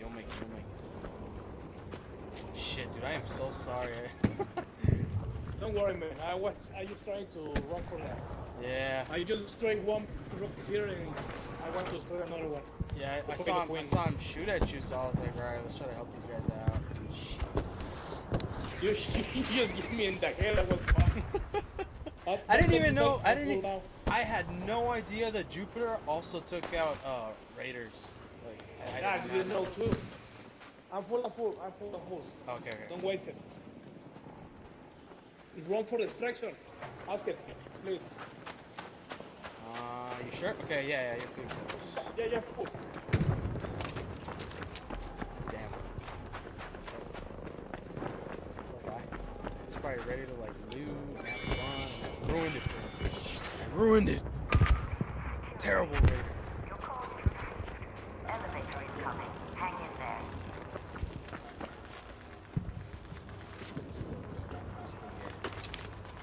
I'll protect you with my fucking life.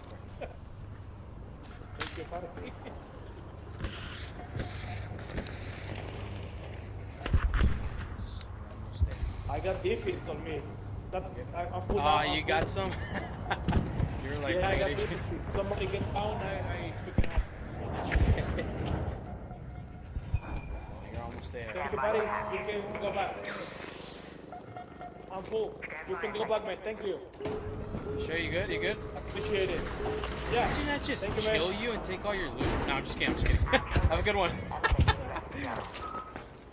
And sorry about that. Let's get some kind of peeked out. I really hope I don't die. Oh, I still have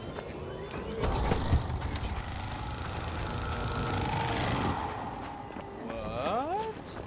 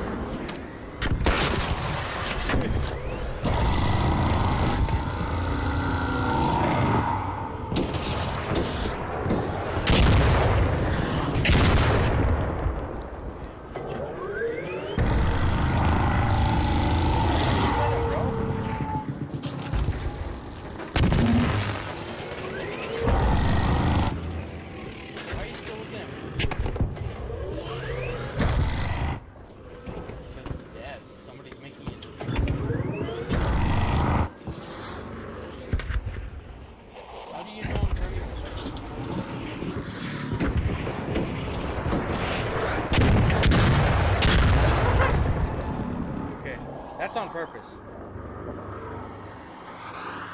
Why is it turning this way?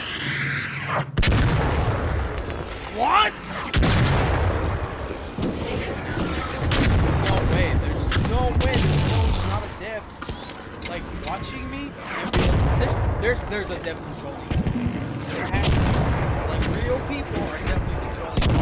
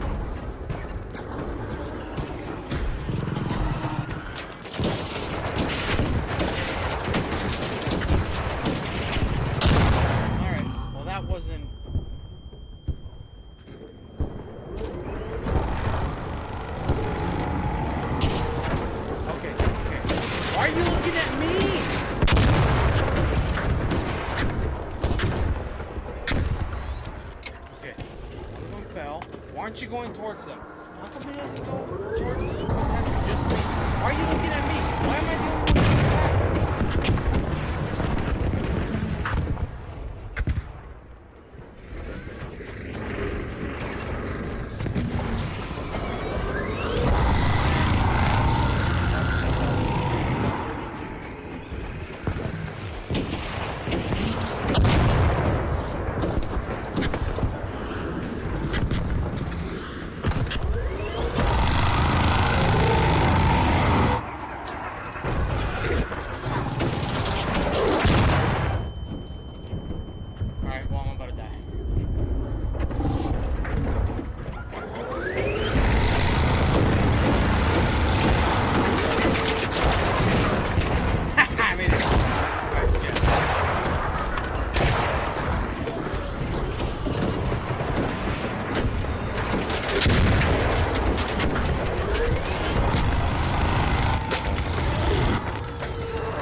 Why?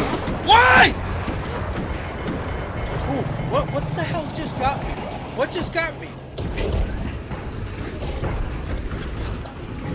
What just got me?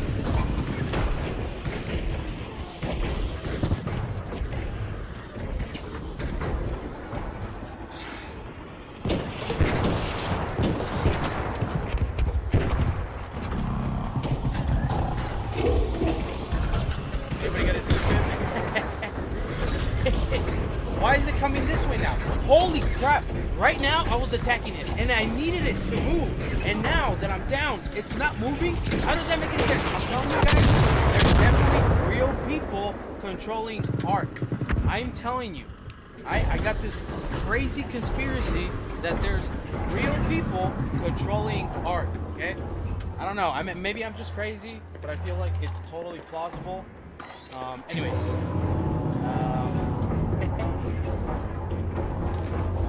Any chance any either of you Oh my goodness, my hero. Here, you can have this, you can have this. You can have my safe lock. There we go.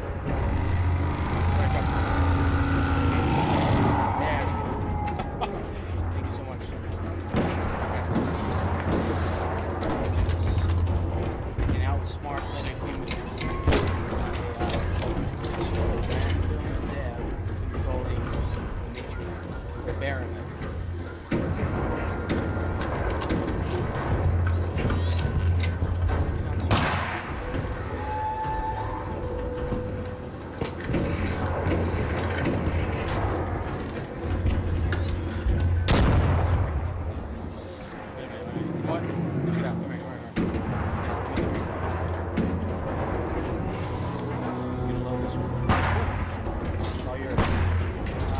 This is all the ammo I have for it. Actually, I think it's in the gun. Yeah, it's in the gun. I think it's only like... Right? Time to get the freak out of here. Or maybe not. Maybe I'll let it die.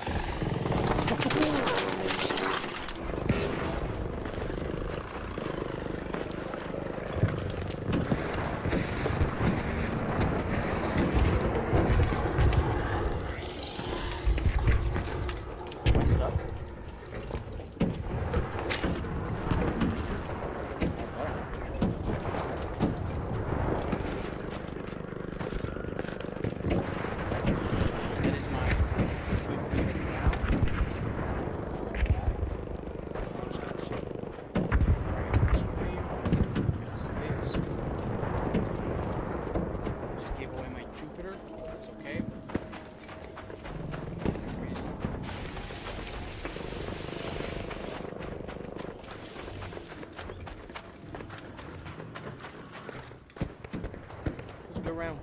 Good loot.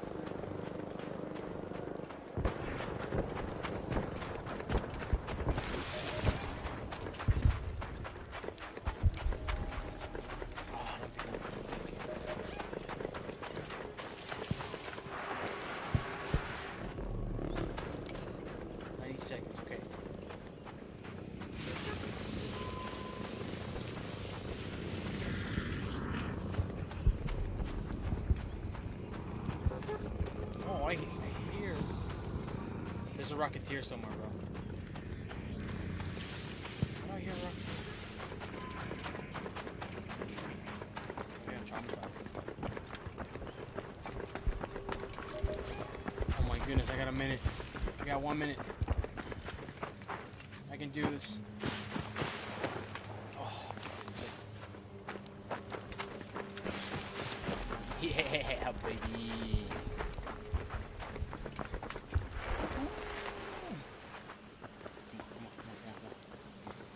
Please, no rats. I really wish YouTube didn't have a problem with the F word. Everything looks good, so I'm sending the elevator. Stand by.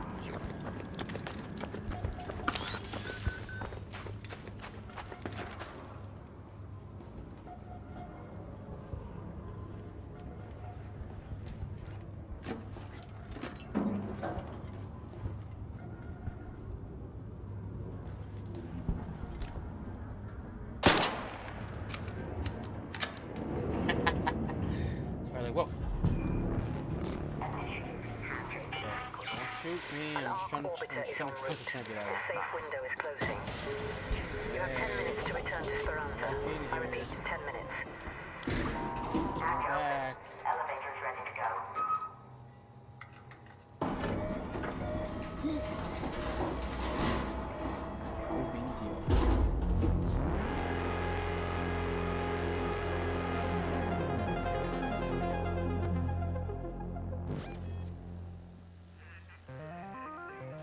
I don't know how to do the outro, so like and subscribe, I guess.